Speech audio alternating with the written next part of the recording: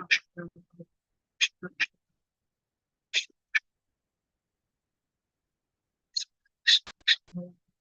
कृष्ण हरे कृष्ण कृष्ण सर्वं श्री कृष्ण।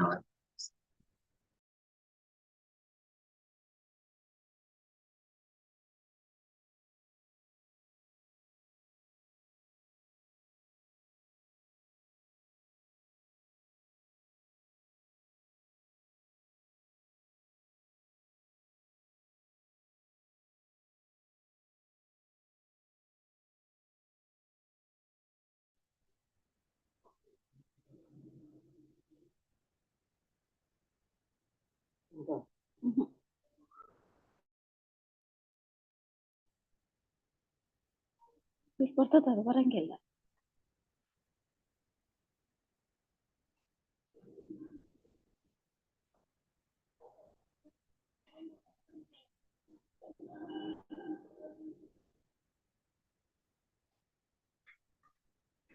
दारुणं नवकञ्जलोचनकञ्जमुख करकञ्जपदकञ्जारुणम् श्रीरामचन्द्र कृपालु भज मन हरण भव भयदारुणम् नवकञ्जलोचनकञ्जमुख करकञ्जपदकञ्जारुणम् श्रीरामचन्द्र कृपालु भज मन हरण भव भयदारुणम् श्रीराम श्रीराम कन्धर्पगणितमितचपि नवनीलनीरजसुन्दरम् पटपीतमानहुं तरितरुचिशुचि नौमि जनकसुतावरम् श्रीरामचन्द्र कृपालु भज मन हरण भव भयदारुणम् श्रीराम श्रीराम भज दीनबन्धु दिनेश दानव दैत्यवंशनिकन्दनम् रघुनन्दानन्द कंद कौशल चन्द दशरथ नन्दनम् श्रीरामचन्द्र कृपालु भज मन हरण भव भयदारुणम् श्रीराम श्रीराम शिरमुकुटकुण्डलतिलकारु उदारु अङ्गविभूषणम् आजानुभुजशर चापदर संग्रामजितखर दूषणम् श्रीरामचन्द्र कृपालु भज मन हरण भव भयदारुणम् श्रीराम श्रीराम इति वदति तुलसीदास शङ्कर शेषमुनिमनरञ्जनम् मम हृदय कञ्ज निवास कुरु कामाधिकलढलगञ्जनम् श्रीरामचन्द्र कृपालु भज मन हरण भव भयदारुणम् श्रीराम श्रीराम श्रीराम श्रीराम श्रीराम श्रीराम ಹರೇ ಕೃಷ್ಣ ಮಾತಾಜಿಗಳ ಪ್ರಭುಜಿಗಳು ಎಲ್ಲರಿಗೂ ಈ ಕಾರ್ಯಕ್ರಮಕ್ಕೆ ಸ್ವಾಗತವನ್ನ ಕೋರ್ತಾ ಇದ್ದೀನಿ. ಇವತ್ತಿನ ತರಗತಿನ ನಾನು ಶುರು ಮಾಡ್ತಾ ಇದ್ದೀನಿ. ಓಂ ನಮೋ ಭಗವತೆ ವಾಸುದೇವಾಯ ಓಂ ನಮೋ ಭಗವತೆ ವಾಸುದೇವಾಯ ಓಂ ನಮೋ ಭಗವತೆ ವಾಸುದೇವಾಯ. ಇಸ್ಕಾನ್ ಮಂಗಳೂರು ಶ್ರೀ ಶ್ರೀ ರಾಧಾ ಗೋವಿಂದ ದೇವಸ್ಥಾನದ ವತಿಯಿಂದ ನಡೆಸಿಕೊಡುತ್ತಿರುವ 18 ದಿನಗಳ ಆನ್ಲೈನ್ ಭಗವದ್ಗೀತಾ ಕಾರ್ಯಕ್ರಮಕ್ಕೆ ಎಲ್ಲರಿಗೂ ಸ್ವಾಗತವನ್ನ ಕೋರುತ್ತಾ ಇದ್ದೇನೆ. ಶ್ರೀ ಶ್ರೀ ರಾಧಾ ಗೋವಿಂದ ಅವರ ಚರಣಾರವಿಂದಗಳಲ್ಲಿ ನನ್ನ ನಮಸ್ಕಾರಗಳನ್ನು ಸಲ್ಲಿಸುತ್ತಾ ಈ ಕೃಷ್ಣ ಪ್ರಜ್ಞೆಯನ್ನು ಪ್ರಪಂಚದಾದ್ಯಂತ ಹರಡಿರುವ ಕೆಸಿ ಭಕ್ತಿ ವೇದಾಂತ ಸ್ವಾಮಿ ಪ್ರಭುಪಾದ ಅವರಿಗೂ ನನ್ನ ನಮನಗಳನ್ನು ಸಲ್ಲಿಸುತ್ತಾ, ಈ ದೇವಸ್ಥಾನದ ಮುಖ್ಯಸ್ಥರು, ಈ ಕಾರ್ಯಕ್ರಮದ ಕಾರ್ಯಕರ್ತರುಗಳು ಮತ್ತು ನನ್ನ ಗುರುಗಳಾದ ಪೂಜ್ಯ ನಾಮನಿಷ್ಠದಾಸ್ ಪ್ರಭುಗಳಿಗೂ ನನ್ನ ನಮಸ್ಕಾರಗಳನ್ನು ಸಲ್ಲಿಸುತ್ತಾ, ಗುರು ಪ್ರಾರ್ಥನೆಯೊಂದಿಗೆ ನಾನು ಈ ದಿನದ ಕಾರ್ಯಕ್ರಮವನ್ನ ಶುರು ಮಾಡುತ್ತಾ ಇದ್ದೇನೆ. ಓಂ ಅಜ್ಞಾನತಿಮಿರಾಂಧಸ್ಯ ಜ್ಞಾನಾಂಜನಶಲಾಕಯ ಚಕ್ಷುರುನ್ಮೀಲಿತಂ ಯೇನ ತಸ್ಮೈ ಶ್ರೀ ಗುರವೇ ನಮಃ. ಶ್ರೀ ಚೈತನ್ಯ ಮನೋಭೀಷ್ಟಂ ಸ್ಥಾಪಿತಂ ಯೇನ ಭೂತಲೆ ಸ್ವಯಂ ರೂಪಃ ಕದಾ ಮಹ್ಯಂ ದದಾತಿ ಸ್ವಪದಾಂತಿಕಂ. ವಂದೇಹಂ ಶ್ರೀ ಗುರೋಃ ಶ್ರೀಯುತಪದಕಮಲಂ ಶ್ರೀ ಗುರುನ್ ವೈಷ್ಣವಾಂಶ್ಚ ಶ್ರೀರೂಪಂ ಸಾಗ್ರಜಾತಂ ಸಹಗಣ ರಘುನಾಥಾನ್ವಿತಂ ತಂ ಸಜೀವಂ ಸಾದ್ವೈತಂ ಸಾವಧೂತಂ ಪರಿಜನ ಸಹಿತಂ ಕೃಷ್ಣ ಚೈತನ್ಯ ದೇವಂ ಶ್ರೀ ರಾಧಾ ಕೃಷ್ಣ ಪಾದಾನ್ ಸಹಗಣ ಲಲಿತಾ ಶ್ರೀ ವಿಶಾಖಾನ್ವಿತಾಂಶ್ಚ. ಹೇ ಕೃಷ್ಣ ಕರುಣಾ ಸಿಂಧೋ ದೀನಬಂಧೋ ಜಗತ್ಪತೆ ಗೋಪೇಶ ಗೋಪಿಕಾ ಕಾಂತ ರಾಧಾ ಕಾಂತ ನಮೋಸ್ತುತೆ. ತಪ್ತ ಕಾಂಚನ ಗೌರಾಂಗಿ ರಾಧೆ ವೃಂದಾವನೇಶ್ವರಿ ವೃಷಭಾನುಸುತೆ ದೇವಿ ಪ್ರಣಮಾಮಿ ಹರಿಪ್ರಿಯೆ. ವಾಂಚಾ ಕಲ್ಪತರುಭ್ಯಶ್ಚ ಕೃಪಾ ಸಿಂಧುಭ್ಯ ಏವ ಚ ಪತಿತಾನಾಂ ಪಾವನೇಭ್ಯೋ ವೈಷ್ಣವೇಭ್ಯೋ ನಮೋ ನಮಃ. ನಮೋ ವಿಷ್ಣು ಪದಾಯ ಕೃಷ್ಣ ಪ್ರೇಷ್ಠಾಯ ಭೂತಲೆ ಶ್ರೀಮತೆ ಭಕ್ತಿ ವೇದಾಂತ ಸ್ವಾಮಿನ್ ಇತಿ ನಾಮಿನೇ. ನಾಮಸ್ತೆ ಸಾರಸ್ವತೆ ದೇವೆ ಗೌರವಾಣಿ ಪ್ರಚಾರಿಣೆ ನಿರ್ವಿಶೇಷ ಶೂನ್ಯವಾದಿ ಪಾಶ್ಚಾತ್ಯ ದೇಶತಾರಿಣೆ. ಜಯ ಶ್ರೀ ಕೃಷ್ಣ ಚೈತನ್ಯ ಪ್ರಭು ನಿತ್ಯಾನಂದ ಶ್ರೀ ಅದ್ವೈತ ಗದಾಧರ ಶ್ರೀವಾಸಾದಿ ಗೌರ ಭಕ್ತ ವೃಂದ. ಹರೆ ಕೃಷ್ಣ ಕೃಷ್ಣ ಕೃಷ್ಣ ಹರೆ ಹರೆ, ಹರೆ ರಾಮ ರಾಮ ರಾಮ ಹರೆ ಹರೆ. ಹರೆ ಕೃಷ್ಣ ಕೃಷ್ಣ ಕೃಷ್ಣ ಹರೆ ಹರೆ, ಹರೆ ರಾಮ ರಾಮ ರಾಮ ಹರೆ ಹರೆ. ಹರೆ ಕೃಷ್ಣ ಕೃಷ್ಣ ಕೃಷ್ಣ ಹರೆ ಹರೆ, ಹರೆ ರಾಮ ರಾಮ ರಾಮ ಹರೆ ಹರೆ. ಹರೇ ಕೃಷ್ಣ. ಮಾತಾಜಿಗಳೇ ಪ್ರಭುಜಿಗಳೇ, ಎಲ್ಲರೂ ರಾಧಾ ಗೋವಿಂದರಲ್ಲಿ ಪ್ರಾರ್ಥನೆಯನ್ನ ಮಾಡ್ಕೊಳ್ಳಿ. ನಿಮ್ಗೆ ಈ ಭಗವದ್ಗೀತೆ ಜ್ಞಾನ ಚೆನ್ನಾಗಿ ಅರ್ಥ ಆಗಿ ಅದನ್ನ ನಿಮ್ಮ ಜೀವನದಲ್ಲಿ ಅಳವಡಿಸ್ಕೊಳ್ಳೋ ತರ ಆಗ್ಲಿ ಅಂತ ಹೇಳ್ಬಿಟ್ಟು ನಾನು ಸಹ ರಾಧಾ ಗೋವಿಂದರಲ್ಲಿ ಪ್ರಾರ್ಥನೆಯನ್ನ ಮಾಡ್ಕೋತೀನಿ. ಈ ಜ್ಞಾನವನ್ನ ನಿಮ್ಗೆ ಅರ್ಥ ಆಗೋದ್ರಲ್ಲಿ ತಲುಪಿಸುವಂತ ಶಕ್ತಿನ ನಮ್ಗೆ ಕೊಡ್ಲಿ ಅಂತ ಹೇಳ್ಬಿಟ್ಟು ಹರೇ ಕೃಷ್ಣ ಕೃಷ್ಣ ಕೃಷ್ಣ ಹರೇ ಹರೇ, ಹರೇ ರಾಮ ರಾಮ ರಾಮ ಹರೇ ಹರೇ. ಹರೇ ಕೃಷ್ಣ. ಹರೇ ಕೃಷ್ಣ ಮಾತಾಜಿ. ಹರೇ ಕೃಷ್ಣ ಮಾತಾಜಿ. ಹರೇ ಕೃಷ್ಣ ಮಾತಾಜಿ. ಹರೇ ಕೃಷ್ಣ. ಹರೇ ಕೃಷ್ಣ ಮಾತಾಜಿ. ಹರೇ ಕೃಷ್ಣ ಪ್ರಭುಜಿ. ಹರೇ ಚೈತನ್ಯ ಕೃಷ್ಣ ಮಾತಾಜಿ. ಹರೇ ಕೃಷ್ಣ. ಕೃಷ್ಣ ಮಾತಾಜಿ. ಹರೇ ಕೃಷ್ಣ ಹರೇ ಮಾತಾಜಿ. ಕೃಷ್ಣ ಮಾತಾಜಿ. ಮಾತಾಜಿ. ಹರೇ ಕೃಷ್ಣ ಮಾತಾಜಿ. ಹರೇ ಕೃಷ್ಣ. ಚೈತನ್ಯ ಮಾತಾಜಿ ಹ್ಯಾಂಡ್ ರೈಸ್ ಮಾಡಿ ಮಾತಾಜಿ. ನನ್ಗಿಲ್ಲಾಂದ್ರೆ ಕೋ ಹೋಸ್ಟ್ ಮಾಡಕ್ ಆಗ್ತಿಲ್ಲ. ಹರೇ ಒಂದ್ ನಿಮಿಷ ಮಾತಾಜಿ. ಹರೇ ಕೃಷ್ಣ. ಹರೇ ಕೃಷ್ಣ ಮಾತಾಜಿ. ಹರೇ ಕೃಷ್ಣ ಮಾತಾಜಿ.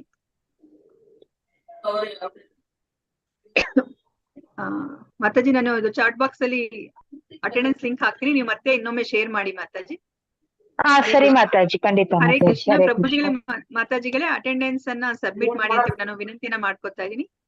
ಹರೇ ಕೃಷ್ಣ. ಹರೇ ಕೃಷ್ಣ.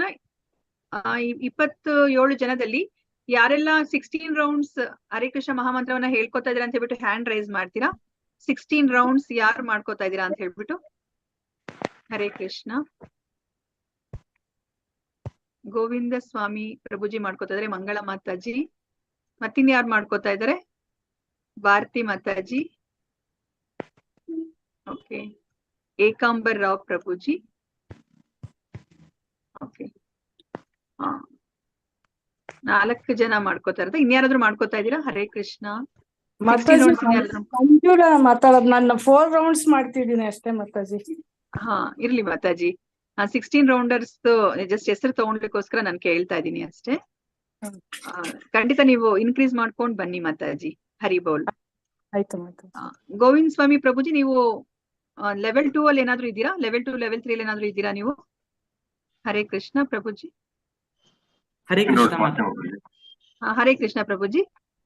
ಮಾತಾಜಿ, ನಾನು ಭಕ್ತಿ ಸದಾಚಾರ ಕ್ಲಾಸಿಗೆ ಅಂದ್ರೆ ಒಂದು 2 ವೀಕ್ಸ್ ಇಂದ ಅಟೆಂಡ್ ಆಗಿಲ್ಲ ಮಾತಾಜಿ. ನಿಮ್ದು ಡೈಲಿ ಸಂಡೇ ಕೇಳ್ತೀನಿ ಮಾತಾಜಿ.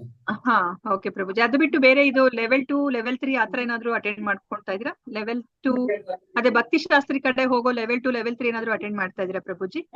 ಇಲ್ಲ ಮಾತಾಜಿ, ನಾನು ನೇತ್ರ ಮೋಹನ್ ಮಾತಾಜಿ ಮಾಡೋ 108 ಶ್ಲೋಕಾಸ್ನ ಅದು ಆ ಬ್ಯಾಚ್ ಅಲ್ಲಿ ಇದ್ದೆ. ಹಾ ಅದು ಫುಲ್ ಕಂಠಸ್ಥ ಮಾಡ್ತಿದ್ರು Mataji. Daily half an hour ಅದ್ರಲ್ಲಿ ಇದ್ದೆ ನಾನು. ಓಕೆ. ಹಾ ಪ್ರಭುಜಿ, ನಿಮ್ದು ಫೋನ್ ನಂಬರ್ ನನಗೆ ಇಲ್ಲಿ ಚಾಟ್ ಬಾಕ್ಸ್ ಅಲ್ಲಿ ಹಾಕ್ತೀರಾ? ಹಾ ಮಾತಾಜಿ, ಒಂದ್ ನಿಮಿಷ ಮಾತಾಜಿ. ಓಕೆ ಪ್ರಭುಜಿ. ಚೈತನ್ಯ ಮಾತಾಜಿ, ಫೋನ್ ನಂಬರ್ ನ ನೋಟ್ ಡೌನ್ ಮಾಡ್ಕೊಳ್ಳಿ ಮಾತಾಜಿ. ಮಂಗಳ ಮಾತಾಜಿ, ನೀವು ಹರೇ ಕೃಷ್ಣ. ಮಂಗಳ ಮಾತಾಜಿ. ಹರೇ ಕೃಷ್ಣ ಮಾತಾಜಿ. ಮಾತಾಜಿ, ನೀವು ಲೆವೆಲ್ 2 ಲೆವೆಲ್ 3 ಏನಾದ್ರು ಇದ್ದೀರಾ ಮಾತಾಜಿ? ಇದೀನಿ ಮಾತಾಜಿ. ಹಾ ಮಾತಾಜಿ ಇದ್ದೀನಿ. ಯಾವ ಲೆವೆಲ್ ಮಾತಾಜಿ ನಿಮ್ದು ಮಂಗಳ ಮಾತಾಜಿ? ನಂದು ನಿಮ್ಮದು ಕ್ಲಾಸ್ ಅಲ್ಲಿ ಒಂದ್ ಸ್ವಲ್ಪ ದಿವಸದಿಂದ ಕೇಳ್ತಿಲ್ಲ ಮಾತಾಜಿ, ಆಗ್ತಾ ಇಲ್ಲ. ಸಚಿದಾನಂದ ಪ್ರಭುಜಿ ಮತ್ತೆ ಯಾರಪ್ಪ ಸಂಗೀತಮಯ ಮಾತಾಜಿ ಕ್ಲಾಸ್ಗೆ. ಹಾ ಮಾತಾಜಿ. ಬಟ್ ಲೆವೆಲ್ 2 ಅಲ್ಲಿ ಇನ್ನ ಬಂದಿಲ್ವಾ ಮಾತಾಜಿ ನೀವು? ಲೆವೆಲ್ 2 ಒಂದು ಆಗಿದೆ ಮಾತಾಜಿ, ಇನ್ನೊಂದು ಆಗ್ಬೇಕಂತೆ. ಸರಿ ಮಾತಾಜಿ, ನಿಮ್ದು ಫೋನ್ ನಂಬರ್ ಕೊಡ್ತೀರಾ ಮಾತಾಜಿ? ಹಾ ಮಾತಾಜಿ ಕೊಡ್ತೀನಿ. ಓಕೆ. ಭಾರತಿ ಮಾತಾಜಿ, ನಿಮ್ದು ಫೋನ್ ನಂಬರ್ ಕೊಡಿ ಮಾತಾಜಿ. ಪ್ರಭುಜಿ, ನೀವು ಆಲ್ರೆಡಿ ಇದ್ದೀರಾ ಅಲ್ವಾ? 3rd ಲೆವೆಲ್ ಅಲ್ಲಿ ಇದ್ದೀರಾ ಅಲ್ವಾ? ನೀವು ನೆನ್ನೆ ಮೆಸೇಜ್ ಮಾಡಿದ್ದೀರಾ ಪ್ರಭುಜಿ? ಹಾ ಓಕೆ ಪ್ರಭುಜಿ, ಧನ್ಯವಾದಗಳು ಪ್ರಭುಜಿ.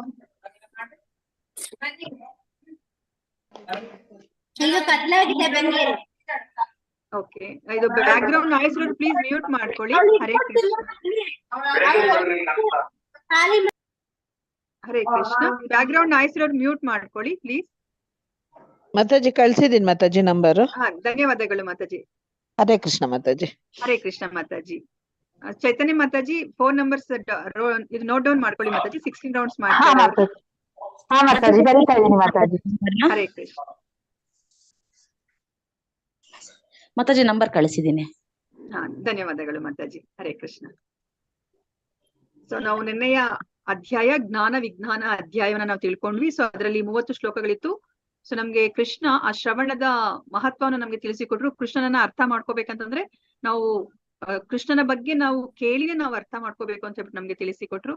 ಅದಾದ್ಮೇಲೆ ಕೃಷ್ಣನ ಶಕ್ತಿಗಳ ಬಗ್ಗೆ ನಾವು ತಿಳ್ಕೊಂಡ್ವಿ. ಭೌತಿಕ ಶಕ್ತಿ, ಆಧ್ಯಾತ್ಮಿಕ ಶಕ್ತಿಗಳನ್ನ ತಿಳ್ಕೊಂಡ್ವಿ. ಮತ್ತೆ ಅದರ ಮೂಲ ಈ ಸೃಷ್ಟಿಯಲ್ಲಿರೋದೇ ಆಧ್ಯಾತ್ಮಿಕ ಶಕ್ತಿ, ಭೌತಿಕ ಶಕ್ತಿ, ಅದರ ಮೂಲ ಕೃಷ್ಣ ಅಂತ ನಾವು ತಿಳ್ಕೊಂಡ್ವಿ. ಮತ್ತೆ 3 ಗುಣಗಳು ಕೃಷ್ಣನಿಂದ ನಿಯಂತ್ರಿಸಲ್ಪಡುತ್ತೆ. ಅದಕ್ಕೋಸ್ಕರ ನಾವು ಕೃಷ್ಣನಿಗೆ ಶರಣಾಗ್ಬೇಕು ಅಂತ ನಾವು ತಿಳ್ಕೊಂಡ್ವಿ. 4 ತರದ ದುಷ್ಟರು ಕೃಷ್ಣನಿಗೆ ಶರಣಾಗೋದಿಲ್ಲ, 4 ತರದ ಪುಣ್ಯವಂತರು ಕೃಷ್ಣನಿಗೆ ಶರಣಾಗ್ತಾರೆ ಅಂತ ನಾವು ತಿಳ್ಕೊಂಡ್ವಿ. ಅದಾದ್ಮೇಲೆ ಕೃಷ್ಣ ಹೇಳ್ತಾರೆ, ಅಲ್ಪ ಮೇಧಸ, ಯಾರು ಕಡಿಮೆ ಜ್ಞಾನ ಇರ್ತಾರೋ ಅವರು ದೇವತೆಗಳಿಗೆ ಶರಣಾಗ್ತಾರೆ. ಮತ್ತೆ ಅವರು ಭಗವಂತನ ಆ ದಿವ್ಯ ಸ್ವರೂಪವನ್ನ ಅರ್ಥ ಮಾಡ್ಕೊಂಡಿಲ್ಲ, ಭಗವಂತ ನಿರಾಕಾರ ಅಂತ ಹೇಳ್ಬಿಟ್ಟು ಹೇಳ್ತಾರೆ ಅಂತ ಹೇಳಿ ಕೃಷ್ಣನೇ ಹೇಳಿದ್ರು. ಸೊ ಅದಾದ್ಮೇಲೆ ನಾವು ಆ ದ್ವಂದ್ವತೆಗಳಿಂದ ಹೊರಗಡೆ ಬರ್ಬೇಕು. ಅವಾಗಷ್ಟೇನೆ ನಾವು ಏನು ಕೃಷ್ಣ ಜ್ಞಾನದ ಮೂಲಕ ನಾವು ಭಗವಂತನ ಲೋಕಕ್ಕೆ ಹೋಗ್ಲಿಕ್ಕೆ ಸಾಧ್ಯ ಆಗತ್ತೆ. ನಾವು ಸ್ವತಂತ್ರರಾಗ್ತೀವಿ, ಮುಕ್ತಿಯನ್ನ ಪಡಿತೀವಿ ಅಂತ ಹೇಳ್ಬಿಟ್ಟು ನಮ್ಗೆ ಕೃಷ್ಣ ತಿಳಿಸಿಕೊಟ್ರು. ಸೊ ಇವತ್ತಿನ ಅಧ್ಯಾಯಕ್ಕೆ ಹೋಗಕ್ಕಿಂತ ಮುಂಚೆ ಒಂದು ಚಿಕ್ಕ ಪ್ರಶ್ನೆ ಇಲ್ಲಿ. ಸೊ ನಾವ್ ಇವಾಗ ಹೋಟೆಲ್ಗೆ ಹೋದಾಗ ನಾವು ಏನಾದ್ರು ತಿನ್ಬೇಕಂದ್ರೆ ನಾವು ಆರ್ಡರ್ ಮಾಡ್ತೀವಿ ಅಲ್ವಾ? ಸೊ ಆರ್ಡರ್ ಮಾಡಿದಾಗ ನಾವೇನ್ ಆರ್ಡರ್ ಮಾಡ್ತೀವೋ ಅದನ್ನ ವೇಟರ್ ತಂದ್ಕೊಡ್ತಾರೆ. ಸೊ ವೇಟರ್ ತಂದ್ಕೊಟ್ಮೇಲೆ ನಾವು ವೇಟರ್ ಮೇಲೆ ನಾವು ಏನಾದ್ರು ಜೋರ್ ಮಾಡ್ತೀವಾ, ಯಾಕೆ ನೀನು ನನ್ಗೆ ಇದನ್ನ ತಂದ್ಕೊಟ್ಟೆ ಅಂತ ಹೇಳ್ಬಿಟ್ಟು? ಇಲ್ಲ ಅಲ್ವಾ? ಸೊ ನಾವೇನ್ ಆರ್ಡರ್ ಮಾಡಿರ್ತೀವೋ ಅದನ್ನ ತಂದ್ಕೊಡ್ತಾರೆ ವೇಟರು. ಅದೇ ತರನೇ ಇವಾಗ ನಾವ್ ಏನ್ ಯೋಚನೆ ಮಾಡ್ತಾ ಇದೀವಿ, ನಮ್ಮ ಜೀವನದಲ್ಲಿ ಏನಾದ್ರು ಕಷ್ಟಗಳಿದ್ರೆ ನಾವು ದೇವ್ರನ್ನ ನಾವು ಹಳಿತೀವಿ ಅಲ್ವಾ? ದೇವ್ರೇ ನೀ ನನ್ಗೆ ಯಾಕೆ ಇಂತ ದೇಹ ಕೊಟ್ಟೆ, ನನ್ಗೆ ಯಾಕೆ ಇಂತ ಜನ್ಮವನ್ನ ಕೊಟ್ಟೆ ಅಂತ ಹೇಳ್ಬಿಟ್ಟು ನಾವು ದೇವ್ರನ್ನ ಹಳಿತೀವಿ. ಆದ್ರೆ ನಾವ್ ಅರ್ಥ ಮಾಡ್ಕೊತಾ ಇಲ್ಲ, ನನ್ಗೆ ಇಂಥದೇ ದೇಹ ಬೇಕು ಅಂತ ಹೇಳ್ಬಿಟ್ಟು ನಾವೇ ಆರ್ಡರ್ ಮಾಡಿದೀವಿ. ಅದನ್ನ ನಾವ್ ಇಲ್ಲಿ ಅರ್ಥ ಮಾಡ್ಕೋಬೇಕು. ನಾವ್ ಏನ್ ಆರ್ಡರ್ ಮಾಡಿದೀವೋ ನಮ್ಗೆ ಅದನ್ನ ಭಗವಂತ ಕೊಟ್ಟಿದ್ದಾನೆ. ನಾವಿವಾಗ ಭಗವಂತನನ್ನ ಹಳಿಯೋ ಆಗಿಲ್ಲ. ಈ ದೇಹಕ್ಕೆ ನಾವೇ ಕಾರಣ, ಈ ಜೀವಕ್ಕೆ, ಈ ಜೀವನಕ್ಕೆ ನಾವೇನ್ ಜೀವನವನ್ನ ಅನುಭವಿಸ್ತಾ ಇದೀವೋ, ಆ ಕಷ್ಟ ಸುಖ ಏನ್ ಅನುಭವಿಸ್ತಾ ಇದೀವೋ ಅದಕ್ಕೆ ನಾವೇ ಕಾರಣ. ಭಗವಂತನನ್ನ ಒದಗಿಸಿ ಕೊಡ್ತಾ ಇದ್ದಾರೆ ಅಷ್ಟೇನೆ. ಅದನ್ನೇ ಇವತ್ತಿನ ಅಧ್ಯಾಯದಲ್ಲಿ ನಮ್ಗೆ ತಿಳಿಸಿ ಕೊಡ್ತಾ ಇದ್ದಾರೆ. ನಾವ್ ಯಾವಾಗ ಆರ್ಡರ್ ಮಾಡ್ತೀವಿ, ನಮ್ಮ ಮುಂದಿನ ಜೀವನ, ನಮ್ಮ ಮುಂದಿನ ಜನ್ಮ ಯಾವ ತರ ಇರ್ಬೇಕು ಅಂತ ಹೇಳ್ಬಿಟ್ಟು ನಾವ್ ಯಾವತ್ತಿನ ದಿನ ಆರ್ಡರ್ ಮಾಡ್ತೀವಿ, ಯಾವಾಗ ಆರ್ಡರ್ ಮಾಡ್ತೀವಿ, ಹೇಗ್ ಆರ್ಡರ್ ಮಾಡ್ತೀವಿ ಅಂತಾನೆ ನಮ್ಗೆ ಇವತ್ತಿನ ದಿನ ಕೃಷ್ಣ ತಿಳಿಸಿ ಕೊಡ್ತಾ ಇದ್ದಾರೆ. ತುಂಬಾ ಮುಖ್ಯವಾದ ಅಧ್ಯಾಯ ಇದು. ಅಕ್ಷರ ಬ್ರಹ್ಮ ಯೋಗ ಅಂತ ಹೇಳ್ಬಿಟ್ಟು ಕರೀತಾರೆ. ಅಧ್ಯಾಯ 8. ಇದು ಇನ್ನ ಒಂದ್ ಹೆಸರು ಭಗವತ್ ಪ್ರಾಪ್ತಿ. ನಾವು ಭಗವಂತನನ್ನ ಪ್ರಾಪ್ತಿ, ಅವ್ರನ್ನ ಹೇಗೆ ಪಡ್ಕೊಳೋದು ಅಂತ ಹೇಳ್ಬಿಟ್ಟು ಇಲ್ಲಿ ತಿಳಿಸಿ ಕೊಡ್ತಾ ಇದ್ದಾರೆ. ನಿನ್ನೆ ದಿನ ಭಗವತ್ ಜ್ಞಾನ ಆಗಿತ್ತು. ನಾವು ಭಗವಂತನ ಜ್ಞಾನವನ್ನ ಅರ್ಥ ಮಾಡ್ಕೊಂಡು ಹೇಗೆ ನಾವು ಭಗವಂತನನ್ನ ನಾವು ಪಡಿಬಹುದು ಅಂತ ಹೇಳಿ ತಿಳಿಸಿ ಕೊಡ್ತಾ ಇದ್ದಾರೆ. ಇದ್ರಲ್ಲಿ 28 ಶ್ಲೋಕಗಳಿದೆ. ಸೊ ಈ ಅಧ್ಯಾಯದ ಮುಖ್ಯ ಏನು ಸಂದೇಶ ನಮ್ಗೆ ಏನು ಅಂತಂದ್ರೆ, ಅಂತೆ ನಾರಾಯಣ ಸ್ಮೃತಿ ಏನಂತ ಹೇಳ್ಬಿಟ್ಟು ನಾವು ನೋಡೋಣಂತೆ. ಈ 28 ಶ್ಲೋಕಗಳನ್ನ ಹೇಗೆ ವಿಂಗಡಿಸಿದ್ದಾರೆ ಅಂತ ಹೇಳ್ಬಿಟ್ಟು ನೋಡೋಣಂತೆ. ಈ ಅಧ್ಯಾಯ ಅರ್ಜುನನ 8 ಪ್ರಶ್ನೆಗಳಿಂದ ಶುರುವಾಗ್ತಾ ಇದೆ. ಹರೇ ಕೃಷ್ಣ. ಪ್ಲೀಸ್ ಮ್ಯೂಟ್ ಮಾಡ್ಕೊಳ್ಳಿ ಮಾತಾಜಿಗಳೇ, ಪ್ರಭುಜಿಗಳೇ, ಯಾರಾದ್ರೂ ಬ್ಯಾಕ್ ಗ್ರೌಂಡ್ ನಾಯ್ಸ್ ಇರೋರು. ಹರೇ ಕೃಷ್ಣ, ಪ್ಲೀಸ್ ಮ್ಯೂಟ್ ಮಾಡ್ಕೊಳ್ಳಿ. ಓಕೆ, ಧನ್ಯವಾದಗಳು. ಇದು ಅರ್ಜುನನ ಪ್ರಶ್ನೆಗಳಿಂದ ಶುರುವಾಗ್ತಾ ಇದೆ. 8 ಪ್ರಶ್ನೆಗಳಿಂದ ಶುರುವಾಗ್ತಾ ಇದೆ. ಆ 8 ಪ್ರಶ್ನೆಗಳಲ್ಲಿ 7 ಪ್ರಶ್ನೆಗಳಿಗೆ ಕೃಷ್ಣ ಅವರು ಉತ್ತರವನ್ನ 2 ಶ್ಲೋಕದಲ್ಲಿ ಕೊಟ್ಬಿಡ್ತಾರೆ. ಅದಾದ್ಮೇಲೆ ಇಡೀ ಅಧ್ಯಾಯದಲ್ಲಿ ಅವರು 1 ಪ್ರಶ್ನೆಗೆ ಉತ್ತರವನ್ನ ಕೊಡ್ತಾರೆ. ಸಾವಿನ ಸಮಯದಲ್ಲಿ ಕೃಷ್ಣನನ್ನ ನೆನಪಿಸ್ಕೊಳ್ಳೋದು ಹೇಗೆ ಅನ್ನೋದಕ್ಕೆ ನಮ್ಗೆ ಇಡೀ ಅಧ್ಯಾಯದಲ್ಲಿ ಅದರ ಬಗ್ಗೆ ಕೃಷ್ಣ ನಮ್ಗೆ ವಿಶದವಾಗಿ ತಿಳಿಸ್ತಾ ಇದ್ದಾರೆ. ಯೋಗ ಮಿಶ್ರ ಭಕ್ತಿಯಿಂದ ಕೃಷ್ಣನನ್ನ ನಾವು ಸ್ಮರಿಸ್ಕೊಂಡ್ರು ನಾವು ಭಗವಂತನನ್ನ ನಾವು ತಲುಪಬಹುದು. ಶುದ್ಧ ಭಕ್ತಿಯಿಂದ ನಾವು ಕೃಷ್ಣನನ್ನ ಹೇಗೆ ಸ್ಮರಿಸೋದು ಅಂತ ಹೇಳ್ಬಿಟ್ಟು ಇಲ್ಲಿ ಹೇಳ್ತಾ ಇದ್ದಾರೆ. ಅದಾದ್ಮೇಲೆ ಈ ಭೌತಿಕ ಪ್ರಪಂಚ ಮತ್ತೆ ಆಧ್ಯಾತ್ಮಿಕ ಪ್ರಪಂಚದ ನಡುವೆ ಇರುವ ವ್ಯತ್ಯಾಸವನ್ನ ನಮ್ಗೆ ತಿಳಿಸ್ತಾ ಇದ್ದಾರೆ. ನಾವು ಶುದ್ಧ ಭಕ್ತಿಯಿಂದ ಮಾತ್ರನೇ ನಾವು ಪರಮೋನ್ನತನನ್ನು ಅಂದ್ರೆ ಭಗವಂತನನ್ನ ನಾವು ಪಡಿಲಿಕ್ಕೆ ಸಾಧ್ಯ ಅಂತ ಹೇಳ್ಬಿಟ್ಟು ಹೇಳ್ತಾ ಇದ್ದಾರೆ. ಸೊ ಇವಾಗ ನೆನ್ನೆಯ ಅಧ್ಯಾಯದಲ್ಲಿ ಅರ್ಜುನ ಪ್ರಶ್ನೆಯನ್ನ ಅಂದ್ರೆ ಕೃಷ್ಣ 2 ಶ್ಲೋಕಗಳನ್ನ ಹೇಳ್ತಾರೆ. ಈ 2 ಶ್ಲೋಕಗಳನ್ನ ಅವರು ಆಧಾರವಾಗಿ ಇಟ್ಕೊಂಡು ಅರ್ಜುನ ಇವಾಗ ಪ್ರಶ್ನೆಯನ್ನ ಕೇಳ್ತಾ ಇದಾರೆ. ನೋಡಿ ಅರ್ಜುನ ಏನ್ ಪ್ರಶ್ನೆಯನ್ನ ಕೇಳ್ತಾ ಇದಾರೆ. ಹರೇ ಕೃಷ್ಣ. ಪ್ರಭುಜಿ ಮಾತಾಜಿಗಳು ಪ್ಲೀಸ್ ಮ್ಯೂಟ್ ಮಾಡ್ಕೊಳ್ಳಿ. ಅರ್ಜುನ ಉವಾಚ ಕಿಂ ತದ್ ಬ್ರಹ್ಮ ಕಿಮಧ್ಯಾತಂ ಕಿಂ ಕರ್ಮ ಪುರುಷೋತ್ತಮ ಅಧಿಭೂತಂ ಚ ಕಿಂ ಪ್ರೋಕ್ತಂ ಅಧಿದೈವಂ ಕಿಂ ಉಚ್ಯತೆ. ಅರ್ಜುನನು ಹೀಗೆ ಪ್ರಶ್ನಿಸಿದನು, ಪ್ರಭುವೇ, ಪರಮ ಪುರುಷನೇ, ಯಾವುದು ಬ್ರಹ್ಮನ್, ಯಾವುದು ಆತ್ಮ, ಕರ್ಮ ಯಾವುದು, ಈ ಐಹಿಕ ಅಭಿವ್ಯಕ್ತಿ ಯಾವುದು, ದೇವತೆಗಳು ಯಾರು, ದಯವಿಟ್ಟು ಇದನ್ನು ನನಗೆ ವಿವರಿಸು ಅಂತ ಹೇಳ್ಬಿಟ್ಟು ಇಲ್ಲಿ ಹೇಳ್ತಾ ಇದ್ದಾರೆ. ಅಧಿಯಜ್ಞ ಕಥಂ ಕೋತ್ರ ದೇಹೇಸ್ಮಿನ್ ಮಧುಸೂದನ ಪ್ರಯಾಣ ಕಾಲೇ ಚ ಕಥಂ ಜ್ಞೇಯೋಸಿ ನಿಯತಾತ್ಮಭಿಃ. ಮಧುಸೂದನನೇ, ಯಜ್ಞದ ಪ್ರಭುವು ಯಾರು, ಅವನು ದೇಹದಲ್ಲಿ ವಾಸಿಸುವುದು ಹೇಗೆ, ಭಕ್ತಿ ಸೇವೆಯಲ್ಲಿ ತೊಡಗಿರುವವರು ಮರಣ ಕಾಲದಲ್ಲಿ ನಿನ್ನನ್ನ ತಿಳಿಯುವುದು ಹೇಗೆ ಅಂತ ಹೇಳ್ಬಿಟ್ಟು ಇಲ್ಲಿ 8 ಪ್ರಶ್ನೆಗಳನ್ನ ಅರ್ಜುನ ಕೃಷ್ಣನಿಗೆ ಕೇಳ್ತಾ ಇದ್ದಾರೆ. ಯಾವ್ಯಾವ ಪ್ರಶ್ನೆ ಅದು? ಬ್ರಹ್ಮನ್ ಅಂದ್ರೆ ಏನು, ಆತ್ಮ ಅಂದ್ರೆ ಏನು, ಕರ್ಮ ಅಂದ್ರೆ ಏನು, ಈ ಐಹಿಕ ಅಭಿವ್ಯಕ್ತಿ ಯಾವುದು, ದೇವತೆಗಳು ಯಾರು, ಯಜ್ಞದ ಪ್ರಭು ಯಾರು, ದೇಹದಲ್ಲಿ ಅವ್ರು ಹೇಗೆ ವಾಸ ಮಾಡ್ತಾರೆ, ಭಕ್ತಿ ಸೇವೆಯಲ್ಲಿ ತೊಡಗಿರುವವರು ಮರಣ ಕಾಲದಲ್ಲಿ ನಿನ್ನನ್ನ ಹೇಗೆ ಅವರು ತಿಳಿತಾರೆ ಅಂತ ಹೇಳ್ಬಿಟ್ಟು ಇಲ್ಲಿ 8 ಪ್ರಶ್ನೆಗಳನ್ನ ಅರ್ಜುನ ಕೇಳ್ತಾ ಇದ್ದಾರೆ. ಇದನ್ನ ಯಾಕೆ ಕೇಳ್ತಾರೆ ಅಂತಂದ್ರೆ, ನಿನ್ನೆಯ ಅಧ್ಯಾಯದಲ್ಲಿ ಅಂದ್ರೆ ಭಗವಂತನ ಜ್ಞಾನ, ಭಗವದ್ ಜ್ಞಾನ, ಆ ಅಧ್ಯಾಯದಲ್ಲಿ ಈ 2 ಶ್ಲೋಕಗಳನ್ನ ಕೃಷ್ಣ ಹೇಳ್ತಾರೆ. ಜರಾಮರಣ ಮೋಕ್ಷಾಯ ಮಾಮಾಶ್ರಿತ್ಯ ಯತಂತಿ ಏತೆ ಬ್ರಹ್ಮ ತದ್ವಿದುಃ ಕೃಷ್ಣಂ ಅಧ್ಯಾತ್ಮಂ ಕರ್ಮ ಚಾಕಿಲಂ ಅಂತ ಹೇಳ್ಬಿಟ್ಟು ಹೇಳ್ತಾ ಇದ್ದಾರೆ. ನೋಡಿ ಇಲ್ಲಿ ಮುಪ್ಪು ಸಾವುಗಳಿಂದ ಬಿಡುಗಡೆ ಹೊಂದುವುದಕ್ಕಾಗಿ ಶ್ರಮಿಸುತ್ತಿರುವ ಬುದ್ಧಿವಂತರು ಭಕ್ತಿ ಸೇವೆಯನ್ನ ಮಾಡುತ್ತಾ ನನ್ನಲ್ಲಿ ಆಶ್ರಯವನ್ನ ಪಡೆಯುವರು, ನಿಜವಾಗಿ ಅವರು ಬ್ರಹ್ಮನ್ ಅಂತ ಹೇಳ್ಬಿಟ್ಟು ಇಲ್ಲಿ ಬ್ರಹ್ಮನ್ ಅನ್ನೋ ಒಂದು ಪದವನ್ನ ಕೃಷ್ಣ ಯೂಸ್ ಮಾಡ್ತಾರೆ. ಏಕೆಂದರೆ ಅವರು ದಿವ್ಯ ಕರ್ಮಗಳ ವಿಷಯದಲ್ಲಿ ಪ್ರತಿಯೊಂದು ಸಂಗತಿಯನ್ನು ಸಮಗ್ರವಾಗಿ ಬಲ್ಲರು ಅಂತ ಹೇಳ್ಬಿಟ್ಟು ಇಲ್ಲಿ ಕರ್ಮವನ್ನು ಸಹ ಇಲ್ಲಿ ಕೃಷ್ಣ ಉಪಯೋಗಿಸ್ತಾ ಇದ್ದಾರೆ. ಸಾಧಿಭೂತಾದಿ ದೈವಂ ಮಾಂಸಾದಿ ಯಜ್ಞಂ ಚಯೇ ವಿದುಹು ಪ್ರಯಾಣ ಕಾಲೇ ಪಿಚ ಮಾಂ ತೇ ವಿದುರ್ಯುಕ್ತ ಚೇತಸಃ. ನನ್ನ ಸಂಪೂರ್ಣ ಪ್ರಜ್ಞೆ ಇರುವವರು ಪರಮಪ್ರಭುವಾದ ನಾನೇ ಎಲ್ಲ ಐಹಿಕ ಅಭಿವ್ಯಕ್ತಿಯ ದೇವತೆಗಳ ಯಜ್ಞ ರೀತಿಗಳ ನಿಯಂತ್ರಕ ತತ್ವ ಎಂದು ಬಲ್ಲವರು, ದೇವೋತ್ತಮ ಪರಮಪುರುಷನಾದ ನನ್ನನ್ನು ಮರಣ ಕಾಲದಲ್ಲಿಯೂ ಅರ್ಥ ಮಾಡಿಕೊಳ್ಳಬಲ್ಲರು ಮತ್ತು ಅರಿಯಬಲ್ಲರು ಅಂತ ಹೇಳ್ಬಿಟ್ಟು ಇಲ್ಲಿ ಕೃಷ್ಣ ಹೇಳ್ತಾರಲ್ವಾ. ಅದಕ್ಕೋಸ್ಕರ ಇಲ್ಲಿ ಐಹಿಕ ಅಭಿವ್ಯಕ್ತಿ ಅಂದ್ರೆ ಏನು, ಸೊ ದೇವತೆಗಳಂದ್ರೆ ಯಾರು, ಈ ಯಜ್ಞವನ್ನ ಆ ಯಜ್ಞ ಪುರುಷ ಯಾರು, ಅವ್ರು ಎಲ್ಲಿರ್ತಾರೆ, ಮತ್ತೆ ದೇವೋತ್ತಮ ಪರಮಪುರುಷನಾದ ನನ್ನನ್ನು ಮರಣ ಕಾಲದಲ್ಲಿಯೂ ಅರ್ಥ ಮಾಡಿಕೊಳ್ಳಬಲ್ಲರು ಮತ್ತು ಅರಿಯಬಲ್ಲರು ಅಂತ ಹೇಳಿದಾರಲ್ಲ.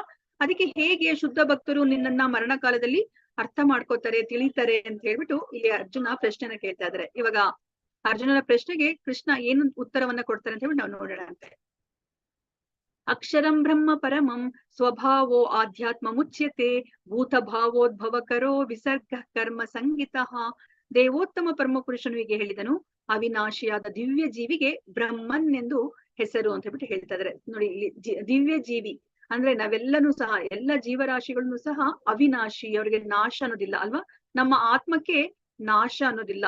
ಸೊ ಅಂತಹ ದಿವ್ಯ ಜೀವಿಗೆ ಬ್ರಹ್ಮನ್ ಅಂತ ಹೇಳ್ಬಿಟ್ಟು ಆ ಪದವನ್ನು ಉಪಯೋಗಿಸ್ತಾರೆ ಅಂತ ಹೇಳ್ಬಿಟ್ಟು ಇಲ್ಲಿ ಹೇಳ್ತಾ ಇದಾರೆ. ಅವನ ನಿತ್ಯ ಸ್ವಭಾವವನ್ನ ಆಧ್ಯಾತ್ಮ ಅಥವಾ ಆತ್ಮ ಎಂದು ಕರೆಯುತ್ತಾರೆ ಅಂತ ಹೇಳ್ಬಿಟ್ಟು ಇಲ್ಲಿ ಹೇಳ್ತಾ ಇದ್ದಾರೆ. ನಮ್ಮ ನಿತ್ಯ ಸ್ವಭಾವ ಏನು ಅಂತ ನಾವು ತಿಳ್ಕೊಂಡ್ವಿ. ಜೀವಿಯರ ಸ್ವರೂಪ ಹೋಯ್ ಕೃಷ್ಣಿಯರ ನಿತ್ಯ ದಾಸ ಅಲ್ವಾ. ಸೊ ನಮ್ಮ ನಿಜವಾದ ಸ್ಥಾನ ಏನು ಅಂತಂದ್ರೆ ಭಗವಂತನ ಸೇವೆಯನ್ನ ಮಾಡೋದು. ಯಾಕಂದ್ರೆ ನಾವೆಲ್ಲರೂ ಸಹ ಭಗವಂತನ ವಿಭಿನ್ನ ಅಂಶವಾಗಿ ನಾವು ಭಗವಂತನ ಸೇವೆಯನ್ನ ಮಾಡ್ಬೇಕು. ಆ ನಿತ್ಯ ಸ್ವಭಾವವನ್ನ ಆಧ್ಯಾತ್ಮ ಅಥವಾ ಆತ್ಮ ಎಂದು ಕರೆಯುತ್ತಾರೆ ಅಂತ ಹೇಳ್ಬಿಟ್ಟು ಇಲ್ಲಿ ಹೇಳ್ತಾ ಇದ್ದಾರೆ. ಜೀವಿಗಳ ಭೌತಿಕ ಶರೀರಗಳ ಬೆಳವಣಿಗೆಗೆ ಸಂಬಂಧಿಸಿದ ಕ್ರಿಯೆಗೆ ಕರ್ಮ ಎಂದು ಹೆಸರು ಅಂತ ಹೇಳ್ಬಿಟ್ಟು ಇಲ್ಲಿ ಹೇಳ್ತಾ ಇದ್ದಾರೆ. ಸೊ ಇವಾಗ ನಮ್ಮ ಶರೀರ ನಮ್ಗೆ ಹೇಗ್ ಸಿಗುತ್ತೆ? ನಮ್ಮ ಕರ್ಮಾನುಸಾರ ಸಿಗುತ್ತೆ. ನಮ್ಗೆ ಇವಾಗ ಭಗವಂತ ಒಂದು ಜೀವನವನ್ನ ಕೊಟ್ಟಾಗ ನಾವು ಹೇಗೆ ಜೀವನವನ್ನ ಮಾಡಿ ತೋರಿಸ್ತೀವೋ ಅದಕ್ಕೆ ಅನುಗುಣವಾಗಿ ನಮ್ಗೆ ಮುಂದಿನ ಜನ್ಮದಲ್ಲಿ ಶರೀರ ಸಿಗುತ್ತೆ. ಅದಕ್ಕೆ ನಾವು ಮಾಡುವ ಕರ್ಮಕ್ಕೆ, ನಮ್ಮ ದೇಹದ, ನಮ್ಮ ಭೌತಿಕ ಶರೀರದ ಬೆಳವಣಿಗೆಗೆ ಸಂಬಂಧಿಸಿದ ಕ್ರಿಯೆಗೆ ಕರ್ಮ ಎಂದು ಹೆಸರು ಅಂತ ಹೇಳ್ಬಿಟ್ಟು ಇಲ್ಲಿ ಹೇಳ್ತಾ ಇದ್ದಾರೆ. ಮತ್ತೆ ನಾವು ದೇಹವನ್ನ ಪಡ್ಕೊಂಡ್ಮೇಲೆ ನಾವು ಕರ್ಮವನ್ನ ನಾವು ಮಾಡ್ತೀವಿ ಅಲ್ವಾ. ಎರಡು ಅರ್ಥದಲ್ಲೂ ಸಹ ಆ ಕರ್ಮ ಅನ್ನೋ ಒಂದು ಪದವನ್ನ ಉಪಯೋಗಿಸ್ಬೋದು ಅಂತ ಹೇಳ್ಬಿಟ್ಟು ಇಲ್ಲಿ ಹೇಳ್ತಾ ಇದ್ದಾರೆ ಅಲ್ವಾ. ನಮ್ಗೆ ಇದಕ್ಕಿಂತ ಮುಂಚೆ ನಾವು ತಿಳ್ಕೊಂಡ್ವಿ ಅಲ್ವಾ, ನಾವು ಈ ಜೀವನವನ್ನ ಕೊಟ್ಟಾಗ ನಾವ್ ಹೇಗೆ ಜೀವನ ಮಾಡಿ ತೋರಿಸ್ತೀವೋ ಭಗವಂತ ನಮ್ಗೆ ಅಂತಹ ಶರೀರವನ್ನ ಕೊಡ್ತಾರೆ. ನಮ್ಗೆ ಈ ಮಾನವ ಶರೀರವನ್ನ ಕೊಟ್ಟಾಗ ನಾವು ಪ್ರತಿ ಕ್ಷಣ ಭಗವಂತನ ನಾಮಸ್ಮರಣೆ ಮಾಡ್ಬೇಕು. ಅದ್ರ ಬದಲು ನಾವು ಇಂದ್ರಿಯ ಸುಖದ ಕಡೆಗೆ ನಮ್ಮನ್ನ ತೊಡಗಿಸ್ಕೊಂಡ್ರೆ ನಮ್ಗೆ ಅದಕ್ಕೆ ಅನುಗುಣವಾದ ದೇಹವೇ ಸಿಗುತ್ತೆ ಅಲ್ವಾ. ಎಲ್ಲವನ್ನ ನಾವು ಪ್ರಸಾದವನ್ನ ತಿಂದಲೇ ನಾವು ಏನನ್ನ ನೋಡಿದ್ರು ಅದನ್ನೆಲ್ಲ ತಿನ್ಲಿಕ್ಕೆ ನಾವು ಶುರು ಮಾಡಿದಾಗ ಭಗವಂತ ಏನ್ ಮಾಡ್ತಾರೆ, ಸರಿ ನಿನಗಿನ್ನ ಆ ಆಸೆ ನಿನಗೆ ಪೂರೈಸಿಲ್ವಾ, ಹಾಗಾದ್ರೆ ಆ ಆಸೆಯನ್ನ ನೀನು ಪೂರೈಸ್ಕೋಬೇಕು ಅಂತಂದ್ರೆ ನಿನ್ಗೆ ಅದಕ್ಕೆ ಅನುಗುಣವಾದ ನಾನು ದೇಹವನ್ನ ಕೊಡ್ತೀನಿ ಅಂತ ಹೇಳ್ಬಿಟ್ಟು ಭಗವಂತ ನಮ್ಮ ಮೇಲೆ ಕರುಣೆಯನ್ನ ತೋರಿ ನಮ್ಗೆ ಏನ್ ಮಾಡ್ತಾರೆ, ಅವರು ಹಂದಿಯ ಶರೀರವನ್ನ ಕೊಡ್ತಾರೆ ಅಥವಾ ನಾಯಿಯ ಶರೀರವನ್ನ ನಮ್ಗೆ ಕೊಡ್ತಾರೆ. ಸೊ ನಾವ್ ಯಾವ ತರ ಜೀವನವನ್ನ ಮಾಡಿ ತೋರಿಸ್ತೀವೋ ಅದೇ ತರದ ಒಂದು ದೇಹ ನಮ್ಗೆ ಸಿಗುತ್ತೆ. ಅದನ್ನೇ ಇಲ್ಲಿ ಹೇಳ್ತಾ ಇದ್ದಾರೆ. ಆದಿಭೂತಂ ಕ್ಷರೋಭಾವಃ ಪುರುಷಶ್ಚಾದಿ ದೈವತಂ ಅಧಿಯಜ್ಞೋ ಅಹಮೇವಾತ್ರ ದೇಹೇ ದೇಹಭೃತಾಂಬರ. ಶರೀರಧಾರಿಗಳಲ್ಲಿ ಅತ್ಯಂತ ಶ್ರೇಷ್ಠನಾದ ಅರ್ಜುನನೇ ಸದಾ ಬದಲಾಗುತ್ತಿರುವ ಭೌತಿಕ ಪ್ರಕೃತಿಗೆ ಆದಿಭೂತ ಎಂದು ಹೆಸರು ಅಂತ ಹೇಳ್ಬಿಟ್ಟು ಹೇಳ್ತಾ ಇದ್ದಾರೆ ಅಲ್ವಾ. ಇವಾಗ ನಮ್ಮ ದೇಹ ಅದ್ ಯಾವಾಗ್ಲೂ ಬದಲಾವಣೆ ಆಗ್ತಾ ಇರುತ್ತೆ. ನಾವು ಇದಕ್ಕಿಂತ ಮುಂಚೆ ನಾವು ತಿಳ್ಕೊಂಡ್ರ ಹಾಗೆ ಆತ್ಮಕ್ಕೆ ಯಾವುದೇ ಒಂದು ಬದಲಾವಣೆ ಇಲ್ಲ, ಅದು ಶಾಶ್ವತವಾಗಿರೋದು ಅಲ್ವಾ. ನಾವ್ ಇವಾಗ ಏನು ಬದಲಾವಣೆನ ನೋಡ್ತೀವಿ ಈ ಶರೀರದಲ್ಲಿ, ಅದು ಚಿಕ್ಕ ಮಗುವಾಗಿದ್ದಾಗ ಒಂದು ಚಿಕ್ಕ ದೇಹ ಇರುತ್ತೆ, ಅದಾದ್ಮೇಲೆ ಬೆಳಿತಾ ಬೆಳಿತಾ ಅದು ಯೌವನಕ್ಕೆ ಬರುತ್ತೆ. ಅದಾದ್ಮೇಲೆ ಏನು ಅದು ತಾರುಣ್ಯವನ್ನ ಪಡೆಯುತ್ತೆ. ಮದ್ವೆ ಆದ್ಮೇಲೆ ಅದು ಏನು ಇನ್ನ ಒಂದ್ ಸ್ವಲ್ಪ ದೊಡ್ಡ ಶರೀರ ಆಗತ್ತೆ. ಅದಾದ್ಮೇಲೆ ಮತ್ತೆ ಆ ಶರೀರ ಕ್ಷಯಿಸ್ತಾ ಹೋಗುತ್ತೆ. ಅದಾದ್ಮೇಲೆ ಅದು ಸಾವನ್ನ ಅಪ್ಪುತ್ತೆ. ಈ ಎಲ್ಲಾ ಬದಲಾವಣೆಗಳು ಏನಿದೆ ಅದು ಶರೀರಕ್ಕೆ ಮಾತ್ರ ಸಂಬಂಧಪಟ್ಟಿರೋದು ಅಂತ ನಾವು ತಿಳ್ಕೊಂಡ್ವಿ ಅಲ್ವಾ. ಸೊ ಇವಾಗ ಅದನ್ನೇ ಹೇಳ್ತಾ ಇದ್ದಾರೆ, ಸದಾ ಬದಲಾಗುತ್ತಿರುವ ಭೌತಿಕ ಪ್ರಕೃತಿಗೆ ಆದಿಭೂತ ಎಂದು ಹೆಸರು ಅಂತ ಹೇಳ್ಬಿಟ್ಟು ಹೇಳ್ತಾ ಇದ್ದಾರೆ. ಸೂರ್ಯ ಚಂದ್ರರಂತಹ ದೇವತೆಗಳನ್ನ ಒಳಗೊಳ್ಳುವ ಭಗವಂತನ ವಿರಾಟ್ ರೂಪಕ್ಕೆ ಆದಿದೈವ ಎಂದು ಹೆಸರು ಅಂತ ಹೇಳ್ಬಿಟ್ಟು ಹೇಳ್ತಾ ಇದ್ದಾರೆ. ಸೊ ಇವಾಗ ನಮ್ಗೆ ಏನು ಅಂತಂತಂದ್ರೆ ಈ ಇಡೀ ಸೃಷ್ಟಿ ಏನಿದೆ, ಈ ಭೌತಿಕ ಸೃಷ್ಟಿ ಏನಿದೆ ಅದನ್ನ ನಾವು ಭಗವಂತನ ಶರೀರಕ್ಕೆ ನಾವು ಹೋಲಿಸ್ಕೋಬಹುದು. ಅಂದ್ರೆ ಇಲ್ಲಿ ಏನೆಲ್ಲ ಇದೆಯೋ ಅದೆಲ್ಲವೂ ಸಹ ಭಗವಂತನ ದೇಹದ ಅಂಗಗಳು ಅಂತ ಹೇಳ್ಬಿಟ್ಟು ನಾವು ಕಲ್ಪನೆ ಮಾಡ್ಕೋಬಹುದು. ಸೊ ಇವಾಗ ಏನು ಅಂತಂದ್ರೆ ಸೂರ್ಯ ಚಂದ್ರರನ್ನ ಭಗವಂತನ ಕಣ್ಣುಗಳು ಅಂತ ಹೇಳ್ಬಿಟ್ಟು ಹೇಳ್ತಾರೆ. ಮತ್ತೆ ಇಲ್ಲಿರುವಂತಹ ಏನು ಬೆಟ್ಟ ಗುಡ್ಡಗಳನ್ನ ಭಗವಂತನ ಮೂಳೆಗಳು ಅಂತ ಹೇಳ್ಬಿಟ್ಟು ಹೇಳ್ತಾರೆ. ಮತ್ತೆ ನದಿಗಳೇನಿದೆ ಅದು ಭಗವಂತನ ಏನು ರಕ್ತನಾಳಗಳು ಅಂತ ಹೇಳ್ಬಿಟ್ಟು ಹೇಳ್ತಾರೆ. ಮತ್ತೆ ಮರ ಗಿಡಗಳೆಲ್ಲ ಏನಿದೆಯೋ ಅದು ಭಗವಂತನ ಏನು ಕೂದಲುಗಳು ಅಂತ ಹೇಳ್ಬಿಟ್ಟು ಹೇಳ್ತಾರೆ. ಈ ತರ ಪ್ರತಿಯೊಂದನ್ನು ಸಹ ಭಗವಂತನ ದೇಹದ ಭಾಗಗಳಿಗೆ ಹೋಲಿಸ್ತಾರೆ. ಅದನ್ನೇ ಇಲ್ಲಿ ಹೇಳ್ತಾ ಇದ್ದಾರೆ.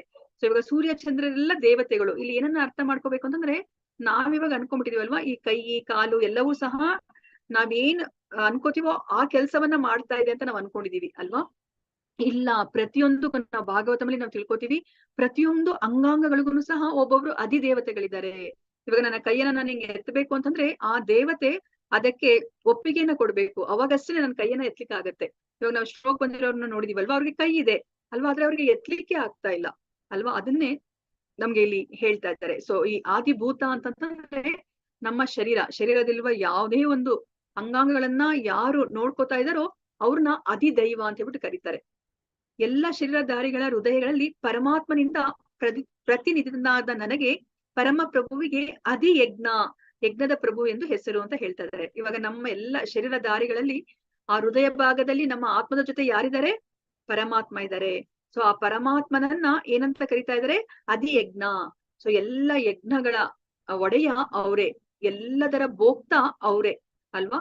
ಸೊ ಅವ್ರನ್ನ ಅಧಿಯಜ್ಞ ಅಂತ ಹೇಳ್ಬಿಟ್ಟು ಕರಿತಾ ಇದ್ದಾರೆ. ಹೃದಯದಲ್ಲಿ ಪ್ರತಿಷ್ಠಿತನಾದ ಆ ಚತುರ್ಭುಜ ರೂಪಧಾರಿಯಾದ ಭಗವಂತನಿಗೆ ಅಧಿಯಜ್ಞ ಅಂತ ಹೇಳ್ಬಿಟ್ಟು ಕರಿತಾ ಇದ್ದಾರೆ. ಸೊ ಇದನ್ನ ನಾವಿಲ್ಲಿ ಅರ್ಥ ಮಾಡ್ಕೋಬೇಕು. ಸೊ ನಮ್ಮ ಒಂದೊಂದು ಅಂಗಾಂಗಗಳನ್ನ ಒಂದೊಂದು ದೇವತೆಗಳು ನೋಡ್ಕೋತಾರೆ, ಅವ್ರನ್ನ ಅಧಿದೈವ ಅಂತ ಹೇಳ್ಬಿಟ್ಟು ಕರೀತಾರೆ.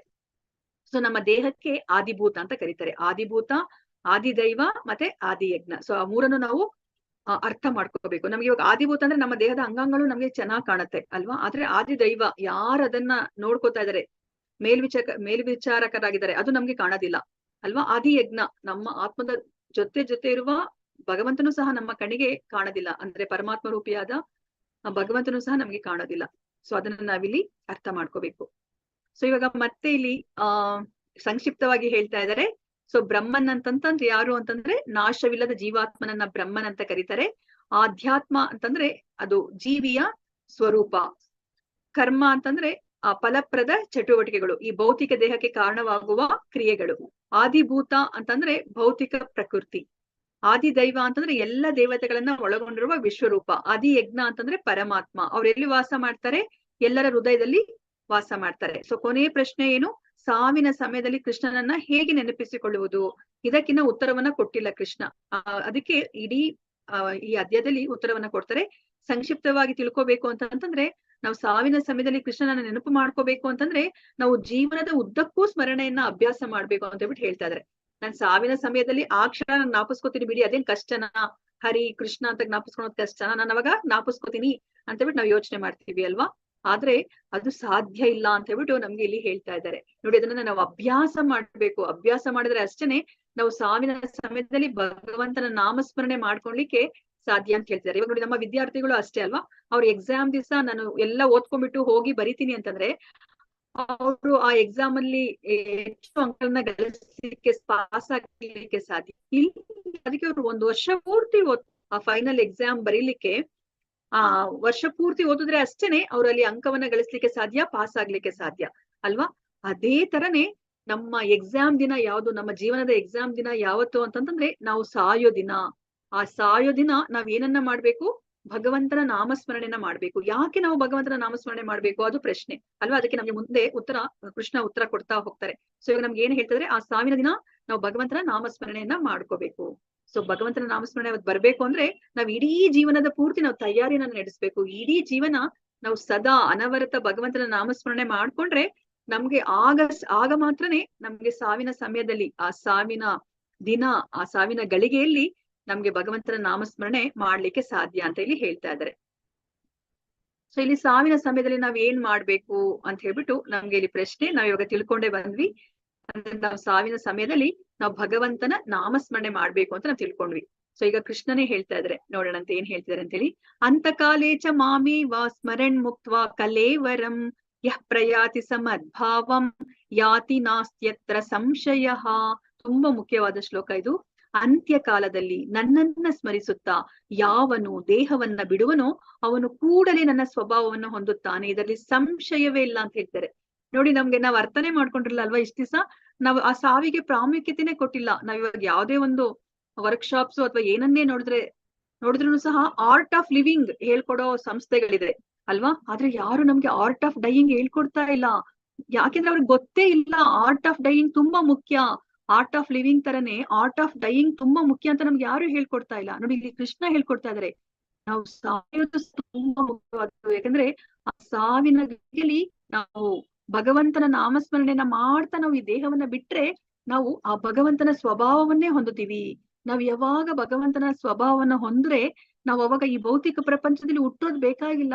ನಾವು ಆಧ್ಯಾತ್ಮಿಕ ಪ್ರಪಂಚಕ್ಕೆ ಹೊರಟೋಗ್ತೀವಿ. ನೋಡಿ, ನಮ್ಗೆ ಇದೆಷ್ಟು ಸುಲಭ ಅನ್ಸುತ್ತೆ ಅಲ್ವಾ. ಅಯ್ಯೋ, ಇಷ್ಟು ಈಸಿನಾ ನಾವು ಭಗವಂತನ ಲೋಕಕ್ಕೆ ಹೋಗೋದು.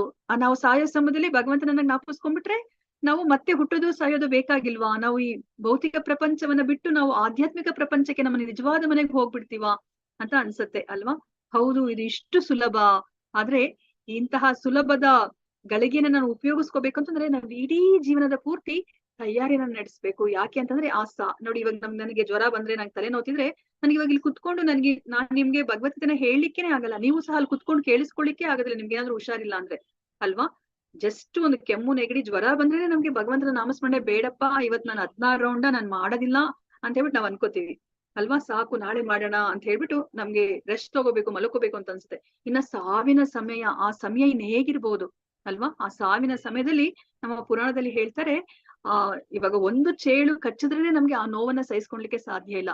ಆದ್ರೆ ಆ ಸಾವಿನ ಸಮಯದಲ್ಲಿ 1000 ಚೇಳುಗಳು ಒಂದೇ ಬಾರಿ ಕಡಿದ್ರೆ ನಮ್ಗೆ ಎಷ್ಟು ನೋವು ಉಂಟಾಗ್ಬೋದು, ಅಷ್ಟು ನೋವಿರುತ್ತಂತೆ ನಮ್ಮ ಆತ್ಮ ದೇಹದಿಂದ ಅದು ಹೊರಗಡೆ ಹೋಗ್ಬೇಕಾದ್ರೆ. ಅಂತಹ ಸಮಯದಲ್ಲಿ ನಮ್ಗೆ ಭಗವಂತನ ನಾಮಸ್ಮರಣೆ ಮಾಡ್ಕೊಳ್ಲಿಕ್ಕೆ ಸಾಧ್ಯನಾ? ಅದೇ ಪ್ರಶ್ನೆ ಅಲ್ವಾ? ಸೊ ಆ ಟ್ರಿಕ್ ಇವಾಗ ಭಗವಂತ ಅದನ್ನ ಇಟ್ಟಿದ್ದಾರೆ. ಸೊ ನಾವ್ ಅದ್ರಲ್ಲಿ ಪಾಸ್ ಆದ್ರೆ ನೋಡಿ, ನಾವು ಭಗವಂತನ ಲೋಕಕ್ಕೆ ಹೋಗ್ಲಿಕ್ಕೆ ಸಾಧ್ಯ. ಇವಾಗ ನಮ್ಗೆ ಸಾವು ಅಂತಂದ್ರೆ ಏನ್ ಅರ್ಥ ಅಂತಂದ್ರೆ, ಇವಾಗ ನಾವು ಇವಾಗ ಹಳೆ ಬಟ್ಟೆನ ಬಿಟ್ಟು ಹೊಸ ಬಟ್ಟೆನ ಹಾಕೋತೀವಿ ಅಲ್ವಾ? ಸೊ ಜೀರ್ಣವಾದ ಬಟ್ಟೆನ ಬಿಟ್ಟು ಹೊಸ ಬಟ್ಟೆನ ಹಾಕೋಣ ತರನೇ ನಮ್ಮ ಆತ್ಮ ಆ ಜರ್ಜರಿತವಾದ ದೇಹವನ್ನ ಬಿಟ್ಟು ಅದು ಹೊಸ ದೇಹಕ್ಕೆ ಪ್ರವೇಶ ಮಾಡುತ್ತಲ್ವಾ? ಅದನ್ನೇ ಸಾವು ಮತ್ತೆ ಹುಟ್ಟು ಅಂತ ಹೇಳೋದು. ಸೊ ಜರ್ಜರಿತವಾದ ದೇಹವನ್ನ ಬಿಡೋದನ್ನ ಸಾವು ಅಂತೀವಿ, ಹೊಸ ದೇಹವನ್ನ ಪಡೆಯೋದನ್ನ ಹುಟ್ಟು ಅಂತ ಹೇಳ್ತೀವಿ. ಸೊ ಈ ಹುಟ್ಟು ಸಾವಿನ ಸಮಯದಲ್ಲಿ ಅದು ಯಾವ ದೇಹ ಬರುತ್ತೆ ಅಂತ ಹೇಳ್ಬಿಟ್ಟು ನಿರ್ಧಾರ ಆಗುತ್ತೆ. ಅದು ನಾವು ಸಾಯುವ ಸಮಯದಲ್ಲಿ ಯಾವ ಭಾವದಲ್ಲಿ ದೇಹವನ್ನ ಬಿಡ್ತೀವೋ ಅದರ ಅನುಗುಣವಾಗಿ ನಮ್ಗೆ ಮುಂದಿನ ಜನ್ಮದಲ್ಲಿ ಶರೀರ ಸಿಗುತ್ತೆ. ಅದನ್ನ ನಾವಿಲ್ಲಿ ಅರ್ಥ ಮಾಡ್ಕೋಬೇಕಾಗಿರೋದು. ಸೊ ನಾವಿವಾಗ ಸಾಯೋ ಸಮಯದಲ್ಲಿ ಆರ್ಡರ್ ಮಾಡ್ತಾ ಇದೀವಿ ಭಗವಂತನಿಗೆ, ನನಗೆ ಎಂತಹ ದೇಹ ಬೇಕು ಮುಂದಿನ ಜನ್ಮದಲ್ಲಿ ಅಂತ ಹೇಳ್ಬಿಟ್ಟು. ಸೊ ಇಲ್ಲಿ ಯುಧಿಷ್ಠಿರ ಮಹಾರಾಜ ಒಂದು ಮಾತನ್ನ ಹೇಳ್ತಾ ಇದಾರೆ. ಯಾಕಂದ್ರೆ ನಾವು ಸಾಯ್ಲಿಕ್ಕೆ ನಾವ್ ಯಾವತ್ತೂ ತಯಾರಿನ ನಡೆಸೋದೇ ಇಲ್ಲ ಅಲ್ವಾ? ನಮಗೆ ಇವಾಗ ಏನಾದ್ರು ಇಲ್ಲಿ ಒಂದು ವರ್ಕ್ಶಾಪ್ ತರ ಮಾಡಿ ಈ ಸಾವಿನ ಬಗ್ಗೆ ಒಂದು ವರ್ಕ್ಶಾಪ್ ಮಾಡಿದ್ರೆ, ನಾನು ಏನಾದ್ರು ನಿಮ್ಗೆ ಒಂದು ಪ್ರಶ್ನೆನ ಕೇಳಿದ್ರೆ, ನೀವೇನಾದ್ರೂ ತಯಾರಿನ ನಡೆಸ್ಕೊತಾ ಇದೀರಾ ನಿಮ್ಮ ಸಾವಿಗೆ ಅಂತಂದ್ರೆ, ನಾವೆಲ್ಲ ತಯಾರಿ ನಡೆಸ್ಕೊತಾ ಇದೀವಿ, ವಿಲ್ ಬರಿತಾ ಇದೀವಿ, ನಮ್ಮ ಮಕ್ಕಳಿಗೆಲ್ಲ ಇಷ್ಟ ಆಸ್ತಿ ಮಾಡಿಡ್ತಾ ಇದೀವಿ, ಮತ್ತೆ ನನ್ನ ಕಾರ್ಯಗಳನ್ನ ಮಾಡ್ಲಿಕ್ಕೆ ನಾನು ಹಣವನ್ನ ಬ್ಯಾಂಕ್ ಅಲ್ಲಿ ಇಟ್ಟಿದೀನಿ ಅಂತ ಹೇಳ್ಬಿಟ್ಟು ಈ ತರ ಎಲ್ಲ ನಾವ್ ಹೇಳ್ತೀವಿ ಅಲ್ವಾ? ಸೊ ಆದ್ರೆ ನಿಜವಾದ ಅರ್ಥದಲ್ಲಿ ನಾವು ಸಾವಿಗೆ ರೆಡಿ ಮಾಡ್ಕೋಬೇಕು ಅಂತಂದ್ರೆ, ಆ ಸಾವಿನ ಗಳಿಗೆಯಲ್ಲಿ ನಮ್ಗೆ ಭಗವಂತನ ನಾಮಸ್ಮರಣ ನಮ್ಗೆ ಬರ್ಬೇಕು. ಅದು ನಾವು ಸರಿಯಾಗಿ ಸಾವಿಗೆ ತಯಾರಿ ಮಾಡ್ಕೋತಾ ಇದೀವಿ ಅಂತ ಹೇಳ್ಬಿಟ್ಟು ಅರ್ಥ.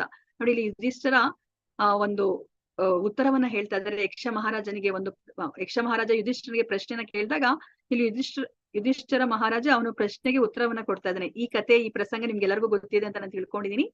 ಸೊ ಇಲ್ಲಿ ಅವ್ರಿಗೆ ಬಾಯಾರಿಕೆ ಆದಾಗ, ಅರಣ್ಯವಾಸ ಮಾಡ್ಬೇಕಾದ್ರೆ ಬಾಯಾರಿಕೆ ಆದಾಗ ನೀರನ್ನ ಕುಡಿಲಿಕ್ಕೆ ಈ ಸರೋವರದ ಹತ್ರ ಬಂದಾಗ ಆ ಯಕ್ಷ, ನೀವು ನೀರನ್ನ ಕುಡಿಲಿಕ್ಕೆ ಮುಂಚೆ ನನ್ನ ಪ್ರಶ್ನೆಗೆ ಉತ್ತರವನ್ನೇ ಕೊಡಿ ಅಂತ ಹೇಳಿದಾಗ ಎಲ್ಲ ಪಾಂಡವರು ಸಹ ಆ ಯಕ್ಷನ ಮಾತನ್ನ ಧಿಕ್ಕರಿಸಿ ಅವ್ರು ನೀರ್ ಕುಡ್ಲಿಕ್ಕೆ ಹೋದಾಗ ಅವ್ರು ಸಾವನ್ನ ಅಪ್ತಾರೆ. ಸೊ ಕೊನೆಗೆ ಯುಧಿಷ್ಠಿರ ಮಹಾರಾಜ ಬಂದಾಗ, ನೀನು ನೀರನ್ನ ಕುಡಿಲಿಕ್ಕಿನ ಮುಂಚೆ ನನ್ನ ಪ್ರಶ್ನೆಗೆ ಉತ್ತರವನ್ನ ಕೊಡ್ಬೇಕಂತಂದ್ರೆ, ಅವಾಗ ಯುಧಿಷ್ಠಿರ ಮಹಾರಾಜ ಒಪ್ಕೊಂಡು, ಆಯ್ತು ನಿನ್ನ ಪ್ರಶ್ನೆ ಏನು ಅಂತ ಹೇಳ್ಬಿಟ್ಟು ಹೇಳ್ತಾರೆ. ಸೊ ಅವಾಗ ಯಕ್ಷ ಯುಧಿಷ್ಠಿರನಿಗೆ ಪ್ರಶ್ನೆಯನ್ನ ಕೇಳ್ತಾರೆ. ಸೊ ಈ ಪ್ರಪಂಚದಲ್ಲಿ ತುಂಬಾ ಆಶ್ಚರ್ಯವಾದ ಸಂಗತಿ ಏನು ಅಂತ ಹೇಳ್ಬಿಟ್ಟು ಕೇಳ್ತಾರೆ. ಆಗ ಯುಧಿಷ್ಠಿರ ಮಹಾರಾಜ ಇದನ್ನ ಹೇಳ್ತಾರೆ, ಅಹನಿ ಭೂತಾನಿ ಗಚ್ಚಂತಿ ಯಮಾಲಯಂ ಶೇಷಾಹ ಸ್ಥಾವರಂ ಇಚ್ಛಂತಿ ಕಿಮಾಶ್ಚರ್ಯ ಮತಃ ಪರಂ. 100,000 ಜೀವಿಗಳು ಪ್ರತಿಕ್ಷಣವೂ ಸಾಯುತ್ತಿರುತ್ತಾರೆ, ಆದರೆ ಮೂರ್ಖನಾದ ಜೀವಿಯು ತಾನು ಅಮರ ಎಂದು ತಿಳಿದು ಸಾಯಲು ಸಿದ್ಧನಾಗುವುದಿಲ್ಲ. ಈ ಜಗತ್ತಿನಲ್ಲಿ ಅತ್ಯಾಶ್ಚರ್ಯಕರವಾದ ಸಂಗತಿ ಎಂದರೆ ಇದೇ ಅಂತ ಹೇಳ್ಬಿಟ್ಟು ಈ ಯುಧಿಷ್ಠಿರ ಮಹಾರಾಜ ಹೇಳ್ತಾರೆ. ನೋಡಿ, ಎಷ್ಟು ಆಶ್ಚರ್ಯ ಅಲ್ವಾ? ನಮ್ಮ ಕಣ್ಣು ಮುಂದೆನೆ ಎಷ್ಟೊಂದು ಇರುವೆಗಳು, ಜಿರ್ಲೆಗಳು ಸಾಯ್ತಾ ಇರುತ್ತೆ. ನಾವು ನ್ಯೂಸ್ ಪೇಪರ್ ಅಲ್ಲಿ, ಟಿವಿಲಿ ಬೆಳಗ್ಗೆ ಆದ್ರೆ ನಾವು ಕೇಳ್ತಾ ಇರ್ತೀವಿ, ಇಷ್ಟೊಂದ್ ಜನ ಅವ್ರು ಸಾವನ್ನ ಅಪ್ಪಿದ್ರು ಅಂತ ಹೇಳ್ಬಿಟ್ಟು. ಆದ್ರೂ ಸಹ ನಾವು ಅವ್ರು ಸತ್ತು ಹೋಗಿದಾರಲ್ವಾ ಅಂತ ಹೇಳ್ಬಿಟ್ಟು ನಾವು ನಮ್ಮ ಜೀವನವನ್ನ ನಾವು ಮಾಮೂಲಿ ತರನೇ ಮಾಡ್ತಾ ಇರ್ತೀವಿ. ನಾವು ಯೋಚನೆ ಮಾಡೋದಿಲ್ಲ, ಇವತ್ತು ಅವ್ರಿಗೆ ಸಾವು ಬಂದಿದೆ, ನಾಳೆ ನನ್ನ ಸಾವು ಬರ್ಬೋದು, ನಾನು ಅದಕ್ಕೆ ಏನಾದ್ರೂ ಒಂದು ತಯಾರಿನ ನಡೆಸ್ಬೇಕಂತ ಹೇಳ್ಬಿಟ್ಟು ನಾವ್ ಯಾರು ಯೋಚನೆ ಮಾಡೋದಿಲ್ಲ. ಇದು ತುಂಬಾ ಆಶ್ಚರ್ಯಕರವಾದ ಸಂಗತಿ. ಕಣ್ಣು ಮುಂದೆನೆ ಎಲ್ಲ ಜೀವರಾಶಿಗಳು ಅದು ಸಾವನ್ನ ಹೋಗ್ತಾ ಇದ್ರು ಸಹ ಆ ಸಾವಿಗೆ ಸಿದ್ಧತೆಯನ್ನೇ ಮಾಡ್ಕೊಂಡಲ್ಲೂ ತುಂಬಾ ಆಶ್ಚರ್ಯಕರವಾದ ಸಂಗತಿ ಅಂತ ಹೇಳ್ಬಿಟ್ಟು ಇಲ್ಲಿ ಧರ್ಮರಾಯ ಅವರು ಯಕ್ಷನಿಗೆ ಉತ್ತರವನ್ನ ಕೊಡ್ತಾ ಇದ್ದಾರೆ. ಸೊ ಇಲ್ಲಿ ನಾವೇನನ್ನ ಅರ್ಥ ಮಾಡ್ಕೋಬೇಕು, ಸೊ ನಾವು ನಮ್ಮ ಜೀವನ ನಾವು ಫುಲ್ ಇಂದ್ರಿಯ ಸುಖಕ್ಕೆ ನಾವು ಉಪಯೋಗಿಸ್ತಾ ಇದೀವಿ ಅಲ್ವಾ? ಆದ್ರೆ ನಾವು ಈ ಜೀವನವನ್ನ ತಯಾರಿ ನಡೆಸ್ಬೇಕು. ನಮ್ಮ ಎಕ್ಸಾಮ್ ದಿನದಲ್ಲಿ ಪಾಸ್ ಆಗ್ಲಿಕ್ಕೆ ಏನ್ ಬೇಕು ಅದಕ್ಕೆ ತಯಾರಿಯನ್ನ ನಡೆಸ್ಬೇಕು ಅಲ್ವಾ. ಇದು ಸಾಧ್ಯ ಆಗೋದು ಈ ಮಾನವ ಜನ್ಮದಲ್ಲಿ ಮಾತ್ರನೇ. ಈ ಮಾನವ ಜನ್ಮದಲ್ಲಿ ಅಂದ್ರೆ ಇವಾಗ ಪ್ರಾಣಿಗಳಿಗೆಲ್ಲ ಇದು ಅನ್ವಯಿಸೋದಿಲ್ಲ, ಇದು ನಮಗೆ ಮಾತ್ರನೇ.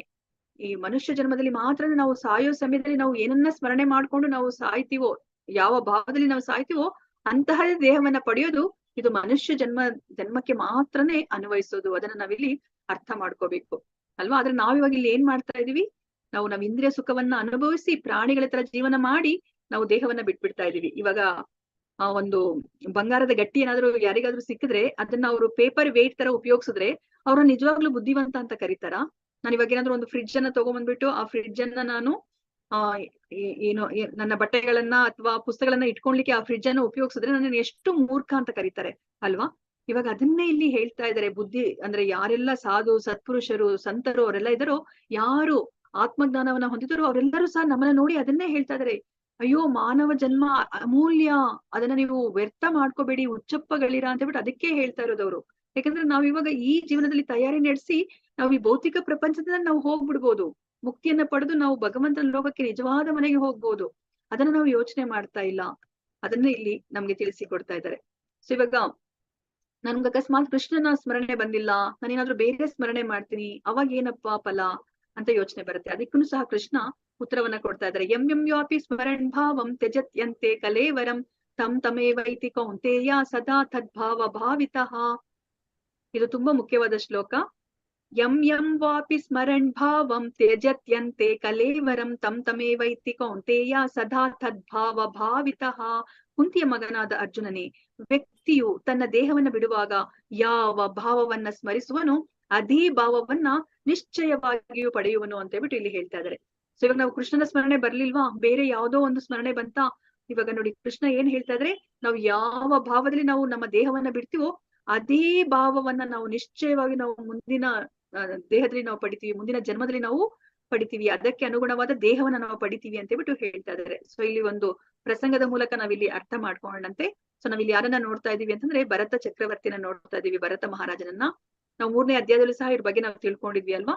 ಅವರು ದೊಡ್ಡ ಮಹಾರಾಜ. ಅವರು ಆತ್ಮ ಸಾಕ್ಷಾತ್ಕಾರವನ್ನ ಪಡ್ಕೋಬೇಕು ಅಂತ ಹೇಳ್ಬಿಟ್ಟು ಅವ್ರಿನ್ನ ಏನು ತಾರುಣ್ಯವಸ್ಥೆಯಲ್ಲಿ ಇದ್ದಾಗ್ಲೇನೆ ಅವರು ಹೆಂಡತಿಯನ್ನ ಮಕ್ಕಳನ್ನ ರಾಜ್ಯವನ್ನ ಬಿಟ್ಬಿಟ್ಟು ಅವರು ಅರಣ್ಯಕ್ಕೆ ಬರ್ತಾರೆ. ಅರಣ್ಯಕ್ಕೆ ಬಂದು ಅವರು ಭಗವಂತನ ಭಗವಂತನ ಸಾಕ್ಷಾತ್ಕಾರ ಮಾಡ್ಕೊಳ್ಲಿಕ್ಕೆ ಅವ್ರು ತಮ್ಮನ್ನ ತಾವು ತೊಡಗಿಸ್ಕೊಂಡಿರ್ತಾರೆ. ಸೊ ಒಂದ್ಸತಿ ಏನಾಗುತ್ತೆ, ಅವ್ರು ಸ್ನಾನ ಮಾಡ್ಲಿಕ್ಕೆ ಒಂದು ತೊರೆ ಹತ್ರ ಬಂದಾಗ ಅಲ್ಲಿ ಒಂದು ಗರ್ಭಿಣಿ ಜಿಂಕೆಯನ್ನ ಒಂದು ಹುಲಿ ಅಟ್ಟಿಸ್ಕೊಂಡ್ ಬರ್ತಾ ಇರುತ್ತೆ. ಸೊ ಆ ಗರ್ಭಿಣಿ ಜಿಂಕೆಗೆ ಆ ಭಯದಿಂದ ಏನಾಗುತ್ತೆ, ಅದು ಅಲ್ಲೇನೆ ಅದು ಮಗುವಿಗೆ ಜನ್ಮವನ್ನ ಕೊಟ್ಬಿಟ್ಟು ಅದು ದೇಹವನ್ನ ತ್ಯಾಗ ಮಾಡುತ್ತೆ. ಈ ದೃಶ್ಯವನ್ನ ಭರತ ಮಹಾರಾಜ ನೋಡ್ತಾರೆ. ಅವಾಗ ಆ ಜಿಂಕೆಯ ಮರಿಯ ಮೇಲೆ ಅವ್ರಿಗೆ ತುಂಬಾನೇ ಅನುಕಂಪ ಬರುತ್ತೆ. ಅಯ್ಯೋ ಈ ಮಗು ಇನ್ನ ಎಳೆದಿದೆ, ಈಗ್ಲೇನೆ ಅಂದ್ರೆ ಹುಟ್ತಾ ಇರ್ಬೇಕಾದ್ರೆ ತನ್ನ ತಾಯಿನ ಕಳ್ಕೊಂಡಿದೆ ಅಂತ ಹೇಳ್ಬಿಟ್ಟು ಆ ಎಳೆಯ ಜಿಂಕೆ ಮರಿಯನ್ನ ಆಶ್ರಮಕ್ಕೆ ತಗೊಂಡ್ಬಂದ್ಬಿಟ್ಟು ಅದರ ಪಾಲನೆ ಪೋಷಣೆಯಲ್ಲಿ ತನ್ನನ್ನ ತಾನು ತೊಡಗಿಸ್ಕೋತಾರೆ. ಆದ್ರೆ ಇಲ್ಲಿ ಭರತ ಚಕ್ರವರ್ತಿ ಅದು ಒಂದ್ ಸ್ವಲ್ಪ ದೊಡ್ಡದಾದ್ಮೇಲೆ ಅದನ್ನ ಬಿಟ್ಬಿಡ್ಬೋದಾಗಿತ್ತು. ಆದ್ರೆ ಆ ಜಿಂಕೆ ಮರಿಗೆ ಅವ್ರಿಗೆ ತುಂಬಾ ಮೋಹ ಬೆಳೆಸ್ಕೊಂಡ್ಬಿಡ್ತಾರೆ ಅವರು. ನೋಡಿ ಇವಾಗ ನಾವಿಲ್ಲಿ ಚಿತ್ರದಲ್ಲಿ ನೋಡ್ತಿರೋ ಹಾಗೇನೆ ಅವ್ರಿಗೆ ಯಜ್ಞ ಯಾಗಾದಿಗಳನ್ನ ಮಾಡ್ಲಿಕ್ಕೇನೆ ಆಗ್ತಾ ಇಲ್ಲ, ಭಗವಂತನ ಕೈಂಕರ್ಯವನ್ನ ಮಾಡ್ಲಿಕ್ಕೆ ಆಗ್ತಾ ಇಲ್ಲ. ಜಿಂಕೆ ಮೇಲೆನೆ ಯಾವಾಗ್ಲೂ ಮನಸ್ಸು, ಅಯ್ಯೋ ಈ ಜಿಂಕೆ ಇನ್ನ ಎಳೆದಿದೆಯಲ್ಲ, ಎಲ್ಲಂದ್ರಲ್ಲಿ ಅದು ಓಡಾಡ್ಕೊಂಡ್ ಬಂದ್ರೆ ಯಾವ್ದಾದ್ರು ಕಾಡು ಮೃಗ ಅದು ತಿಂದ್ಬಿಟ್ರೆ ಅಂತ ಹೇಳ್ಬಿಟ್ಟು ಯಾವಾಗ್ಲೂ 3 ಹೊತ್ತುನು ಜಿಂಕೆ ಬಗ್ಗೆನೇ ಯೋಚನೆ ಇರುತ್ತೆ. ಸೊ ಒಂದ್ಸತಿ ಏನಾಗುತ್ತೆ, ಆ ಜಿಂಕೆ ಸಂಜೆ ಆದ್ರೂ ಸಹ ಬರೋದಿಲ್ಲ. ಆಗ ಭರತ ಚಕ್ರವರ್ತಿಗೆ ತುಂಬಾನೇ ಆತಂಕ, ಗಾಬರಿ ಆಗುತ್ತೆ, ಎಲ್ಲಿ ಹೋಯ್ತು ನನ್ನ ಜಿಂಕೆ ಅಂತ ಹೇಳ್ಬಿಟ್ಟು ಅವ್ರು ಹುಡ್ಕೊಂಡು ಅವರು ಎಲ್ಲಾ ಕಡೆ ಅಲ್ದಾಡ್ತಾರೆ. ಕೊನೆಗೆ ಅವರು ಒಂದು ಬೆಟ್ಟದ ಮೇಲೆ ಬರ್ತಾರೆ. ಬೆಟ್ಟದ ಮೇಲೆ ಬಂದಾಗ ಅವರು ಜಿಂಕೆಯನ್ನ ನೋಡ್ತಾ ಇರ್ತಾರೆ, ಎಲ್ಲಾದ್ರೂ ಕಾಣುತ್ತಾ ಅಂತ ಹೇಳ್ಬಿಟ್ಟು. ಅದೇ ಸಮಯದಲ್ಲಿ ಅವರು ಕಾಲು ಜಾರಿ ಕೆಳಗಡೆ ಬಿದ್ಬಿಡ್ತಾರೆ. ಸೊ ಅವ್ರ ಕಂದಕಕ್ಕೆ ಬಿದ್ಬಿಡ್ತಾರೆ. ಆ ಸಮಯದಲ್ಲಿ ಅವ್ರ ಮನಸ್ಸಲ್ಲಿ ಜಿಂಕೆ ಬಗ್ಗೆನೇ ಯೋಚನೆ ಇರುತ್ತೆ. ಅದಕ್ಕೋಸ್ಕರ ಅವ್ರಿಗೇನಾಗತ್ತೆ, ಆ ದೇಹವನ್ನ ಅವರು ತ್ಯಾಗ ಮಾಡ್ಬೇಕಾದಂದ್ರೆ ಅಲ್ಲಿ ಮೇಲಿಂದ ಕೆಳಗಡೆ ಬಿದ್ದಿದ್ದಕ್ಕೆ ಅವ್ರ ದೇಹವನ್ನ ಈಗ ಅಂದ್ರೆ ಅವರು ಸಾಯ್ತಾರೆ. ಆ ಸಮಯದಲ್ಲಿ ಅವರು ಜಿಂಕೆಯನ್ನೇ ಸ್ಮರಣೆ ಮಾಡ್ಕೊಂಡು ಅವರು ದೇಹವನ್ನ ಬಿಟ್ಟಿರೋದ್ರಿಂದ ಅವ್ರಿಗೆ ಮುಂದಿನ ಜನ್ಮದಲ್ಲಿ ಜಿಂಕೆಯ ಜನ್ಮವೇ ಸಿಗುತ್ತೆ. ಇವಾಗ ನೋಡಿ, ಅವ್ರು ಯಾವ ಭಾವದಲ್ಲಿ ಅವರು ದೇಹವನ್ನ ಬಿಟ್ರೋ ಅದೇ ದೇಹವನ್ನ ಅವರು ಮುಂದಿನ ಜನ್ಮದಲ್ಲಿ ಅವರು ಪಡಿತಾ ಇದ್ದಾರೆ. ಅದನ್ನೇ ನಮ್ಗೆ ಕೃಷ್ಣ ಇಲ್ಲಿ ಹೇಳ್ತಾ ಇದ್ದಾರೆ. ಆದ್ರೆ ಇಲ್ಲಿ ನಾವು ಮುಖ್ಯವಾಗಿ ಏನನ್ನ ಅರ್ಥ ಮಾಡ್ಕೋಬೇಕು ಅಂತಂದ್ರೆ, ಇಲ್ಲಿ ಭರತ ಮಹಾರಾಜ ನಾವು ನೋಡ್ತಾ ಇರೋ ಹಾಗೇನೆ ಅವ್ರಿಲ್ಲಿ ಸೇವೆಯನ್ನ ಮಾಡ್ತಾ ಇದಾರೆ, ಭಕ್ತಿ ಸೇವೆಯನ್ನ ಮಾಡ್ತಾ ಇದಾರೆ ಅಲ್ವಾ. ಅವರು ದೇವರಿಗೆ ಭಕ್ತಿಯನ್ನ ಮಾಡ್ತಾ ಇದಾರೆ. ಅವರು ಈ ಭಕ್ತಿಯ ಹಂತದಲ್ಲಿ 9 ಹಂತಗಳಿದೆ. ಅದ್ರಲ್ಲಿ ಇನ್ನೊಂದು ಹಂತಕ್ಕೆ ಅವ್ರು ಬರ್ಬೇಕಾಗಿತ್ತು. ಪ್ರೇಮದ ಹಂತಕ್ಕೆ ಬಂದಿದ್ರೆ ಅವರು ಭಗವಂತನನ್ನ ಕಣ್ಣು ಮುಂದೆನೆ ನೋಡ್ಬೋದಾಗಿತ್ತು. ಇವಾಗ ನಾವ್ ಹೇಗೆ ಒಬ್ರನ್ನೊಬ್ರು ನಾವು ನೋಡ್ಕೋತೀವೋ ಅದೇ ತರ ಭಗವಂತನನ್ನ ಸಾಕ್ಷಾತ್ ಅವ್ರ ಕಣ್ಣು ಮುಂದೆ ನೋಡ್ಬೋದಾಗಿತ್ತು. ಆದ್ರೆ ಇಲ್ಲಿ ಏನಾಗೋಯ್ತು, ಅವರು ಕೊನೆಯ ಸಮಯದಲ್ಲಿ ಅವರು ಆ ಜಿಂಕೆ ಮೇಲೆ ಮೋಹಗೊಂಡು ಅವರು ಈಗ ಆ ಭಗವಂತನ ಲೋಕಕ್ಕೆ ಹೋಗೋ ಆ ಗುರಿಯನ್ನ ಮುಟ್ಟೋದ್ರಲ್ಲಿ ಅವರು ಕೆಳಗಡೆ ಜಾರ್ ಬಿಡ್ತಾರೆ ಅಲ್ವಾ. ಸೊ ಇವಾಗ ಅದ್ರಲ್ಲಿ ನಾವ್ ಇವಾಗ ಏನನ್ನ ಅರ್ಥ ಮಾಡ್ಕೋಬೇಕು ಅಂತಂದ್ರೆ, ನಾವು ಇಲ್ಲಿ ಭಕ್ತಿಯನ್ನ ಮಾಡ್ಲಿಕ್ಕೆ ನಾವು ಭಕ್ತಿಯ ಗುರಿ ಏನು ಅಂತಂದ್ರೆ ಭಗವಂತನ ಪ್ರೇಮವನ್ನ ಪಡೆಯೋದು. ಅದರಲ್ಲಿ 9 ಹಂತಗಳಿದೆ. ಆ 9 ಹಂತಗಳು ಯಾವುದು ಅಂತಂದ್ರೆ ಶ್ರದ್ಧಾ, ಸಾಧು ಸಂಘ, ಭಜನ ಕ್ರಿಯಾ, ಅನರ್ಥ ನಿವೃತ್ತಿ, ನಿಷ್ಠಾ, ರುಚಿ, ಆಸಕ್ತಿ, ಭಾವ, ಪ್ರೇಮ. ಸೊ ಈ ಪ್ರೇಮ ಅನ್ನೋದು ನಮ್ಮ ಜೀವನದ ಗುರಿ ಆಗ್ಬೇಕು. ಭಗವಂತನ ಪ್ರೀತಿಯನ್ನ ಪಡೆಯೋದು ನಮ್ಮ ಜೀವನದ ಗುರಿ. ಅದಕ್ಕೆ 9 ಹಂತಗಳಿದೆ. ಇವಾಗ ಇದಕ್ಕಿಂತ ಮುಂಚೆ ನಾವು ತಿಳ್ಕೊಂಡಿರೋದು ನವವಿಧ ಭಕ್ತಿ. ಆ ಶ್ರವಣಂ, ಕೀರ್ತನಂ, ವಿಷ್ಣು ಸ್ಮರಣಂ, ಪಾದ ಸೇವನಂ, ಅರ್ಚನಂ, ವಂದನಂ, ದಾಸ್ಯಂ, ಸಖ್ಯಂ, ಆತ್ಮ ನಿವೇದನಂ ಅಂತ ನಾವ್ ಏನ್ ತಿಳ್ಕೊಂಡ್ವಿ ಅದು 9 ವಿಧದಲ್ಲಿ ನಾವು ಭಗವಂತನಿಗೆ ಭಕ್ತಿಯನ್ನ ಮಾಡೋದು. ಇದು ಭಗವಂತನನ್ನ ಪಡಿಲಿಕ್ಕೆ, ಭಗವಂತನ ಪ್ರೇಮವನ್ನ ಪಡಿಲಿಕ್ಕೆ 9 ಹಂತಗಳಿದೆ. ನಾವ್ ಇವತ್ತಿನ ದಿವಸನೇ ನಾನು ಭಕ್ತಿಯನ್ನ ಮಾಡ್ಬಿಟ್ರೆ ಇವತ್ತಿನ ದಿವಸನೇ ನಾನು ಭಗವಂತನನ್ನ ನೋಡ್ಲಿಕ್ಕೆ ಸಾಧ್ಯ ಇಲ್ಲ. ಸೊ ಇವಾಗ ಹಂತ ಹಂತವಾಗಿ ನಾವು ಮೇಲೆ ಹೋಗ್ತಾ ಆ ಭಗವಂತನ ಪ್ರೇಮವನ್ನ ಪಡಿಬೇಕು. ಸೊ ಶ್ರದ್ಧೆ ಅಂತಂದ್ರೆ ಏನು ಅಂತಂದ್ರೆ, ಇವಾಗ ನೋಡಿ ನಾವೆಲ್ಲನೂ ಸಹ ಇಲ್ಲಿ ಭಗವದ್ಗೀತೆಯನ್ನ ಕೇಳಲಿಕ್ಕೆ ಕೂತಿದೀವಿ ಅಲ್ವಾ. ನಮ್ಗೆ ಯಾರಿಗೂ ಗೊತ್ತಿಲ್ಲ ನಿಜವಾಗ್ಲೂ ಈ ಭಗವದ್ಗೀತೆಯನ್ನ ಕೇಳಿದ್ರೆ ನನ್ನ ಪಾಪಗಳೆಲ್ಲ ನಾಶ ಆಗಿ ನಾವು ಭಗವಂತನ ಲೋಕಕ್ಕೆ ಹೋಗ್ಬೋದು ಅಂತ ಹೇಳ್ಬಿಟ್ಟು ನಮ್ಗೆ ಹೇಳಿದ್ದಾರೆ ಅಲ್ವಾ. ನಾವ್ ಅದ್ರ ಮೇಲೆ ನಾವಿವಾಗ ನಂಬಿಕೆಯನ್ನ ಇಟ್ಕೊಂಡು ನಾವಿವಾಗ 8 ದಿನಗಳ ಕಾಲ ನಾವಿಲ್ಲಿ ಕುತ್ಕೊಂಡು ಭಗವಂತನ ಬಗ್ಗೆ ನಾವು ಕೇಳ್ತಾ ಇದೀವಿ. ಇದನ್ನ ಶ್ರದ್ಧೆ ಅಂತ ಹೇಳ್ಬಿಟ್ಟು ಕರೀತಾರೆ. ಶ್ರದ್ಧೆ ಇಲ್ಲ ಅಂತಂದ್ರೆ ನಾವು ಜೀವನದಲ್ಲಿ ಏನನ್ನೂ ನಾವು ಮಾಡ್ಲಿಕ್ಕೆ ಸಾಧ್ಯ ಇಲ್ಲ. ಅದಾದ್ಮೇಲೆ ಸಾಧು ಸಂಘ. ನಾವೆಲ್ಲರೂ ಸೇರ್ಕೊಂಡು ನಾವಿಲ್ಲಿ ಏನ್ ಮಾಡ್ತಾ ಇದೀವಿ, ನಾವಿಲ್ಲಿ ಒಬ್ರಿಗೊಬ್ರು ಸಹಕಾರವನ್ನ ಕೊಟ್ಕೋತಾ ಇದೀವಿ ಭಗವಂತನ ನಾಮಸ್ಮರಣ ಮಾಡ್ಲಿಕ್ಕೆ ಅಲ್ವಾ. ಸೊ ಸಾಧು ಸಂಘ. ಸೊ ನಾವೆಲ್ಲನೂ ಜೊತೆಲಿ ಸೇರಿದೀವಿ. ಅದಾದ್ಮೇಲೆ ಏನಾಗ್ತಾ ಇದೆ, ಭಜನ ಕ್ರಿಯೆ. ನಾವ್ ಇಲ್ಲಿ ಸೇರ್ಕೊಂಡು ನಾವ್ ಏನ್ ಮಾಡ್ತಾ ಇದೀವಿ, ನಾನು ಬೆಳಗ್ಗೆಯಿಂದ ರಾತ್ರಿ ತನಕ ಏನ್ ಮಾಡಿದೆ ಅಂತ ನಾನು ಇಲ್ಲಿ ಮಾತಾಡ್ತಾ ಇಲ್ಲ. ನೀವು ಸಹ ನೀವೇನ್ ಮಾಡಿದ್ರಿ ಅಂತ ಮಾತಾಡ್ತಾ ಇಲ್ಲ. ಲೋಕಾಭಿರೂಢಿಯಾಗಿ ನಾವೇನು ಮಾತಾಡ್ತಾ ಇಲ್ಲ. ನಾವಿಲ್ಲಿ ಮಾತಾಡ್ತಾ ಇರದೆ ಭಗವಂತನ ನಾಮ ಗುಣ ರೂಪಗಳನ್ನ ನಾವಿಲ್ಲಿ ಹೊಗಳ್ತಾ ಇದೀವಿ ಅಲ್ವಾ. ಸೊ ನಾವಿಲ್ಲಿ ಭಜನೆಯನ್ನ ಮಾಡ್ತಾ ಇದೀವಿ, ಭಜನ ಕ್ರಿಯೆಯನ್ನ ಮಾಡ್ತಾ ಇದೀವಿ. ಇದೆಲ್ಲಾ ಮಾಡಿದ್ರೆ ಏನಾಗುತ್ತೆ, ಅನರ್ಥ ನಿವೃತ್ತಿ ಆಗತ್ತೆ. ಸೊ ನಮ್ಮ ಹೃದಯದಲ್ಲಿರುವಂತಹ ಹರಿಷಡ್ವರ್ಗಗಳೇನಿದೆ, ಕಾಮ, ಕ್ರೋಧ, ಲೋಭ, ಮೋಹ, ಮದ, ಮತ್ಸರ, ಅದೆಲ್ಲಾನು ಸಹ ನಾಶವಾಗಿ ಹೋಗುತ್ತೆ. ಸೊ ಇವಾಗ ಏನಾಗ್ತಿದೆ ಅಂತಂದ್ರೆ ನಮ್ಮ ಹೃದಯದಲ್ಲಿ ನಮ್ಗೆ ಕಲ್ಮಶ ತುಂಬಿದೆ. ಕಲ್ಮಶ ಅಂದ್ರೆ ಏನು ಅಂತಂದ್ರೆ ನಮ್ಗೆ ಒಡೆತನದ ಭಾವ ತುಂಬಿದೆ. ಇವಾಗ ನಾವು ನಮ್ಮ ನಿಜವಾದ ಸ್ಥಿತಿ ಏನಂತ ನಾವು ತಿಳ್ಕೊಂಡ್ವಿ, ಸ್ಥಾನ ಏನಂತ ನಾವು ತಿಳ್ಕೊಂಡ್ವಿ. ಜೀವಿಯರ ಸ್ವರೂಪ ಹೋಯ್ ಕೃಷ್ಣರ ನಿತ್ಯ ದಾಸ. ನಮ್ಮ ಜೀವಿಯ ಸ್ವರೂಪ ಕೃಷ್ಣನ ನಿತ್ಯ ದಾಸರು. ಆದ್ರೆ ನಮ್ಗೆ ಇವಾಗ ಯಾವ ಭಾವದಲ್ಲಿದೀವಿ, ನಾನು ಒಡೆಯ, ಎಲ್ಲವನ್ನ ನಾನು ಅನುಭವಿಸ್ಬೇಕು, ಈ ಪ್ರಕೃತಿ ಇರೋದೇ ನನ್ನ ಸಂತೋಷಕ್ಕೋಸ್ಕರ ಅಂತ ಹೇಳ್ಬಿಟ್ಟು ನಾವು ಅಂತ ಮನಸ್ಥಿತಿಯಲ್ಲಿ ಇದೀವಿ ಅಲ್ವಾ. ನಾವ್ ಇವಾಗ ಇದನ್ನೆಲ್ಲ ಮಾಡಿದ್ರೆ ಏನಾಗುತ್ತೆ ಅಂದ್ರೆ ನಮ್ಮ ಅನರ್ಥಗಳೆಲ್ಲ ಹೊರಟೋಗುತ್ತೆ. ನಮ್ಗೆಲ್ಲವೂ ಸಹ ಸ್ಪಷ್ಟವಾಗಿ ಕಾಣ್ಲಿಕ್ಕೆ ಶುರುವಾಗುತ್ತೆ. ಅಯ್ಯೋ, ನಾನು ಭಗವಂತನ ಸೇವಕ, ನಿತ್ಯ ಸೇವಕ, ಭಗವಂತ ಒಡೆಯ, ನನ್ನ ಜೀವನ ಇರೋದು ನಾನು ಭಗವಂತನ ಸೇವೆ ಮಾಡ್ಲಿಕ್ಕೆ ಅಂತ ಹೇಳ್ಬಿಟ್ಟು ನಮ್ಗೆ ಎಲ್ಲದರ ಅರಿವಾಗ್ಲಿಕ್ಕೆ ಶುರುವಾಗುತ್ತೆ. ಅವಾಗ ಏನಾಗುತ್ತೆ, ನಮ್ಗೆ ನಿಷ್ಠೆ ಬರುತ್ತೆ. ಈಗ ನಮ್ಗೆ ಶ್ರದ್ಧೆ ಇದೆ, ಅದು ತುಂಬಾ ಕೋಮಲವಾಗಿದೆ. ಇವಾಗ ಯಾರಾದ್ರೂ ಬಂದ್ಬಿಟ್ಟು ಏನ್ ಮಾಡ್ತಾ ಇದೀಯ ನೀನು, ನಿನ್ಗೇನಾದ್ರೂ ಬುದ್ಧಿ ಇದೆಯಾ, ನಿನ್ನ ಜೀವನವನ್ನ ವ್ಯರ್ಥ ಮಾಡ್ಕೊಳ್ತಾ ಇದೀಯಾ, ಇಲ್ಲೇನ್ ಕುತ್ಕೊಂಡು ಕೇಳಿಸ್ಕೊತಾ ಇದೀಯಾ, ಬಾ ಅಲ್ಲಿ ನಿನಗೆ ನಮ್ಗೆ ಸೇಲ್ ಹಾಕಿದ್ದಾರೆ, ಅಲ್ಲಿ ಕಡಿಮೆ ಬೆಲೆಗೆ ನಮ್ಗೆ ಬೇಕಾಗಿರೋದೆಲ್ಲ ಸಿಗ್ತಾ ಇದೆ ಅಂತನೋ, ಅಥವಾ ಇನ್ನೇನೋ ಕ್ರಿಕೆಟ್ ನೋಡೋಣ, ಅಥವಾ ಇನ್ನೇನೋ ಬಾ ಹೋಗೋಣ ಎಂಜಾಯ್ ಮಾಡೋಣ ಅಂತ ಹೇಳಿದ್ರೆ ನಾವ್ ಇವಾಗ ಹೊರಟೋಗ್ಬಿಡ್ತೀವಿ ಅಲ್ವಾ. ನಮ್ಗಿನ್ನ ನಿಷ್ಠೆ ಬಂದಿಲ್ಲ, ಅದು ಬಲವಾಗಿ ಬಂದಿಲ್ಲ ಅದು. ಇವಾಗ ನೋಡಿ, ಚಿಕ್ಕದು ಇವಾಗ ಕೊತ್ತಂಬರಿ ಸೊಪ್ಪಿನ ಗಿಡನ ನಾವು ಆರಾಮಾಗಿ ಹಿಂಗ್ ಕಿತ್ಬಿಡ್ಬೋದು. ಅದೇ ಇವಾಗ ಮಾವಿನ ಮರವಾಗಿದ್ದಾಗ ಅದನ್ನ ನಾವು ಕೀಳ್ಲಿಕ್ಕೆ ಸಾಧ್ಯ ಇಲ್ಲ ಅಲ್ವಾ.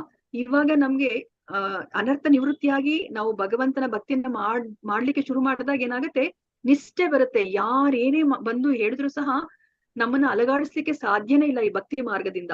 ಇವಾಗ ನಿಷ್ಠೆ ಬಂದ್ಮೇಲೆ ನಮ್ಗೆ ರುಚಿ ಬರುತ್ತೆ. ಈಗ ನಮ್ಗೆ ರುಚಿ ಇಲ್ಲ, ನಾನು ಹರೇ ಕೃಷ್ಣ ಮಾತ್ರ ಸುಮ್ನೆ ಹೇಳ್ಕೊತಾ ಇದ್ದೀನಿ ಅಷ್ಟೇ, ನನಗೆ ಅದರ ರಸ, ನನಗೆ ಅದರ ರುಚಿ ನನಗೆ ಸಿಗ್ತಾ ಇಲ್ಲ. ಆದ್ರೆ ಇವಾಗ ಆ ನಿಷ್ಠೆ ಬಂದ್ಮೇಲೆ ನಾವು ಭಗವಂತನ ಭಕ್ತಿಯನ್ನ ಮಾಡ್ಲಿಕ್ಕೆ ಶುರು ಮಾಡಿದಾಗ ನನಗೆ ಅದ್ರ ಬಗ್ಗೆ ರುಚಿ ಬರ್ಲಿಕ್ಕೆ ಗೊತ್ತಾಗುತ್ತೆ. ಯಾಕಂದ್ರೆ ನಮ್ಮ ರೋಗ ಎಲ್ಲ ವಾಸಿ ಆಗ್ಲಿಕ್ಕೆ ಶುರುವಾಗ್ತಾ ಹೋಗುತ್ತೆ. ಅವಾಗ ನಮ್ಗೆ ಅದರ ರುಚಿ ಗೊತ್ತಾಗುತ್ತೆ. ಹೇಗೆ ಆ ಕಾಮಾಲೆ ರೋಗ ಬಂದಿರೋರಿಗೆ ಅದಕ್ಕೆ ಮಧ್ಯೆ ಕಬ್ಬಿನ ಹಾಲು, ಅದೇ ಕಾಮಾಲೆ ರೋಗ ಇದ್ದಾಗ ಆ ಕಬ್ಬಿನ ಹಾಲು ಎಷ್ಟು ಸಿಹಿ ಅಲ್ವಾ, ಅವ್ರಿಗೆ ಸಿಹಿ ಗೊತ್ತಾಗೋದಿಲ್ವಂತೆ. ಯಾವಾಗ ರೋಗ ವಾಸಿ ಆಗ್ತಾ ಹೋಗುತ್ತೋ ಆ ಕಬ್ಬಿನ ಹಾಲು ಕುಡ್ದಾಗ ಅವ್ರಿಗೆ ಅದಕ್ಕೆ ರುಚಿ ಗೊತ್ತಾಗ್ತಾ ಹೋಗುತ್ತಂತೆ. ಅದೇ ತರನೇ ನಮ್ಗೆಲ್ಲರಿಗೂ ಸಹ ಈಗ ಭವ ರೋಗ ಬಂದಿದೆ, ನಾನು ಒಡೆಯ, ಈ ಇಂದ್ರಿಯ ಸುಖವನ್ನ ಅನುಭವಿಸ್ಬೇಕು ಅನ್ನೋ ಒಂದು ರೋಗ ಬಂದಿದೆ. ಯಾವಾಗ ಈ ಹರಿನಾಮವನ್ನ ಹೇಳ್ತಾ ಹೇಳ್ತಾ ಆ ರೋಗ ವಾಸಿ ಆಗ್ತಾ ಆಗ್ತಾ ನಮ್ಗೆ ಅದರ ರುಚಿ ಗೊತ್ತಾಗ್ತಾ ಹೋಗುತ್ತೆ, ಭಕ್ತಿಯ ರುಚಿ ನಮ್ಗೆ ಗೊತ್ತಾಗುತ್ತೆ. ಅದಾದ್ಮೇಲೆ ಆಸಕ್ತಿ ಬರುತ್ತೆ. ಈಗ ನಾವ್ ಏನ್ ಮಾಡ್ತಾ ಇದೀವಿ, ಗುರುಗಳು ಹೇಳ್ತಾ ಇದ್ರೆ 4 ಮಾಡ್ಬೇಕು, 4 ಮಾಡ್ಕೊಡುದು ಅಂತ ಹೇಳ್ಬಿಟ್ಟು ನಾವ್ ಮಾಡ್ತಾ ಹೋಗ್ತಾ ಇದೀವಿ. ಆಮೇಲೆ ನಮ್ಗೆ ಯಾವಾಗ ಅದ್ರ ಬಗ್ಗೆ ಆಸಕ್ತಿ ಬರುತ್ತೋ ಅವಾಗ ನಾವೇ ಕೇಳ್ತೀವಿ, ನಾನು ಇವಾಗ 16 ರೌಂಡ್ ನಾನು ಹರೇ ಕೃಷ್ಣ ಮಹಾಮಂತ್ರ ಹೇಳ್ತಾ ಇದೀನಿ, 4:15 ಗಂಟೆಗೆ ನಾನು ಮಂಗಳಾರತಿ ಅಟೆಂಡ್ ಮಾಡ್ತಾ ಇದೀನಿ, ಭಗವದ್ಗೀತೆ ಭಾಗವತಂ ಓದ್ತಾ ಇದೀನಿ, ಇನ್ನ ಏನಾದ್ರು ಮಾಡ್ಬೇಕಾ, ಏನ್ ಮಾಡಿದ್ರೆ ಕೃಷ್ಣನಿಗೆ ಇಷ್ಟ ಆಗತ್ತೆ ಅಂತ ಹೇಳ್ಬಿಟ್ಟು ನಾವೇ ಪ್ರಶ್ನೆಯನ್ನ ಕೇಳಲಿಕ್ಕೆ ನಾವು ಶುರು ಮಾಡ್ತೀವಿ. ಅಂದ್ರೆ ಅಷ್ಟು ನಮ್ಗೆ ಆಸಕ್ತಿ ಬರುತ್ತೆ. ಮತ್ತೆ ಅದಾದ್ಮೇಲೆ ಏನಾಗುತ್ತೆ, ಭಾವ. ಸೊ ಭಾವದಲ್ಲಿ ಅಂದ್ರೆ ನಾನು ಇವಾಗ ಹರೇ ಕೃಷ್ಣ ಮಹಾಮಂತ್ರನ ನಾನು ಸುಮ್ನೆ ಹೇಳ್ಕೊತಾ ಇದೀನಿ, ಆದ್ರೆ ಭಾವ ಪರವಶ ಅಂತ ಹೇಳ್ಕೊಂಡ್ರೆ ನನ್ನ ಕಣ್ಣುಗಳಲ್ಲಿ ನೀರ್ ಬರ್ಬೇಕು. ನಮ್ಗೆ ಶಿಕ್ಷಾಷ್ಟಕದಲ್ಲಿ ಆ ಭಾವ ಪರವಶತೆಗೆ ಒಳಗಾಗಿ ಭಗವಂತನ ನಾಮಸ್ಮರಣೆಯನ್ನ ಮಾಡಿದಾಗ ಏನೆಲ್ಲ ನಮ್ಮ ದೇಹದಲ್ಲಿ ಬದಲಾವಣೆ ಆಗುತ್ತೆ ಅನ್ನೋದನ್ನ ಹೇಳ್ತಾರೆ. ಸೊ ಏನು ಅಷ್ಟ ಸಾತ್ವಿಕ ವಿಕಾರ ಅಂತ ಹೇಳ್ಬಿಟ್ಟು ಹೇಳ್ತಾರೆ. ಸೊ ಅದೆಲ್ಲನೂ ಸಹ ನಮ್ಮ ದೇಹದಲ್ಲಿ ಬದಲಾವಣೆ ಆಗ್ಬೇಕು. ಈಗ ನಾವು ಸುಮ್ನೆ ಹೇಳ್ತಾ ಇದೀವಿ ಹರೇ ಕೃಷ್ಣ ಕೃಷ್ಣ ಕೃಷ್ಣ ಹರೇ ಹರೇ, ಹರೇ ರಾಮ ರಾಮ ರಾಮ ಹರೇ ಹರೇ. ಸೊ ಹರೇ ಕೃಷ್ಣ ಅಂತ ಹೇಳ್ಬೇಕಾದ್ರೆ ನಮ್ಗೆ ಕಣ್ಣುಗಳಲ್ಲಿ ನೀರ್ ಬರುತ್ತೆ. ಅಂದ್ರೆ ಅಷ್ಟು ಭಾವ ಪರವಶತೆಯಿಂದ ನಮ್ಗೆ ಇವಾಗ ಅಗಲಿದೀವಿ ಭಗವಂತನನ್ನ. ನಮ್ಗೆ ಯಾವಾಗ ನಮ್ಗೆ ಆ ಭಗವಂತನ ಸಂಪರ್ಕಕ್ಕೆ ಬಂದ ತಕ್ಷಣ, ಇವಾಗ ನಮ್ಮ ಮಗು ಏನಾದ್ರು ಅಮೆರಿಕದಿಂದ ಬಂದ್ರೆ ಎಷ್ಟೊಂದ್ ದಿವಸ ಆದ್ಮೇಲೆ ನಮ್ಗೆ ಹೆಂಗ್ ಅನ್ಸುತ್ತೆ ಅಲ್ವಾ, ಅದೇ ತರ ನಮ್ಗೆ ಇವಾಗ ಬದಲಾವಣೆ ಆಗ್ಬೇಕು. ನಮ್ಗೆ ಭಗವಂತನ ನಾಮಸ್ಮರಣೆ ಮಾಡಿ ಅಂದ್ರೆ ಅಯ್ಯೋ ನಿನ್ನ ಇಷ್ಟು ದಿವಸದಿಂದ ಅಗಲಿದಿನ ಭಗವಂತ ಅಂತ ಹೇಳ್ಬಿಟ್ಟು ನಮ್ಗೆ ಆ ದೇಹದಲ್ಲಿ ಬದಲಾವಣೆ ಆಗ್ಬೇಕು. ಅದು ಭಾವ ಅಂತ ನೋಡಿ. ಈ ಭರತ ಚಕ್ರವರ್ತಿ ಆ ಭಾವ ಹಂತದಲ್ಲಿದ್ದಾರೆ, ಆದ್ರೆ ಇವಾಗ ಆ ಜಿಂಕೆಯ ಮೋಹಕ್ಕೆ ಒಳಗಾಗಿ ಅವ್ರ ಇವಾಗ ಸಾಯುವ ಗಳಿಗೆಯಲ್ಲಿ ಅವ್ರು ಇವಾಗ ಫೇಲ್ ಆಗ್ಬಿಟ್ರು ಅಲ್ವಾ, ಎಕ್ಸಾಮ್ ಅಲ್ಲಿ ಅವರು ಪಾಸ್ ಆಗ್ಲಿಲ್ಲ. ಇನ್ನೊಂದೇ ಒಂದು ಹಂತ ಇದೆ, ಆ ಹಂತದಲ್ಲಿ ಏನಾಗುತ್ತೆ, ಆ ಕೃಷ್ಣನ ಪ್ರೇಮವನ್ನ ನಾವು ಪಡಿಬಹುದು. ಅಂದ್ರೆ ಅವರು ಒಬ್ಬ ವ್ಯಕ್ತಿ, ನಾವು ಬರೇ ಶಕ್ತಿ ಅನ್ಕೊಂಡಿದೀವಲ್ವಾ, ಇವಾಗ ನಾವು ಬೆಳಕನ್ನ ಪ್ರೀತಿಸ್ಲಿಕ್ಕೆ ಆಗೋದಿಲ್ಲ, ಒಂದು ಗೋಡೆಯನ್ನ ಪ್ರೀತಿಸ್ಲಿಕ್ಕೆ ಆಗೋದಿಲ್ಲ, ಒಂದು ನಿರಾಕಾರದಲ್ಲಿ ಯಾವ್ದೋ ಒಂದು ಶಕ್ತಿ ಇದೆ ಅನ್ಕೊಂಡು ನಾವ್ ಅದನ್ನ ಪ್ರೀತಿಸ್ಲಿಕ್ಕೆ ಆಗೋದಿಲ್ಲ. ಆದ್ರೆ ಕೃಷ್ಣ ಅವರು ಭಗವಂತ, ನಾವು ನೋಡಿದ್ವಲ್ವಾ, ಶ್ಯಾಮ ಸುಂದರ ರೂಪ ಇದೆ, ಅವರಿಗೆ ಸುಂದರವಾದ ರೂಪ ಇದೆ. ಅವ್ರನ್ನ ಅಂತಹ ರೂಪವನ್ನ ನಾವು ಕಣ್ಣಿನ ಮುಂದೆ ನಾವು ನೋಡ್ಬೋದು. ನಾವು ಅವ್ರ ಜೊತೆ ಮಾತಾಡ್ಬೋದು, ಅವ್ರ ಜೊತೆ ನಾವು ತಿನ್ಬೋದು, ಊಟ ಮಾಡ್ಬೋದು, ಒಬ್ಬ ವ್ಯಕ್ತಿ ಜೊತೆ ನಾವ್ ಏನೆಲ್ಲ ಮಾಡ್ಬೋದು ಅದೆಲ್ಲವನ್ನ ನಾವು ಮಾಡ್ಬೋದು. ಆ ಪ್ರೇಮ ಹಂತವನ್ನ ನಾವು ಭಗವಂತನ ಪ್ರೇಮವನ್ನ ನಾವು ಪಡಿಬಹುದು. ಸೊ ಈ ಇಷ್ಟು ಹಂತದಲ್ಲಿ ಅವರು ಭಾವ ಹಂತದಲ್ಲಿದ್ದು ಅವರು ಜೀವನದ ಪರೀಕ್ಷೆಯಲ್ಲಿ ಅವರು ಫೇಲ್ ಆಗ್ಬಿಡ್ತಾರೆ ಭರತ ಚಕ್ರವರ್ತಿ. ಆದ್ರೆ ಭಗವಂತ ಅವ್ರ ಮೇಲೆ ಅನುಗ್ರಹವನ್ನ ತೋರಿ ಅವ್ರಿಗೆ ಮುಂದಿನ ಜನ್ಮದಲ್ಲಿ ಅವ್ರಿಗೆ ಜಡಭರತನಾಗಿ ಅವ್ರು ಆ ಜಿಂಕೆ ಇದ್ದಾಗ್ಲೂ ಸಹ ಆ ಜಿಂಕೆ ನೋಡಿ ಅವ್ರಿಗೆ ಹಿಂದಿನ ಜನ್ಮದ ಸ್ಮರಣೆನ ಕೊಟ್ಟಿರ್ತಾರೆ ಭಗವಂತ. ಅಷ್ಟು ಅನುಗ್ರಹವನ್ನ ಮಾಡ್ತಾರೆ. ಯಾಕಂದ್ರೆ ನಮೇ ಭಕ್ತ ಪ್ರಣಶ್ಯತಿ, ಭಕ್ತಿ ಮಾರ್ಗದಲ್ಲಿ ಯಾರಿದ್ರು ಸಹ ಅವರು ನಾಶ ಹೊಂದೋದಿಲ್ಲ ಅಂತ ಹೇಳ್ಬಿಟ್ಟು ಕೃಷ್ಣ ನಮ್ಗೆ ಭಗವದ್ಗೀತೆಯಲ್ಲಿ ತಿಳಿಸಿಕೊಡ್ತಾರೆ. ನೋಡಿ ಕೃಷ್ಣ ಅವ್ರಿಗೆ ಏನಂದ್ರೆ ಜ್ಞಾನವನ್ನ ಕೊಡ್ತಾ ಇದ್ದಾರೆ, ಅಂದ್ರೆ ಅವ್ರ ಹಿಂದಿನ ಜನ್ಮದ ಸ್ಮರಣೆಯನ್ನ ಕೊಡ್ತಾ ಇದ್ದಾರೆ. ಅದಕ್ಕೆ ಆ ಜಿಂಕೆಯಾಗಿ ಇತ್ಕೊಂಡಾಗ, ಜಿಂಕೆಯ ಜನ್ಮವನ್ನ ಪಡೆದಾಗ ಭರತ ಚಕ್ರವರ್ತಿ ಅವರು ಆ ಸಾಧು ಮುನಿಗಳ ಆಶ್ರಮದ ಸುತ್ತಲೇನೆ ಅವರು ಓಡಾಡ್ತಾ ಇರ್ತಾರೆ. ಅವರು ಹಸಿ ಹುಲ್ಲನ್ನು ಸಹ ತಿನ್ನೋದಿಲ್ವಂತೆ, ಒಣಗಿದ ಹುಲ್ಲನ್ನ ಮಾತ್ರ ತಿನ್ಕೊಂಡು ಆ ಜಿಂಕೆಯ ಜನ್ಮವನ್ನ ಮುಗಿಸ್ತಾರಂತೆ. ಅದಾದ್ಮೇಲೆ ಅವರು ಮುಂದಿನ ಜನ್ಮದಲ್ಲಿ ಜಡಭರತನಾಗಿ ಹುಟ್ಟಿ ಅವರು ಆ ಜನ್ಮದಲ್ಲಿ ಅವರು ಭಗವಂತನ ಲೋಕಕ್ಕೆ ಹೋಗ್ತಾರೆ. ನೋಡಿ ಭಗವಂತ ಅನುಗ್ರಹವನ್ನ ಮಾಡ್ತಾರೆ, ಅವ್ರಿಗೆ ಬುದ್ಧಿಯನ್ನ ಕೊಡ್ತಾರೆ ಏನನ್ನ ಮಾಡ್ಬೇಕು ಅಂತ ಹೇಳ್ಬಿಟ್ಟು. ಯಾಕಂದ್ರೆ ಅವರು ಅಷ್ಟು ಭಕ್ತಿಯನ್ನ ಮಾಡಿದ್ದಾರೆ. ಅದಕ್ಕೇನೆ ಸ್ವಲ್ಪ ಮಪ್ಪೆಸ್ತೆ ಧರ್ಮಸ್ಯ ತ್ರಾಯತೋ ಮಹತೋ ಭಯಾತ್ ಅಂತ ಹೇಳುದು. ಇವಾಗ ಆ ಜನ್ಮದಲ್ಲಿ ಅವ್ರಿಗೆ ಫೇಲ್ ಆಯ್ತು, ಆದ್ರೆ ಭಗವಂತ ಅವ್ರಿಗೆ ಕೃಪೆಯನ್ನ ತೋರಿ ಮುಂದಿನ ಜನ್ಮದಲ್ಲಿ ಅವರು ಪೂರ್ತಿ ಪರಿಪೂರ್ಣವಾದ ಭಕ್ತಿಯನ್ನ ಮಾಡಿ ಭಗವಂತನ ಲೋಕಕ್ಕೆ ಹೋಗೋ ಅನುಗ್ರಹವನ್ನ ಅವರು ಕೊಡ್ತಾರೆ. ಸೊ ಇಲ್ಲಿ ಈ ಭಗವಂತನ ಶ್ರೇಷ್ಠತೆಯನ್ನ ಅರ್ಥ ಮಾಡ್ಕೊಳ್ಲಿಕ್ಕೆ ನಮ್ಗೆ ಇಲ್ಲೊಂದು ಚಿಕ್ಕ ಒಂದು ಕಥೆ ಇದೆ. ಸೊ ಈ ಕಥೆಯಲ್ಲಿ ಏನಾಗ್ತಾ ಇದೆ ಅಂತಂದ್ರೆ, ನಮಗ್ ಗೊತ್ತಿರೋ ಹಾಗೇನೆ ನಾರದರು ತ್ರಿಲೋಕ ಸಂಚಾರಿ ಅಲ್ವಾ, ಅವರು ಅಕರ್ಮ, ಅವರು ಏನೇ ಒಂದು ಕರ್ಮವನ್ನ ಮಾಡಿದ್ರು ಸಹ ಅದು ಏನು ಭಗವಂತನ ಸಂತೋಷಕ್ಕೋಸ್ಕರನೇ ಮಾಡೋದು. ಸೊ ಇವಾಗ ಹರಿನಾಮವನ್ನ ಎಲ್ಲೇ ಹೋದ್ರು, ಯಾರ ಜೊತೆ ಸಂಪರ್ಕಕ್ಕೆ ಬಂದ್ರು ಅವ್ರು ಹರಿನಾಮವನ್ನ ಹಂಚ್ಕೊಂಡು ಹೋಗೋದೇ ಅವ್ರ ಕೆಲಸ. ಇದೇ ತರ ಅವರು ತ್ರಿಲೋಕದಲ್ಲಿ ಸಂಚಾರ ಮಾಡ್ತಾ ಇರ್ಬೇಕಾದ್ರೆ ಅವರು ಒಂದು ಗ್ರಾಮಕ್ಕೆ ಬಂದಾಗ ಆ ಗ್ರಾಮದಲ್ಲಿ ಇರುವಂತಹ ಒಬ್ಬ ಬ್ರಾಹ್ಮಣನನ್ನ, ದೇವ್ರ ಪೂಜೆ ಮಾಡ್ತಾರಲ್ವಾ, ಆ ಬ್ರಾಹ್ಮಣನನ್ನ ಅವರು ಭೇಟಿ ಮಾಡ್ತಾರೆ. ಬ್ರಾಹ್ಮಣನ ಭೇಟಿ ಮಾಡಿದಾಗ ಅವರು ನಾರದರಿಗೆ ನಮಸ್ಕಾರ ಮಾಡಿ, ನೀವು ಇವಾಗ ಹೇಗುನು ವೈಕುಂಠಕ್ಕೆ ಹೋಗ್ತಿರಲ್ಲ, ಆಗ ವಿಷ್ಣುವನ್ನ ಕೇಳಿ ನನಗೆ ಇನ್ನ ಎಷ್ಟು ಜನ್ಮ ಬೇಕಾಗುತ್ತೆ ನಾನು ಭಗವಂತನ ಬಳಿಗೆ ಬರ್ಲಿಕ್ಕೆ ಅಂತ ಕೇಳ್ಕೊಂಡ್ ಬನ್ನಿ, ಮುಂದಿನ ಸರಿ ಬಂದಾಗ ನನ್ನನ್ನು ಭೇಟಿ ಆದಾಗ ಅಂತ ಹೇಳ್ತಾರೆ. ಸರಿ ಅಂತ ಹೇಳ್ಬಿಟ್ಟು ನಾರದರಿಂದ ಮುಂದೆ ಹೋದಾಗ ಆ ಊರಿನ ಚಮ್ಮಾರ ನನ್ನ ಭೇಟಿ ಆಗ್ತಾರೆ. ಆ ಚಮ್ಮರನ್ನು ಸಹ ಅವ್ರಿಗೆ ನಮಸ್ಕಾರ ಮಾಡಿ ಇದೇ ಪ್ರಶ್ನೆಯನ್ನ ಕೇಳ್ತಾರೆ, ನನಗೆ ಈ ಜೀವನ ಸಾಕಾಗೋಗಿದೆ, ನಾನು ಯಾವಾಗ ಭಗವಂತನ ಲೋಕಕ್ಕೆ ಹೋಗ್ತೀನಿ ಅಂತ ನೀವು ಕೇಳ್ಕೊಂಡ್ ಬನ್ನಿ ಅಂತ ಹೇಳಿದಾಗ ನಾರದರು ಆಯ್ತು ಅಂತ ಹೇಳ್ತಾರೆ. ಅದೇ ತರ ಅವರು ವೈಕುಂಠಕ್ಕೆ ಹೋಗ್ತಾರೆ. ವೈಕುಂಠಕ್ಕೆ ಹೋದಾಗ ಅವರು ಕುಶಲೋಪಚಾರಿ ಎಲ್ಲ ಮಾತಾಡಿದ್ಮೇಲೆ ಅವರು ಕೇಳ್ತಾರೆ ಏನ್ ಸಮಾಚಾರ ಅಂದಾಗ ಇವರಿಬ್ರು ವಿಷಯದ ಬಗ್ಗೆ ನಾರದರು ವಿಷ್ಣುವಿಗೆ ಹೇಳ್ತಾರೆ. ಆಗ ವಿಷ್ಣು ಹೇಳ್ತಾರೆ, ಬ್ರಾಹ್ಮಣ ಅವನಿಗೆ ಇನ್ನ 200 ಜನ್ಮ ಬೇಕಾಗತ್ತೆ, ಆದ್ರೆ ಈ ಚಮ್ಮಾರ ಇದೇ ಜನ್ಮದಲ್ಲಿ ಅವನು ನನ್ನ ಬಳಿಗೆ ವಾಪಸ್ ಬರ್ತಾನೆ ಅಂತ ಹೇಳಿದಾಗ ನಾರದರಿಗೆ ಆಶ್ಚರ್ಯ ಹೋಗುತ್ತೆ. ಇದೇನಿದು, ಅವನು ಬೆಳಗ್ಗೆಯಿಂದ ರಾತ್ರಿ ತನಕ ನಿಮ್ಗೆ ವೇದ ಮಂತ್ರಗಳನ್ನ ಹೇಳ್ಕೊಂಡು ಪೂಜೆ ಮಾಡ್ತಾನೆ, ಅವ್ನಿಗಿನ್ನ 200 ಜನ್ಮ ಬೇಕಾಗುತ್ತೆ ಅಂತ ಹೇಳ್ತಾ ಇದ್ದೀರಾ, ಆದ್ರೆ ಈ ಚಮ್ಮರನ್ಗೆ ಇದೇ ಜನ್ಮದಲ್ಲಿ ನನ್ನ ಬಳಿಗೆ ಬರ್ತಾನೆ ಅಂತ ಹೇಳ್ತಿದ್ದೀರಾ, ನನ್ಗೆ ಅರ್ಥನೇ ಆಗ್ತಿಲ್ಲ ಅಂತ ಹೇಳಿದಾಗ, ಸರಿ ನಿನ್ಗೆ ಅರ್ಥ ಆಗ್ಬೇಕು ಅಂತಂದ್ರೆ ನೀನು ಅವ್ರ ಹತ್ರ ಹೋದಾಗ, ಅವ್ರನ್ನ ಭೇಟಿಯಾದಾಗ ಈ ವಿಷಯವನ್ನ ಹೇಳು, ಆಗ ಅವ್ರು ಕೊಡುವ ಉತ್ತರದಿಂದ ನಿನ್ಗೆ ಅರ್ಥ ಆಗುತ್ತೆ ಅಂತ ಹೇಳ್ತಾರೆ. ಸರಿ ಅಂತ ಹೇಳ್ಬಿಟ್ಟು ಅವ್ರು ಹೇಳ್ತಾರೆ, ಅವ್ರು ಒಂದು ಪ್ರಶ್ನೆಯನ್ನ ಕೇಳ್ತಾರೆ, ನೀನು ಅವ್ರ ಬಳಿಗೆ ಹೋದಾಗ ಅವ್ರು ಒಂದು ಪ್ರಶ್ನೆಯನ್ನ ಕೇಳ್ತಾರೆ, ನೀನು ವಿಷ್ಣುವನ್ನ ಭೇಟಿಯಾದಾಗ ವೈಕುಂಠದಲ್ಲಿ ವಿಷ್ಣು ಏನ್ ಮಾಡ್ತಾ ಇದ್ರು ಅಂತ ಹೇಳ್ಬಿಟ್ಟು ಒಂದು ಪ್ರಶ್ನೆಯನ್ನ ಕೇಳ್ತಾರೆ. ಅವಾಗ ನೀನ್ ಹೇಳು, ವಿಷ್ಣು ಅವರು ಸೂಜಿಯ ಮೊನೆಯಲ್ಲಿ ಅಂದ್ರೆ ಸೂಜಿಯ ತೂತಿನಲ್ಲಿ ಅವರು ಆನೆಯನ್ನ ಪೋಣಿಸ್ತಿದ್ರು ಅಂತ ಹೇಳ್ಬಿಟ್ಟು ಹೇಳು, ಆಗ ನಿನ್ಗೆ ಅರ್ಥ ಆಗತ್ತೆ ಅವ್ರು ಕೊಡೋ ಉತ್ತರದಿಂದ ನಾನು ಯಾಕೆ ಹಿಂಗ್ ಹೇಳ್ದೆ ಅಂತ ಹೇಳ್ಬಿಟ್ಟು ಹೇಳ್ತಾರೆ. ಸರಿ ಅಂತ ಹೇಳ್ಬಿಟ್ಟು ಅವ್ರು ಮತ್ತೆ ಇನ್ನೊಮ್ಮೆ ಅವರು ಭೂಲೋಕಕ್ಕೆ ಅವರು ಬಂದಾಗ, ಸಂಚಾರ ಮಾಡ್ಕೊಂಡು ಬಂದಾಗ ಅವ್ರ ಇಬ್ಬರನ್ನ ಭೇಟಿ ಆಗ್ತಾರೆ. ಮೊದ್ಲು ಬ್ರಾಹ್ಮಣನ ಭೇಟಿ ಆಗ್ತಾರೆ. ಬ್ರಾಹ್ಮಣನಿಗೆ ಹೇಳ್ತಾರೆ ನಿನ್ಗಿನ್ನ 200 ಜನ್ಮ ಬೇಕಾಗುತ್ತೆ ಅಂತಂದಾಗ ಅವ್ರಿಗೆ ತುಂಬಾ ಕೋಪ ಬಂದ್ಬಿಡುತ್ತೆ. ಇದೇನಿದು, ನನಗಿನ್ನ 200 ಜನ್ಮ ಬೇಕಾ, ನಾನು ಎಷ್ಟು ಭಗವಂತನ ಸೇವೆಯನ್ನ ಮಾಡ್ತಾ ಇದೀನಿ, ಪೂಜೆಯನ್ನ ಮಾಡ್ತಾ ಇದೀನಿ ಅಂತ ಹೇಳ್ಬಿಟ್ಟು, ಸರಿ ನೀವ್ ಹೇಳಿ ಹಾಗಾದ್ರೆ ವೈಕುಂಠಕ್ಕೆ ನೀವು ಹೋದಾಗ ವಿಷ್ಣು ಏನ್ ಮಾಡ್ತಿದ್ರು ಅಂತ ಹೇಳಿದಾಗ ನಾರದ್ರು ಹೇಳ್ತಾರೆ, ಅವರು ಸೂಜಿಯ ಕಣ್ಣಿನೊಳಗಡೆ ಅವರು ಆನೆಯನ್ನ ಪೋಣಿಸ್ತಿದ್ರು ಅಂದಾಗ ಅವಾಗ ಬ್ರಾಹ್ಮಣ ಹೇಳ್ತಾರೆ, ಸರಿ ಬಿಡಿ, ನಿಮ್ಗೆ ಬುದ್ಧಿ ಭ್ರಮಣೆ ಆಗಿದೆ, ನಾನು ನಿಮ್ಮ ಮಾತನ್ನ ನಾನು ನಂಬೋದಿಲ್ಲ ಅಂತ ಹೇಳ್ಬಿಟ್ಟು ಅವ್ರು ಹೊರಟೋಗ್ತಾರೆ. ಅದಾದ್ಮೇಲೆ ಅವರು ಚಮ್ಮಾರನನ್ನ ಭೇಟಿ ಆಗ್ತಾರೆ. ಚಮ್ಮಾರನಿಗೂ ಸಹ ಅವರು ಹೇಳ್ತಾರೆ, ನೀನು ಇದೇ ಜನ್ಮದಲ್ಲಿ ವಾಪಸ್ ಬರ್ತೀಯಂತೆ ಅಂತಂದಾಗ ಅವ್ರಿಗೆ ತುಂಬಾ ಖುಷಿ ಆಗೋಗುತ್ತೆ. ಅವರು ನಾರಾಯಣನ ಸ್ತುತಿ ಮಾಡ್ಕೊಂಡು ಅವ್ರು ಕೊಂಡಾಡ್ತಾರೆ. ಅದಾದ್ಮೇಲೆ ನನ್ನ ನಾರಾಯಣ ಏನ್ ಮಾಡ್ತಾ ಇದ್ರು ನೀವು ವೈಕುಂಠದಲ್ಲಿ ಭೇಟಿಯಾದಾಗ ಅಂತ ಹೇಳಿದಾಗ ಅವ್ರು ಹೇಳ್ತಾರೆ, ಅವರು ಸೂಜಿಯ ಕಣ್ಣಿನ ಒಳಗಡೆ ಆನೆಯನ್ನ ತೋರಿಸ್ತಿದ್ರು ಅಂದಾಗ ಆಗ ಅವ್ರಿಗಿನ್ನ ಸಂತೋಷ ಆಗೋಗ್ಬಿಡುತ್ತೆ. ಆ ಚಮ್ಮಾರನಿಗೆ ಅವರು ಕುಣಿಲಿಕ್ಕೆ ಶುರು ಮಾಡ್ತಾರೆ. ಅಯ್ಯೋ ನನ್ನ ಭಗವಂತ, ಅವ್ರು ಏನ್ ಬೇಕಾದ್ರೂ ಮಾಡ್ಲಿಕ್ಕೆ ಸಾಧ್ಯ, ನಿನಗೆ ನೀನೇ ಸಾಟಿ ಅನ್ಕೊಂಡು ಅವ್ರು ಇನ್ನ ಸ್ತುತಿ ಮಾಡ್ಲಿಕ್ಕೆ ಶುರು ಮಾಡ್ತಾರೆ. ಅವಾಗ ನಾರದ್ರು ಕೇಳ್ತಾರೆ, ಚಮ್ಮಾರನ ನೀನ್ ನಂಬ್ತೀಯಾ, ಸೂಜಿಯ ಕಣ್ಣಿನೊಳಗಡೆ ದಾರವನ್ನೇ ಪೋಣಿಸ್ಲಿಕ್ಕೆ ಎಷ್ಟ್ ಕಷ್ಟ, ಅವ್ರು ಆನೆಯನ್ನ ಪೋಣಿಸ್ತಾರೆ ಅಂತಂದ್ರೆ ನೀನ್ ನಂಬ್ತೀಯಾ ಅಂತಂದ್ರೆ, ಹೌದು ನನ್ನ ಭಗವಂತನಿಗೆ ಯಾವ್ದು ಸಾಧ್ಯ ಇಲ್ಲ, ನನ್ನ ದೊರೆಗೆ ಎಲ್ಲ ಸಾಧ್ಯ. ನೋಡಿ ನಾನು ಎಂತಹ ಬೃಹದಾಕಾರವಾದ ಆಲದ ಮರದ ಕೆಳಗಡೆ ಕುತ್ಕೊಂಡಿದೀನಿ, ಇಂತಹ ಬೃಹದಾಕಾರದ ಆಲದ ಮರವನ್ನ ನೋಡಿ ಎಷ್ಟು ಚಿಕ್ಕ ಬೀಜದ ಒಳಗಡೆ ಇಟ್ಟಿದ್ದಾರೆ ಭಗವಂತ. ಅವರು ಆ ಸೂಜಿಯ ಕಣ್ಣಿನ ಒಳಗಡೆ ಆನೆಯನ್ನೇನು ಅವರು ಇಡೀ ಬ್ರಹ್ಮಾಂಡವನ್ನೇ ಬೇಕಾದ್ರೆ ತೋರಿಸ್ತಾರೆ, ಅವರ ಮಹಿಮೆಯನ್ನ ನಾವು ಅರ್ಥ ಮಾಡ್ಕೊಳ್ಲಿಕ್ಕೆ ಸಾಧ್ಯ ಇಲ್ಲ, ಅವ್ರಿಗೆ ಅವರೇ ಸಾಟಿ ಅಂತ ಹೇಳ್ಬಿಟ್ಟು ಅವ್ರು ಕೊಂಡಾಡ್ತಾರಂತೆ. ಆಗ ನಾರದರಿಗೆ ಅರ್ಥ ಆಗತ್ತಂತೆ, ಹೌದು ಯಾಕೆ ವಿಷ್ಣು ಹೇಳಿದ್ರು ಈ ಚಮ್ಮಾರ ಇದೇ ಜನ್ಮದಲ್ಲಿ ಅವರು ಅಂದ್ರೆ ಅವನು ನನ್ನ ಲೋಕಕ್ಕೆ ಬರ್ತಾನೆ, ಆದ್ರೆ ಬ್ರಾಹ್ಮಣನಿಗೆ ಇನ್ನ 200 ಜನ್ಮ ಯಾಕೆ ಬೇಕಾಗುತ್ತೆ ಅಂತ ಹೇಳ್ಬಿಟ್ಟು ಅವ್ರಿಗೆ ಸ್ಪಷ್ಟವಾಗಿ ಅರ್ಥ ಆಗತ್ತೆ ಅಲ್ವಾ. ನೋಡಿ, ಭಗವಂತನ ಆ ಶಕ್ತಿಯನ್ನ ಆ ಬ್ರಾಹ್ಮಣ ಅರ್ಥ ಮಾಡ್ಕೊಳ್ಲಿಕ್ಕೆ ಸಾಧ್ಯ ಆಗ್ಲಿಲ್ಲ, ಆದ್ರೆ ಆ ಚಮ್ಮಾರನಿಗೆ ಅರ್ಥ ಆಯ್ತು ಅಲ್ವಾ. ನೋಡಿ, ಅವ್ರಿಗೆ ಅಷ್ಟು ನಿಷ್ಠೆ ಇದೆ ಭಗವಂತನ ಬಗ್ಗೆ, ಅವ್ರಿಗೆ ಒಂದು ಚೂರುನು ಸಹ ಅವ್ರಿಗೆ ಏನು ಅವ್ರ ಕೈಲಿ ಆಗೋದಿಲ್ಲ ಅನ್ನೋ ಒಂದು ಮನಸ್ಥಿತಿ ಅವ್ರಿಗೆ ಬರ್ಲಿಕ್ಕೆ ಸಾಧ್ಯನೇ ಇಲ್ಲ ಆ ಚಮ್ಮಾರನಿಗೆ. ಅವ್ರಿಗೆ ಅಷ್ಟು ಸ್ಪಷ್ಟವಾಗಿ ಭಗವಂತನ ಜ್ಞಾನದ ಬಗ್ಗೆ, ಭಗವಂತನ ಶಕ್ತಿ ಬಗ್ಗೆ ಅವ್ರಿಗೆ ಅರಿವಿದೆ. ಸೊ ಅದಕ್ಕೋಸ್ಕರ ಅವರು ಭಗವಂತನ ಲೋಕಕ್ಕೆ ಇದೇ ಜನ್ಮದಲ್ಲಿ ಹೋಗ್ಲಿಕ್ಕೆ ಸಾಧ್ಯ ಅಂತ ಹೇಳ್ಬಿಟ್ಟು ಇಲ್ಲಿ ನಾರದ ಅರ್ಥ ಮಾಡ್ಕೋತಾರೆ. ಮತ್ತೆ ಇವಾಗ ನಾವು ಭಕ್ತಿ ಸೇವೆನ ಯಾವಾಗ ಪ್ರಾರಂಭ ಮಾಡ್ಬೇಕು, ನಾವ್ ಇವಾಗ ತಯಾರಿ ಮಾಡ್ಕೋಬೇಕಲ್ಲ, ನಮ್ಮ ಎಕ್ಸಾಮ್ ದಿವಸ ಪಾಸ್ ಮಾಡ್ಕೊಳ್ಲಿಕ್ಕೆ. ಹಾಗಾದ್ರೆ ನಾವು ಭಕ್ತಿ ಸೇವೆನ ಯಾವಾಗ ಪ್ರಾರಂಭ ಮಾಡ್ಬೇಕು ಅನ್ನೋ ಒಂದು ಪ್ರಶ್ನೆ ಅಲ್ವಾ. ನಮ್ಗೆಲ್ಲ ಏನ್ ಹೇಳ್ತಾರೆ, ನಮ್ಗೆ ಇವಾಗ ಭಗವದ್ಗೀತೆ ಭಾಗವತವನ್ನ ಓದ್ಬೇಕಂತಂದ್ರೆ ನಮ್ಮ ಎಲ್ಲ ರಿಟೈರ್ಡ್ ಆದ್ಮೇಲೆ ಒಂದು ಮೂಲೆಯಲ್ಲಿ ಕುತ್ಕೊಂಡಾಗ ಏನು ಕೆಲಸ ಕಾರ್ಯ ಇಲ್ದಲಿದ್ದಾಗ ಓದ್ಬೇಕು ಅಂತ ನಮ್ಗೆ ಹೇಳ್ತಾರೆ ಅಲ್ವಾ.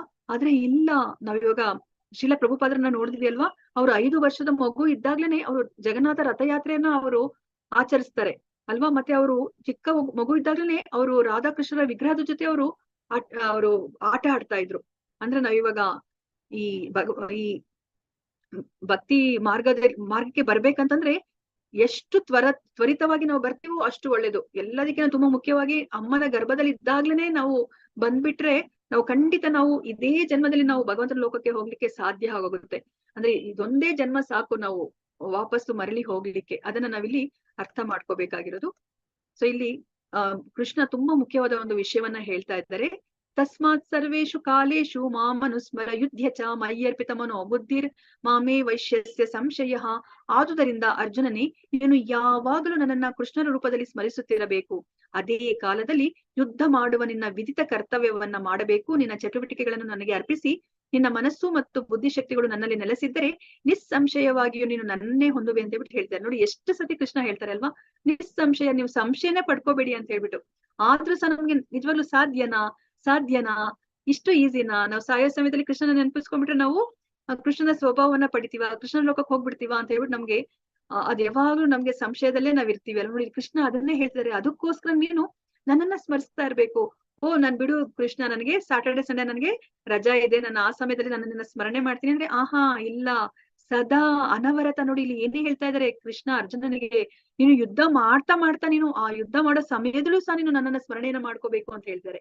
ಯುದ್ಧ ಮಾಡ್ಬೇಕಾದ್ರೆ ನಾವು ಸಾವು ಬದುಕಿನ ಒಂದು ಸ್ಥಿತಿಯಲ್ಲಿ ನಾವ್ ಇರ್ತೀವಿ. ನನ್ನ ಒಂದು ಬಾಣ ಏನಾದ್ರು ಬಿಟ್ರೆ ಅದು ನಮ್ಗೆ ಸಾವನ್ನ ತಂದ್ಕೊಡುತ್ತೆ ಅಲ್ವಾ. ನೋಡಿ ಅಂತಹ ಒಂದು ಏನು ಕ್ರಿಟಿಕಲ್ ಸಮಯದಲ್ಲೂ ಸಹ ಇಲ್ಲಿ ಕೃಷ್ಣ ಏನ್ ಹೇಳ್ತಾರೆ, ನೀನು ನನ್ನ ಸ್ಮರಣೆ ಮಾಡ್ಕೋಬೇಕು ಅಂತ ಹೇಳ್ತಾರೆ. ನಾವಿವಾಗ ಅರ್ಜುನನ ಸ್ಥಿತಿಯನ್ನ ನೋಡ್ಕೊಂಡ್ರೆ ನಾವು ಅಂತ ಒಂದು ಕಷ್ಟದ ಪರಿಸ್ಥಿತಿಲಿ ಏನಿಲ್ಲ ಅಲ್ವಾ. ನಮ್ಮನ್ನ ಯಾರೋ ಇಲ್ಲಿ ಬಂದು ಶೂಟ್ ಏನು ಮಾಡ್ತಾರೆ ನಮ್ಗೆ ದಿನ ಬೆಳಗ್ಗೆ ಆದ್ರೆ ಅಲ್ವಾ. ಹಾಗಾದ್ರೆ ನಮ್ಗೆ ಕಷ್ಟ ಆಗತ್ತಾ ಭಗವಂತನ ಸ್ಮರಣೆನ ಮಾಡ್ಕೊಳ್ಲಿಕ್ಕೆ?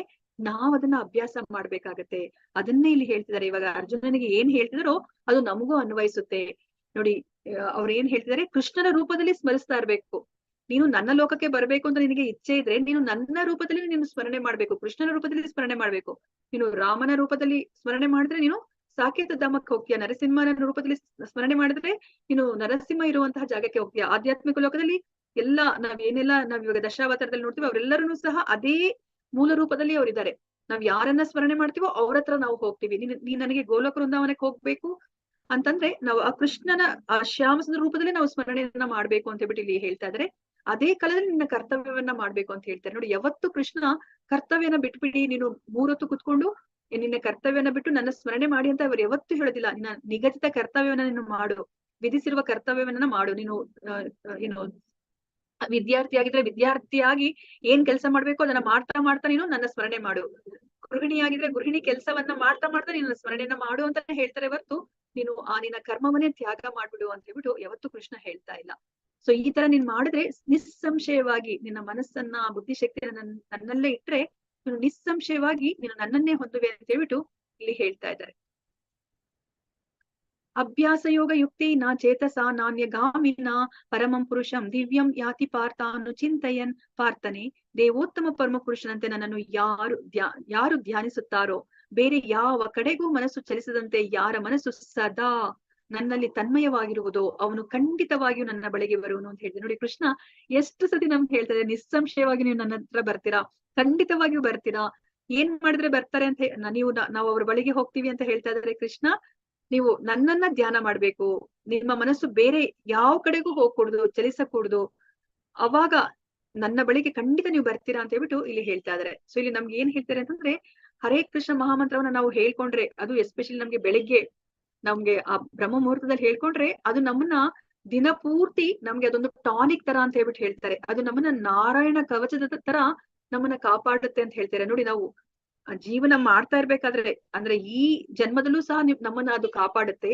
ಅದಾದ್ಮೇಲೆ ನಾವು ಸದಾ ನಾವು ಭಗವಂತನ ನಾಮಸ್ಮರಣೆಯನ್ನ ಇದೇ ತರ ಮಾಡ್ತಾ ಇದ್ರೆ ನಮ್ಗೆ ಎಷ್ಟು ಅಭ್ಯಾಸ ಆಗುತ್ತೆ ಅಂತಂದ್ರೆ, ನಮ್ಗೆ ಎಂತಹ ಒಂದು ಕಠಿಣ ಕಾಲದಲ್ಲೂ ಸಹ ನಮ್ಗೆ ಹೇಗೆ ಈಗ ಅಮ್ಮನನ್ನ ಸ್ಮರಣೆ ಮಾಡ್ಕೋತೀವಲ್ವಾ, ನನ್ಗೊಂಚೂರು ಏನಾದ್ರು ನೋವಾಗಿದ ತಕ್ಷಣ ಅಮ್ಮ ಅಂತ ಹೇಳ್ತೀನಿ ಅಲ್ವಾ. ಅದೇ ತರ ನಾವಿವಾಗ ಭಗವಂತನ ನಾಮಸ್ಮರಣೆಯನ್ನ ಮಾಡ್ತಾ ಇದ್ರೆ ಆ ಕಠಿಣ ಪರಿಸ್ಥಿತಿಯಲ್ಲೂ ಅಷ್ಟು ಕಷ್ಟ ಕಾಲದಲ್ಲೂ ಸಹ ನಮ್ಗೆ ಆ ಭಗವಂತನ ಸ್ಮರಣೆ ಬರುತ್ತೆ. ನೋಡಿ ನಮ್ಮನ್ನ ಈ ಜನ್ಮದಲ್ಲೂ ಸಹ ಅದು ಕಾಪಾಡುತ್ತೆ. ಅದಾದ್ಮೇಲೆ ನಾವು ಮುಂದಿನ ದೇಹವನ್ನ ಪಡಿಲಿಕ್ಕೂ ಸಹ ಅದು ಸಹಾಯ ಮಾಡುತ್ತೆ ಅಲ್ವಾ. ನಾವು ಕೃಷ್ಣನ ನಾಮಸ್ಮರಣೆ ಮಾಡಿದ್ರೆ ನಾವು ಮತ್ತೆ ಹುಟ್ಟೋದೇ ಬೇಕಾಗಿಲ್ಲ. ಯಾಕಂದ್ರೆ ಕೃಷ್ಣನ ಸ್ವಭಾವವನ್ನ ಹೊಂದಾಗ ನಾವು ಈ ಭೂಮಿ ಮೇಲೆ ಇರೋದು ಬೇಕಾಗಿಲ್ಲ, ಈ ಭೌತಿಕ ಪ್ರಪಂಚದಲ್ಲಿ ಇರೋದು ಬೇಕಾಗಿಲ್ಲ, ನಾವು ಭಗವಂತನ ಲೋಕಕ್ಕೆ ನಾವು ಹೋಗ್ತೀವಿ. ಈಗ ನಮ್ಗೆ ಒಂದು ಆ ಹರಿನಾಮದ ಮಹತ್ವದ ಕುರಿತಾಗಿ ಒಂದು ಚಿಕ್ಕ ಕಥೆಯನ್ನ ಹೇಳ್ತಾ ಇದ್ದಾರೆ. ಅಜಮಿಳನ ಕತೆ, ಇದ್ರ ಬಗ್ಗೆ ನಿಮ್ಗೆ ಗೊತ್ತಿರಬಹುದು, ನಾನು ಸಂಕ್ಷಿಪ್ತವಾಗಿ ಹೇಳ್ತೀನಿ. ಸೊ ಅಜಮಿಳ ಅನ್ನೋರು ಬ್ರಾಹ್ಮಣ, ಅವರು ಮದ್ವೆ ಆಗಿರುತ್ತೆ. ಅವ್ರಿಗೆ ಅಂದ್ರೆ ಆ ಸಮಾಜದಲ್ಲಿ ತುಂಬಾನೇ ಹೆಸರಿರುತ್ತೆ ಅವರ ಮನೆತನಕ್ಕೆ. ಈ ಅಜಮಳ ತಂದೆಗೆ ತುಂಬಾ ಸಹಾಯ ಮಾಡ್ತಾ ಇರ್ತಾರೆ, ಅವರು ಸಹ ಭಕ್ತಿಯನ್ನ ಮಾಡ್ತಾ ಇರ್ತಾರೆ. ಅವರು ಒಂದ್ಸತಿ ತಂದೆಯ ಪೂಜೆಗೆ ಅವರು ಸಹಾಯ ಮಾಡ್ಲಿಕ್ಕೆ ಕಾಡಿಗೆ ಬಂದು ಅವರು ಹೂಗಳನ್ನ ಕಿತ್ಕೊಳ್ಲಿಕ್ಕೆ ಬಂದಿರ್ತಾರೆ. ಆ ಸಮಯದಲ್ಲಿ ಅವರಿಗೆ ಹೆಣ್ಣು ಗಂಡಿನ ಒಂದು ಏನು ಮಾತಾಡೋ ಒಂದು ಮಾತುಗಳು ಕೇಳಿಸುತ್ತೆ ಕಿವಿಗೆ. ಅವ್ರಿಗೆ ಗೊತ್ತಿರುತ್ತೆ ಗಂಡು ಹೆಣ್ಣು ಸೇರಿದಾಗ ಅಲ್ಲಿ ಏನ್ ನಡೀತಾ ಇರ್ಬೋದು ಅಂತ ಹೇಳ್ಬಿಟ್ಟು. ಆದ್ರೂ ಸಹ ಕುತೂಹಲ ಅಲ್ವಾ. ನಾವು 2ನೇ ಅಧ್ಯಾಯದಲ್ಲಿ ಇದನ್ನೇ ನಾವು ತಿಳ್ಕೊಂಡಿದ್ದು. ನಮ್ಗೆ ಆ ಇಂದ್ರಿಯ ವಸ್ತು ಅಂದ್ರೆ ನಮ್ಮ ಕಿವಿ, ಕಣ್ಣು, ನಾಲಿಗೆ, ಚರ್ಮ ಯಾವ್ದಕ್ಕಾದ್ರೂ ಅದು ಏನು ಏನು ನಾವು ಏನಾದ್ರೂ ನೋಡಿದ್ರೆ, ಮಾಡಿದ್ರೆ, ಕೇಳಿಸ್ಕೊಂಡ್ರೆ ಏನಾಗುತ್ತೆ, ನಮ್ಗೆ ಅದ್ರ ಬಗ್ಗೆನೇ ನಮ್ಗೆ ಧ್ಯಾನ ಬರುತ್ತೆ ಅಲ್ವಾ. ಅದ್ರ ಬಗ್ಗೆ ಧ್ಯಾನ ಬಂದ ತಕ್ಷಣ ನಮ್ಗೆ ಅದ್ರ ಬಗ್ಗೆ ಆಸಕ್ತಿ ಮೂಡುತ್ತೆ. ಅದೇ ತರ ಇಲ್ಲಿ ಅಜಮಿಳಿಗೆ ಏನಾಯ್ತು ಅಂತಂದ್ರೆ ಕಿವಿಗೆ ಬೀಳುತ್ತೆ. ಅವರಿಬ್ಬರ ಮಾತುಕತೆ, ಅವರ ನಗು ಅದೆಲ್ಲನೂ ಕಿವಿಗೆ ಬೀಳುತ್ತೆ. ಅವ್ರಿಗೆ ಆಸಕ್ತಿ ಮೂಡುತ್ತೆ. ಓ ಏನಿದು ಅಂತ ಹೇಳ್ಬಿಟ್ಟು ಒಂದು ಕ್ಷಣ ನೋಡೋಣ ಅಂತ ಅನ್ಕೋತಾರೆ. ಆ ಒಂದು ಕ್ಷಣ ನೋಡಿದಾಗ ಅವ್ರಿಗೆ ಏನಾಗುತ್ತೆ, ಅಷ್ಟು ಅವ್ರಿಗೆ ಕಾಮ ಬರುತ್ತೆ. ಅಲ್ಲಿ ಯಾರ ಜೊತೆ ಇದ್ದಾರೆ ಅಂತಂದ್ರೆ ಒಬ್ಬ ಕುಡುಕ, ಆ ಊರಿನ ವೇಶ್ಯ ಜೊತೆ ಇರ್ತಾರೆ. ಆಗ ಅಜಮಿಳನಿಗೆ ಆ ಕಾಮ ಬರುತ್ತೆ. ಇದೇನಿದು, ಅಂತಹ ಕುಡುಕ, ಅಂತಹ ಸುಂದರವಾದ ವೇಶ್ಯನ ಅವನು ಅನುಭವಿಸ್ತಾ ಇದ್ದಾನೆ. ನಾನು ಅಜಮಿಳ, ನಾನ್ ಯಾಕೆ ಆ ವೇಶ್ಯ ಸಹವಾಸವನ್ನ ನಾನ್ ಯಾಕೆ ಪಡಿಕೂಡುದು ಅಂತ ಹೇಳ್ಬಿಟ್ಟು ಅವ್ರಿಗೆ ಆ ಕಾಮ ಮೂಡುತ್ತೆ. ಅವಾಗ ಏನಾಗುತ್ತೆ, ಆ ವೇಶ್ಯನ್ನ ಮನವೊಲಿಸಿ ಅವ್ರೇನ್ ಮಾಡ್ತಾರೆ, ಮನೆಗೆ ಕರ್ಕೊಂಡು ಹೋಗ್ತಾರೆ. ಅವರ ತಂದೆ ತಾಯಿ ಹೆಂಡತಿ ಎಷ್ಟೇ ಬುದ್ಧಿವಾದ ಹೇಳಿದ್ರು ಸಹ ನಾನು ಆ ವೇಶ್ಯನ ನಾನು ಪ್ರೀತಿಸ್ತಾ ಇದ್ದೀನಿ, ನೀವು ಸಹ ಜೊತೆಲಿರಿ, ಅವಳು ಇಲ್ಲೇ ಇರ್ತಾಳೆ ಅಂತ ಹೇಳ್ಬಿಟ್ಟು ಹೇಳ್ತಾರೆ. ಆದ್ರೆ ಅಪ್ಪ ಅಮ್ಮ ಮತ್ತೆ ಹೆಂಡತಿಗೆ ಇಷ್ಟ ಆಗುದಿಲ್ಲ. ಅವರು ಮನೆಯನ್ನ ಬಿಟ್ಬಿಟ್ಟು ಹೊರಟೋಗ್ತಾರೆ. ಸೊ ಇಲ್ಲಿ ಅಜಮಿಳ ಆ ವೇಶ್ಯ ಜೊತೆ ಸಂಸಾರ ಮಾಡ್ಕೊಂಡಿರ್ತಾರೆ. ಅವ್ರಿಗೆ ಇವಾಗ ಜೀವನ ನಿರ್ವಹಣೆಗೆ ಅವ್ರು ಯಾರ ಹತ್ರ ಹೋದ್ರು ಸಹ ಎಲ್ಲರೂ ಸಹ ತೂಚಿ ಅಂತ ಹೇಳ್ಬಿಟ್ಟು ಉಗಿತಾ ಇದ್ದಾರೆ. ಅಜಮಿಳನಿಗೆ ಎಲ್ಲೂ ಅವ್ರಿಗೆ ಹಣ ಸಿಗ್ತಾ ಇಲ್ಲ ಅವ್ರಿಗೆ ಜೀವನವನ್ನ ಮಾಡ್ಲಿಕ್ಕೆ. ಮತ್ತೆ ಈ ವೇಶ್ಯೆಯನ್ನ ಸಾಕಿ ಸಲ್ಲಲಿಕ್ಕೆ ಅವ್ರಿಗೆ ಹೆಚ್ಚು ಹಣ ಬೇಕಾಗುತ್ತೆ. ಯಾಕಂದ್ರೆ ಆ ವೇಶ್ಯೆಗೆ ಎಲ್ಲಾ ಕೆಟ್ಟ ಅಭ್ಯಾಸಗಳು ಇರುತ್ತೆ. ಸೊ ಅದಕ್ಕೋಸ್ಕರ ಇವಾಗ ಅಜಮಿಳ ಅವರು ಈಗ ಜೂಜಾಡೋದು, ಕಳ್ಳತನ ಮಾಡೋದು, ಎಲ್ಲ ಕೆಟ್ಟ ಕೆಲಸಕ್ಕೆ ಅವರು ತಮ್ಮನ್ನ ತಾವು ತೊಡಗಿಸ್ಕೊತಾ ಇದ್ದಾರೆ. ಮತ್ತೆ ಏನೆಲ್ಲ ಮಾಡ್ಕೂಡ್ದು ಅಂತ ನಾವು ತಿಳ್ಕೊಂಡಿದೀವಿ ಅವೆಲ್ಲವನ್ನ ಈಗ ಅಜಮಿಳನ್ನು ಸಹ ಆ ವೇಶ್ಯ ಜೊತೆ ಮಾಡ್ಲಿಕ್ಕೆ ಅವರು ಶುರು ಮಾಡ್ತಾ ಇದ್ದಾರೆ. ಕೊನೆಗೆ ಅವರಿಗೆ ಹಲವಾರು ಮಕ್ಕಳು ಹುಟ್ಟುತ್ತಾರೆ. ಕೊನೆಗೆ ಅವ್ರಿಗೆ 80 ವರ್ಷ ವಯಸ್ಸಿದ್ದಾಗ ಅವ್ರಿಗೆ ಒಂದು ಮಗು ಹುಟ್ಟುತ್ತೆ. ಆ ಮಗುವಿಗೆ ನಾರಾಯಣ ಅಂತ ಹೇಳ್ಬಿಟ್ಟು ಹೆಸರನ್ನ ಇಡ್ತಾರೆ. ಇವಾಗ ನಮ್ಗೆ ಗೊತ್ತಿರೋ ಹಾಗೇನೆ ಒಂದು ಯಾರು ಚಿಕ್ಕ ಮಗು ಇರ್ತಾರೋ ಆ ಮಗು ಅಂದ್ರೆ ತುಂಬಾ ಇಷ್ಟ ಅಪ್ಪ ಅಮ್ಮಂಗೆ ಅಲ್ವಾ. ಅದಕ್ಕೆ ಈ ಅಜಮಿಳ ಯಾವಾಗ್ಲೂ 3 ಹೊತ್ತೂ ಸಹ ಅವ್ರು ಚಿಕ್ಕ ಮಗುವನ್ನ ಕರೀತಾ ಇರ್ತಾರೆ. ನಾರಾಯಣ ಬಾ, ನಾರಾಯಣ ಕುತ್ಕೋ, ನಾರಾಯಣ ತಿಂದ್ಯಾ, ನಾರಾಯಣ ಏನ್ ಮಾಡ್ದೆ, ನಾರಾಯಣ ಓದ್ಕೊಂಡ ಅಂತ ಹೇಳ್ಬಿಟ್ಟು ನಾರಾಯಣ ನಾರಾಯಣ ನಾರಾಯಣ ಅಂತ ಹೇಳ್ಬಿಟ್ಟು ಯಾವಾಗ್ಲೂ ಆ ಮಗು, ಚಿಕ್ಕ ಮಗು ನಾರಾಯಣನ ಕುರಿತೇ ಅವರು ಮಾತಾಡ್ತಾ ಇರ್ತಾರೆ. ಯಾವಾಗ್ಲೂ ಆ ನಾರಾಯಣನ ಪದ ಅವ್ರ ಬಾಯಲ್ಲಿ ಬರ್ತಾ ಇರುತ್ತೆ. ಕೊನೆಗೆ ಅವ್ರಿಗೆ ಸಾವಿನ ಸಮಯ ಬಂದಾಗ ಯಮದೂತರು ಬರ್ತಾರೆ ಅವ್ರನ್ನ ಹೇಳ್ಕೊಂಡು ಹೋಗ್ಲಿಕ್ಕೆ. ಆ ಯಮದೂತ್ರನ್ನ ನೋಡಿದ ತಕ್ಷಣನೇ ಅವನು ತನ್ನ ಮಗನ ನಾಮಸ್ಮರಣೆ ಬಂದ್ಬಿಡುತ್ತೆ ಅವನಿಗೆ. ನಾರಾಯಣ ಅಂತ ಹೇಳ್ಬಿಟ್ಟು ಅವರು ಕಿರಿಚ್ತಾರೆ. ಸೊ ಕಿರಿಚಿದಾಗ ನಾರಾಯಣ ಅಂತ ಹೇಳ್ಬಿಟ್ಟು ಯಾವಾಗ ಆ ಸ್ಮರಣೆ ಬರುತ್ತೋ ಆಗ ವಿಷ್ಣುದೂತರು ಬರ್ತಾರೆ. ವಿಷ್ಣುದೂತರು ಬಂದ್ಬಿಟ್ಟು ಯಮದೂತರಿಗೆ ಹೇಳ್ತಾರೆ, ನೀನು ಅವನನ್ನ ಮುಟ್ಕೂಡ್ದು ಅಂತ ಹೇಳ್ಬಿಟ್ಟು. ಸೊ ಕೊನೆಗೆ ಅವ್ರಿಬ್ರ ಮಧ್ಯೆ ವಾಗ್ಯುದ್ಧ ನಡೆಯುತ್ತೆ. ಇದೇನಿದು, ಅವನು ಕರಿತಾ ಇರೋದು ನಾರಾಯಣನಲ್ಲ, ಅನ್ನೋ ದೇವೋತ್ತಮ ಪರಮಪುರುಷನಾದ ನಾರಾಯಣನ್ನ ಅವ್ರು ಸ್ಮರಣೆ ಮಾಡ್ತಾ ಇಲ್ಲ, ಅವರು ತನ್ನ ಮಗನನ್ನ ಅವ್ರು ಸ್ಮರಣೆ ಮಾಡ್ತಾ ಇದ್ದಾರೆ. ನೀವೇನ್ ಹೇಳ್ತಿದ್ದೀರಾ, ಏನ್ ಮಾತಾಡ್ತಿದ್ದೀರಾ ಅಂತ ಹೇಳ್ಬಿಟ್ಟು ಇಲ್ಲಿ ವಿಷ್ಣುದೂತರಿಗೆ ಯಮದೂತರು ಹೇಳ್ತಾರೆ. ಅದಕ್ಕೆ ಇಲ್ಲ, ಅವನು ನಾರಾಯಣ ಅಂತ ಕೂಗಿದಾನೆ, ಅವನು ಭಗವಂತನ ಇದು ಅವನ ಮಗನ ಹೆಸರನ್ನ ಕೂಗಿರ್ಬೋದು, ಆದ್ರೆ ಅವನು ಭಗವಂತನ ನಾಮಸ್ಮರಣೆಯನ್ನ ಮಾಡಿದಾನೆ. ಅದು ಅವನದನ್ನ ಯಾವುದೇ ಒಂದು ಅಪರಾಧ ಇಲ್ಲದಲ್ಲೇ ಮಾಡಿದಾನೆ. ಅವನು ನಾಮಾಭಾಸದಲ್ಲಿ ಅವನು ನಾರಾಯಣನ ಸ್ಮರಣೆಯನ್ನ ಮಾಡಿದಾನೆ. ಅದಕ್ಕೋಸ್ಕರ ಅವನು ಇವಾಗ ನರಕಕ್ಕೆ ಬರ್ಲಿಕ್ಕೆ ಸಾಧ್ಯ ಇಲ್ಲ, ಅವನನ್ನ ನೀವು ಮುಟ್ಕೂಡ್ದು ಅಂತ ಹೇಳ್ಬಿಟ್ಟು ಹೇಳ್ತಾರೆ. ಅದಕ್ಕೆ ಅವನು ಎಷ್ಟೆಲ್ಲ ಕೆಟ್ಟ ಕೆಲಸ ಮಾಡಿದಾನೆ ನಿಮ್ಗೆಲ್ಲರಿಗೂ ಸಹ ಗೊತ್ತಿದೆ, ಅಂತವನನ್ನ ನೀವು ಏನು ನರಕಕ್ಕೆ ಕರ್ಕೊಂಡು ಹೋಗ್ಕೂಡ್ದು ಅಂತ ಹೇಳ್ತಾ ಇದೀರಲ್ಲ, ನೀವೇನ್ ಮಾತಾಡ್ತಿದ್ದೀರಾ ಅಂತ ಹೇಳ್ಬಿಟ್ಟು ನಿಮ್ಗೆ ಅರ್ಥ ಆಗ್ತಾ ಇದೆ ಅಂತ ಹೇಳ್ಬಿಟ್ಟು ಅವ್ರಿಬ್ರ ಬಗ್ಗೆ ತುಂಬಾ ಇಬ್ಬರ ನಡುವೆ, ಯಮದೂತರು ಮತ್ತೆ ವಿಷ್ಣುದೂತರ ನಡುವೆ ತುಂಬಾ ವಾಗ್ಯುದ್ಧ ಆಗುತ್ತೆ. ಕೊನೆಗೆ ಯಮದೂತರು ಹೊರಟೋಗ್ತಾರೆ. ಮತ್ತೆ ವಿಷ್ಣುದೂತರು ಸಹ ಅಜಮಿಳನನ್ನ ಕರ್ಕೊಂಡು ಹೋಗ್ಲಿಕ್ಕೆ ಸಾಧ್ಯ ಇಲ್ಲ. ಯಾಕೆ ಅಂತಂದ್ರೆ ಅವ್ನು ಇವಾಗ ಪರಿಪೂರ್ಣ ಭಕ್ತಿಯನ್ನ ಮಾಡಿಲ್ಲ. ಅದಕ್ಕೋಸ್ಕರ ಅವನಿಗೆ ಮತ್ತೆ ಒಂದು ಅವಕಾಶವನ್ನ ಅವರು ಕೊಡ್ತಾ ಇದ್ದಾರೆ, ನೀನ್ ಇಲ್ಲೇ ಭೂಮಿ ಮೇಲೆ ಇರು ಅಂತ ಹೇಳ್ಬಿಟ್ಟು ಅವಕಾಶವನ್ನ ಕೊಡ್ತಾ ಇದ್ರೆ. ಇವರಿಬ್ರು ನಡುವೆ ನಡೀತಾ ಇರುವಂತಹ ಮಾತುಕತೆ ಏನಿದೆ ಅದನ್ನ ಅಜಮಿಳ ಕೇಳಿಸ್ಕೊತಾನೆ. ಆಗ ಅವನಿಗೆಲ್ಲ ಜ್ಞಾನೋದಯ ಆಗುತ್ತೆ. ಅಯ್ಯೋ, ನಾನು ಎಂತಹ ಕೆಲಸವನ್ನ ಮಾಡಿದೆ, ನನ್ನನ್ನು ಜನ್ಮವನ್ನ ವ್ಯರ್ಥ ಮಾಡ್ಕೊಂಡ್ಬಿಟ್ನಲ್ಲ ಅಂದ್ಬಿಟ್ಟು ಅದೇ ಕ್ಷಣದಲ್ಲಿ ಅವನಿವಾಗ ಎದ್ದು ಹರಿದ್ವಾರಕ್ಕೆ ಹೊರಟೋಗ್ತಾನೆ. ಹರಿದ್ವಾರಕ್ಕೆ ಹೋಗಿ ಅಲ್ಲಿ ಭಕ್ತಿಯನ್ನ ಮಾಡ್ತಾನೆ. ಭಕ್ತಿಯನ್ನ ಮಾಡಿ ಅವನು ಮತ್ತೆ ಗೋಲೋಕ ವೃಂದಾವನಕ್ಕೆ ಅವನು ಹೋಗ್ತಾನೆ. ಅವನನ್ನ ಕರ್ಕೊಂಡು ಹೋಗ್ಲಿಕ್ಕೆ ಮತ್ತೆ ನೋಡಿ ಇಲ್ಲಿ ವಿಷ್ಣುದೂತರೆ ಬರ್ತಾ ಇದಾರೆ. ವಿಷ್ಣುದೂತರು ಅವನನ್ನ ಕರ್ಕೊಂಡು ಹೋಗ್ತಾ ಇದಾರೆ. ಸೊ ಇಲ್ಲಿ ನಾವು ಏನನ್ನ ಅರ್ಥ ಮಾಡ್ಕೋಬೇಕು ಅಂತಂದ್ರೆ, ಇಲ್ಲಿ ಅಜಮಿಳನಿಗೆ ನೋಡಿ ಭಗವಂತ ಎಷ್ಟು ಕೃಪೆಯನ್ನ ತೋರಿಸಿದ್ದಾರೆ ಅಲ್ವಾ. ಯಾಕಂದ್ರೆ ಅವನು 25 ವರ್ಷಗಳ ಕಾಲ ಅವನು ಭಕ್ತಿಯನ್ನ ಮಾಡಿದ್ದಾನೆ ಭಗವಂತನಿಗೆ. ಅದಕ್ಕೆ ನಮೇ ಭಕ್ತ ಪ್ರಣಶ್ಯತಿ, ನನ್ನ ಭಕ್ತ ಯಾವತ್ತೂ ನಾಶ ಆಗೋದಿಲ್ಲ ಅಂತ ಹೇಳ್ಬಿಟ್ಟು ಕೃಷ್ಣ ಹೇಳೋದು. ಅದು ಅರ್ಜುನನ ಮುಖಾಂತರ ಹೇಳಿಸ್ತಾರೆ. ನನ್ನ ಭಕ್ತ ನಾಶ ಆಗುದಿಲ್ಲ ಅಂತ ಹೇಳ್ಬಿಟ್ಟು ನೀನು ಘೋಷಣೆ ಮಾಡು ಅರ್ಜುನ ಅಂತ ಹೇಳ್ಬಿಟ್ಟು ಹೇಳ್ತಾರೆ. ನೋಡಿ ಇಲ್ಲಿ ಅದಾದ್ಮೇಲೆ ಅವನಿಗೆ ಕೊನೆ ಮಗು ಹುಟ್ಟಿದಾಗ ಆ ನಾರಾಯಣ ಅಂತ ಹೆಸರನ್ನ ಇಡ್ಲಿಕ್ಕೆ ಪ್ರೇರೇಪಣೆನ ಕೊಡೋದು ಸಹ ಭಗವಂತನೇ. ಸೊ ಕೊನೆಗೆ ನೋಡಿ ಇಲ್ಲಿ ಅಜಮಳಿಂದಿಗೆ 2ನೇ ಚಾನ್ಸ್ ಸಿಗ್ತಾ ಇದೆ. ಈ 2ನೇ ಅವಕಾಶ ಎಲ್ಲರಿಗೂ ಸಿಗೋದಿಲ್ಲ, ನಮ್ಮೆಲ್ಲರಿಗೂ ಸಿಗೋದಿಲ್ಲ ಅಲ್ವಾ. ಇಲ್ಲಿ ಅಜಮಳಿನಿಗೆ ಅವನಿಗೆ ಭಗವಂತನ ಅಷ್ಟು ಭಕ್ತಿ ಮಾಡಿರೋದ್ರಿಂದ ಅವನಿಗೆ ಇವಾಗ ಭಗವಂತನ ಅನುಗ್ರಹದಿಂದ ಅವನು ಇವಾಗ 2ನೇ ಅವಕಾಶವನ್ನ ಪಡೆದು ಅವನು ಅದೇ ಜನ್ಮದಲ್ಲಿ ಅವನು ಹರಿದ್ವಾರಕ್ಕೆ ಹೋಗಿ ಅಲ್ಲಿ ಭಗವಂತನ ನಾಮಸ್ಮರಣೆಯನ್ನ ಮಾಡಿ ಭಗವಂತನ ಭಕ್ತಿಯನ್ನ ಮಾಡಿ ಅವನು ಗೋಲೋಕ ವೃಂದಾವನಕ್ಕೆ ಹೋಗ್ತಾನೆ ಅಲ್ವಾ. ಈ 2ನೇ ಚಾನ್ಸ್ ಎಲ್ಲರಿಗೂ ಸಹ ಸಿಗೋದಿಲ್ಲ. ಸೆಕೆಂಡ್ ಚಾನ್ಸ್ ಎಲ್ಲರಿಗೂ ಸಿಗೋದಿಲ್ಲ. ಅದನ್ನ ನಾವಿಲ್ಲಿ ಅರ್ಥ ಮಾಡ್ಕೋಬೇಕು. ಮತ್ತೆ ಈ ನಾರಾಯಣ ಪದ ಏನು ಅವರು ಉಚ್ಚರಿಸ್ತಾರೆ, ಆ ಒಂದು ಸಾತಿ ಅವರು ಉಚ್ಚಾರಣೆ ಮಾಡಿದಕ್ಕೇನೆ ಎಲ್ಲ ಪಾಪಗಳು ನಾಶ ಆಗೋಯ್ತು ಅಂತ ಹೇಳ್ಬಿಟ್ಟು ಹೇಳ್ತಾರೆ. ಸೊ ಅದಕ್ಕೋಸ್ಕರನೇ ಅವ್ರು ಇವಾಗ ಏನು ಆ ನರಕಕ್ಕೂ ಅವರು ಹೋಗ್ದಲ್ಲೇ ಇರೋ ತರ ಆಗುತ್ತೆ. ಅಂದ್ರೆ ಆ ನಾರಾಯಣ ಪದದ ಆ ಶಕ್ತಿನ ನಾವೆಲ್ಲ ಅರ್ಥ ಮಾಡ್ಕೋಬೇಕಾಗಿರೋದು. ನೋಡಿ ಅದಕ್ಕೇನೆ ನಮ್ಮ ಹಿರಿಯರೆಲ್ಲರೂ ಸಹ ಅವರ ಮಕ್ಕಳಿಗೆ ಅವರು ಭಗವಂತನ ಹೆಸರನ್ನೇ ಇಡ್ತಾ ಇದ್ದಿದ್ದು. ಯಾಕಂದ್ರೆ ನಾವ್ ಯಾವಾಗ್ಲೂ ಸಹ ಸಾಯೋ ಸಮಯದಲ್ಲಿ ನಮ್ಮ ತುಂಬಾ ಆಪ್ತರು ಅಂದ್ರೆ ನಮ್ಮ ಮಕ್ಕಳ ಮೇಲೆನೆ ನಾವು ಪ್ರಾಣ ಇಟ್ಟಿರ್ತೀವಿ, ನಾವು ಅವರ ಹೆಸರನ್ನ ನಾವು ಹೇಳ್ತೀವಿ ಅಲ್ವಾ. ನೋಡಿ ಇದೇ ಉದ್ದೇಶನೇ. ನೋಡಿ ಅವ್ರಿಗೆಲ್ಲರಿಗೂ ಗೊತ್ತಿದೆ ಅಲ್ವಾ, ನಾವ್ ಅದನ್ನ ಅರ್ಥ ಮಾಡ್ಕೋತಿಲ್ಲ. ನಾವ್ ಇವಾಗ ಫ್ಯಾನ್ಸಿ ಹೆಸರುಗಳನ್ನ ನಾವ್ ಇಟ್ಟಿದೀವಿ, ಫ್ಯಾಷನ್ ಅಂತ ಹೇಳ್ಬಿಟ್ಟು ಅಲ್ವಾ. ನಾವು ಆ ಮಕ್ಕಳಿಗೆ ಯಾಕೆ ಭಗವಂತನ ಹೆಸರನ್ನ ಇಡ್ಬೇಕು ಅಂತ ಹೇಳ್ಬಿಟ್ಟು ಇವಾಗ ನಾವು ಅರ್ಥ ಮಾಡ್ಕೋಬಹುದು ಇದರಿಂದ.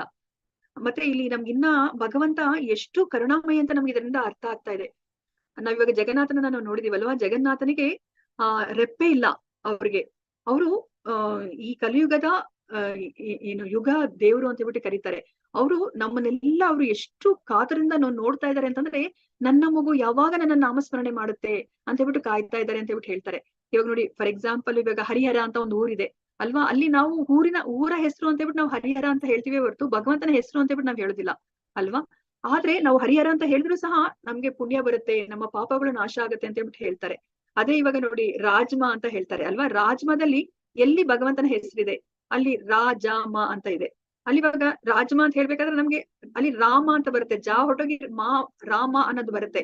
ಭಗವಂತ ಎಷ್ಟು ಕರುಣಾಮಯಿ ಅಂತಂದ್ರೆ, ಅಯ್ಯೋ ನನ್ನ ಮಗು ನನ್ನ ಹೆಸರನ್ನ ಹೇಳ್ಬಿಡ್ತು, ರಾಮ ಅಂತ ಹೇಳ್ಬಿಟ್ಟು ಅಂತ ಹೇಳ್ಬಿಟ್ಟು ಹೇಳ್ತಾರೆ. ಅದೇ ತರ ನಾವು ಚೈತನ್ಯ ಚರಿತಾಮೃತದಲ್ಲೂ ಸಹ ಅಲ್ಲಿ ಯಾರು ಚೈತನ್ಯ ಮಹಾಪ್ರಭು ಮತ್ತೆ ಹರಿದಾಸ್ ಠಾಕೂರ್ ಅವ್ರ ಬಗ್ಗೆ ಅವರಿಬ್ರು ಸಂಭಾಷಣೆ ಮಾಡ್ತಾ ಇರ್ತಾರೆ.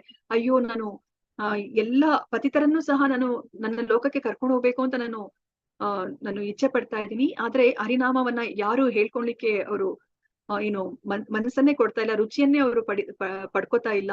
ಇವರೆಲ್ಲ ಯಾವಾಗ ನನ್ನ ಲೋಕಕ್ಕೆ ಬರ್ತಾರೆ ಅಂತ ಹೇಳ್ಬಿಟ್ಟು ಅವರು ಮಾತಾಡ್ತಾ ಇರ್ತಾರೆ. ಅವಾಗ ಹರಿದಾಸ್ ಠಾಕೂರ್ ಹೇಳ್ತಾರೆ, ಸೊ ಇವಾಗ ನಾವೆಲ್ಲರೂ ಸಹ ಹರಿನಾಮವನ್ನ ಹೇಳ್ಕೊಂಡು ನಾವು ಕೀರ್ತನೆಯನ್ನ ಮಾಡಿ ನಾವು ಬೀದಿಯಲ್ಲಿ ಹೋಗ್ತಾ ಇದೀವಲ್ಲ, ಅದನ್ನೆಲ್ಲ ಎಲ್ಲರೂ ಕೇಳಿಸ್ಕೊತಾ ಇದ್ದಾರೆ, ಅದರಿಂದ ಅವರು ತಮ್ಮ ಪಾಪಗಳನ್ನೆಲ್ಲ ಕಳ್ಕೊತಾರೆ ಅಂತ ಹೇಳ್ಬಿಟ್ಟು ಹೇಳ್ತಾರೆ. ಸರಿ, ಹಾಗಾದ್ರೆ ಇವಾಗ ಈ ಮರ ಗಿಡಗಳೆಲ್ಲಾನು ಸಹ ಹೇಗೆ ಸಾಧ್ಯ, ಅವರೆಲ್ಲ ನನ್ನ ಲೋಕಕ್ಕೆ ಹೇಗೆ ಬರ್ಲಿಕ್ಕೆ ಸಾಧ್ಯ ಅಂತ ಹೇಳ್ಬಿಟ್ಟು ಚೈತನ್ಯ ಮಹಾಪ್ರಭುಗಳು ಕೇಳ್ತಾರೆ. ಇವಾಗ ನಾವು ಹರಿನಾಮ ಸಂಕೀರ್ತನೆ ಹೇಳಿದಾಗ ಜೋರಾಗಿ ಹೇಳ್ಕೊತೀವಿ ಅಲ್ವಾ, ಅವಾಗ ಆ ಮರಗಳು ಸಹ ಅದರ ಕಂಪನದಿಂದ ಅವನು ಸಹ ಬೇಗ ಅದು ವಿಕಸನಗೊಂಡು ಅದು ಮನುಷ್ಯ ಜನ್ಮಕ್ಕೆ ಬಂದು ಭಕ್ತಿಯನ್ನ ಮಾಡಿ ಅಂದ್ರೆ ಭಗವಂತನ ಲೋಕಕ್ಕೆ ಬರುತ್ತೆ ಅಂತ ಹೇಳ್ಬಿಟ್ಟು ಹೇಳ್ತಾರೆ. ಅಯ್ಯೋ ಇವಾಗ ಮುಸ್ಲಿಮ್ರು ಅವರು ಹೇಳ್ಕೊಳೋದೇ ಇಲ್ವಲ್ಲ, ಅವರು ಭಗವಂತನ ನಾಮವನ್ನೇ ತಗೊಳೋದಿಲ್ವಲ್ಲ, ಅವ್ರು ಹೇಗೆ ಬರ್ಲಿಕ್ಕೆ ಸಾಧ್ಯ ಅಂದಾಗ ಅವ್ರು ಯಾವಾಗ್ಲೂ ಸಹ ಕೋಪ ಬಂದಾಗ ಹರಾಮ್ ಚೋರ್ ಅಂತ ಹೇಳ್ಬಿಟ್ಟು ಹೇಳ್ತಾರಲ್ಲ, ಅರಾಮ್ ಅಂತ ಹೇಳ್ತಾರೆ. ಅವಾಗ ರಾಮ ಅಂತ ಹೆಸರು ಬರುತ್ತಲ್ಲ, ಆಗ ನಿಮ್ಮ ಸ್ಮರಣೆಯನ್ನ ಮಾಡಿ ಅವ್ರು ಭಗವಂತನ ಲೋಕಕ್ಕೆ ಬರ್ತಾರೆ ಅಂತ ಹೇಳ್ಬಿಟ್ಟು ಹೇಳ್ತಾರಂತೆ. ಅಂದ್ರೆ ಭಗವಂತ ಅಷ್ಟು ಕರುಣಾಮಯಿ, ನನ್ನ ಹೆಸರನ್ನ ಅವರು ಉಚ್ಚರಿಸ್ತಾರ ಯಾವಾಗ ಬರ್ತಾರೆ ಅಂತ ಹೇಳ್ಬಿಟ್ಟು ನೋಡಿ, ಅವ್ರ ರೆಪ್ಪೆನೂ ಸಹ ಇಟ್ಕೊಂಡಲ್ಲಿ ನಮ್ಮನ್ನ ಕಾಯ್ತಾ ಇದಾರೆ, ಅವರು ನಮ್ಗೆ ಮಾರ್ಕ್ಸ್ ಅನ್ನ ಕೊಡ್ಲಿಕ್ಕೆ. ಈ ನನ್ನ ಮಗು ನನ್ನ ಹೆಸರನ್ನ ಹೇಳ್ತು ಅಂತ ಹೇಳ್ಬಿಟ್ಟು ಅವ್ರು ಅನುಗ್ರಹ ಮಾಡ್ಲಿಕ್ಕೆ ಕಾಯ್ತಾ ಇದ್ದಾರೆ. ಆದ್ರೆ ನಾವು ಇನ್ನ ಭಗವಂತನ ಆ ಕೃಪಾ ಕಟಾಕ್ಷವನ್ನ ಪಡ್ಕೊಳ್ಲಿಕ್ಕೆ ನಾವು ತಯಾರಿಲ್ಲ. ಅದನ್ನ ನಾವಿಲ್ಲಿ ಅರ್ಥ ಮಾಡ್ಕೋಬೇಕು ಈ ಅಜಮಿಳನ ಪ್ರಸಂಗದಿಂದ. ಅಭ್ಯಾಸ ಯೋಗ ಯುಕ್ತೇನ ಚೇತಸ ನಾಣ್ಯಗಾಮಿನ ಪರಮಂ ಪುರುಷಂ ದಿವ್ಯಂ ಯಾತಿ ಪಾರ್ಥಾನು ಚಿಂತೆಯನ್. ಪಾರ್ಥನೆ, ದೇವೋತ್ತಮ ಪರಮ ಪುರುಷನಂತೆ ನನ್ನನ್ನು ಯಾರು ಧ್ಯಾನಿಸುತ್ತಾರೋ, ಬೇರೆ ಯಾವ ಕಡೆಗೂ ಮನಸ್ಸು ಚಲಿಸದಂತೆ ಯಾರ ಮನಸ್ಸು ಸದಾ ನನ್ನಲ್ಲಿ ತನ್ಮಯವಾಗಿರುವುದು, ಅವನು ಖಂಡಿತವಾಗಿಯೂ ನನ್ನ ಬಳಿಗೆ ಬರುತ್ತಾನೆ ಅಂತ ಹೇಳ್ಬಿಟ್ಟು ನೋಡಿ, ಇಲ್ಲಿ ಭಗವಂತ ಎಷ್ಟು ಸತಿ ಹೇಳ್ತಾ ಇದ್ದಾರೆ ಅಲ್ವಾ, ನನ್ನನ್ನೇ ಧ್ಯಾನಿಸ್ಬೇಕು, ಬೇರೆ ಕಡೆಗೆ ಮನಸ್ಸು ಹೋಗ್ಕೊಡುದು, ಅವಾಗ ಖಂಡಿತ ಅವ್ನು ನನ್ನ ಬಳಿಗೆ ಬರ್ತಾನೆ ಅಂತ ಹೇಳ್ಬಿಟ್ಟು ಹೇಳ್ತಾ ಇದ್ದಾರೆ. ಸೊ ಇವಾಗ ಯಾವ ರೀತಿಯಲ್ಲಿ ಭಗವಂತನನ್ನ ಸ್ಮರಿಸ್ಬೇಕು ಅಂತ ಹೇಳ್ಬಿಟ್ಟು ಇಲ್ಲಿ ಕೃಷ್ಣನೇ ಹೇಳ್ತಾ ಇದ್ದಾರೆ. ಇಲ್ಲಿ ಕೃಷ್ಣ ಅವರ ಶಕ್ತಿಯನ್ನ ನಮ್ಗೆ ತಿಳಿಸಿಕೊಡ್ತಾ ಇದ್ದಾರೆ. ಅವರು ಯಾವ ತರ ಅಂತ ಹೇಳ್ಬಿಟ್ಟು ಅವರೇ ನಮ್ಗೆ ಅರ್ಥ ಮಾಡಿಸ್ತಾ ಇದ್ದಾರೆ. ಕವಿಂ ಪುರಾಣಂ ಅನುಶಾಸಿತಾರಂ ಅಣೋರಣೀಯಂ ಮನುಸ್ಮರೇದ್ಯಃ ಸರ್ವಸ್ಯ ದಾತಾರಮಚಿಂತ್ಯ ರೂಪಂ ಆದಿತ್ಯವರ್ಣಂ ತಮಸಃ ಪರಸ್ತಾತ್. ಪರಮ ಪುರುಷನು ಎಲ್ಲವನ್ನ ಬಲ್ಲವನು, ಅತಿ ಪುರಾತನು, ನಿಯಂತ್ರಕನು, ಅತ್ಯಂತ ಸಣ್ಣದಕ್ಕಿನ ಸಣ್ಣಗಿರುವವನು, ಎಲ್ಲವನ್ನ ಪಾಲಿಸುವನು, ಎಲ್ಲ ಐಹಿಕ ಕಲ್ಪನೆಯನ್ನು ಮೀರಿದವನು, ಚಿಂತನೆಯನ್ನ ಮೀರಿದವನು ಮತ್ತು ಸದಾ ಒಬ್ಬ ಪುರುಷನು ಎಂದು ನಾವು ಧ್ಯಾನಿಸಬೇಕು. ಅವನು ಸೂರ್ಯನಂತೆ ಪ್ರಕಾಶಿಸುವವನು ಮತ್ತು ದಿವ್ಯನಾಗಿದ್ದು ಈ ಐಹಿಕ ಪ್ರಕೃತಿಗೆ ಅತೀತನಾಗಿರುವನು ಅಂತ ಹೇಳ್ಬಿಟ್ಟು ಇಲ್ಲಿ ಭಗವಂತನ ಗುಣಲಕ್ಷಣಗಳನ್ನ ಹೇಳ್ತಾ ಇದ್ದಾರೆ ಅಲ್ವಾ. ಸೊ ಭಗವಂತನನ್ನ ವರ್ಣನೆ ಮಾಡ್ತಾ ಇದ್ರೆ ಪ್ರತಿಯೊಂದು ಪದಗಳು ಸಹ ಇದನ್ನ ನಾವು ಭಗವಂತನನ್ನ ನಾವು ಗುಣಗಾನವನ್ನ ಹೇಳ್ತಾ ಹೋದ್ರೆ ಈ ಕ್ಲಾಸ್ ಕಡಿಮೆ ಆಗುತ್ತೆ. ನೀವು 2ನೇ ಲೆವೆಲ್ಗೆ ಮತ್ತೆ ಮುಂದಿನ ಲೆವೆಲ್ಗೆ ಹೋದಾಗ ನೀವು ಎಲ್ಲವನ್ನ ಒಂದೊಂದು ಪದದ ಅರ್ಥವನ್ನ ನೀವು ಅರ್ಥ ಮಾಡ್ಕೊಂತ ಹೋಗ್ತೀರಾ.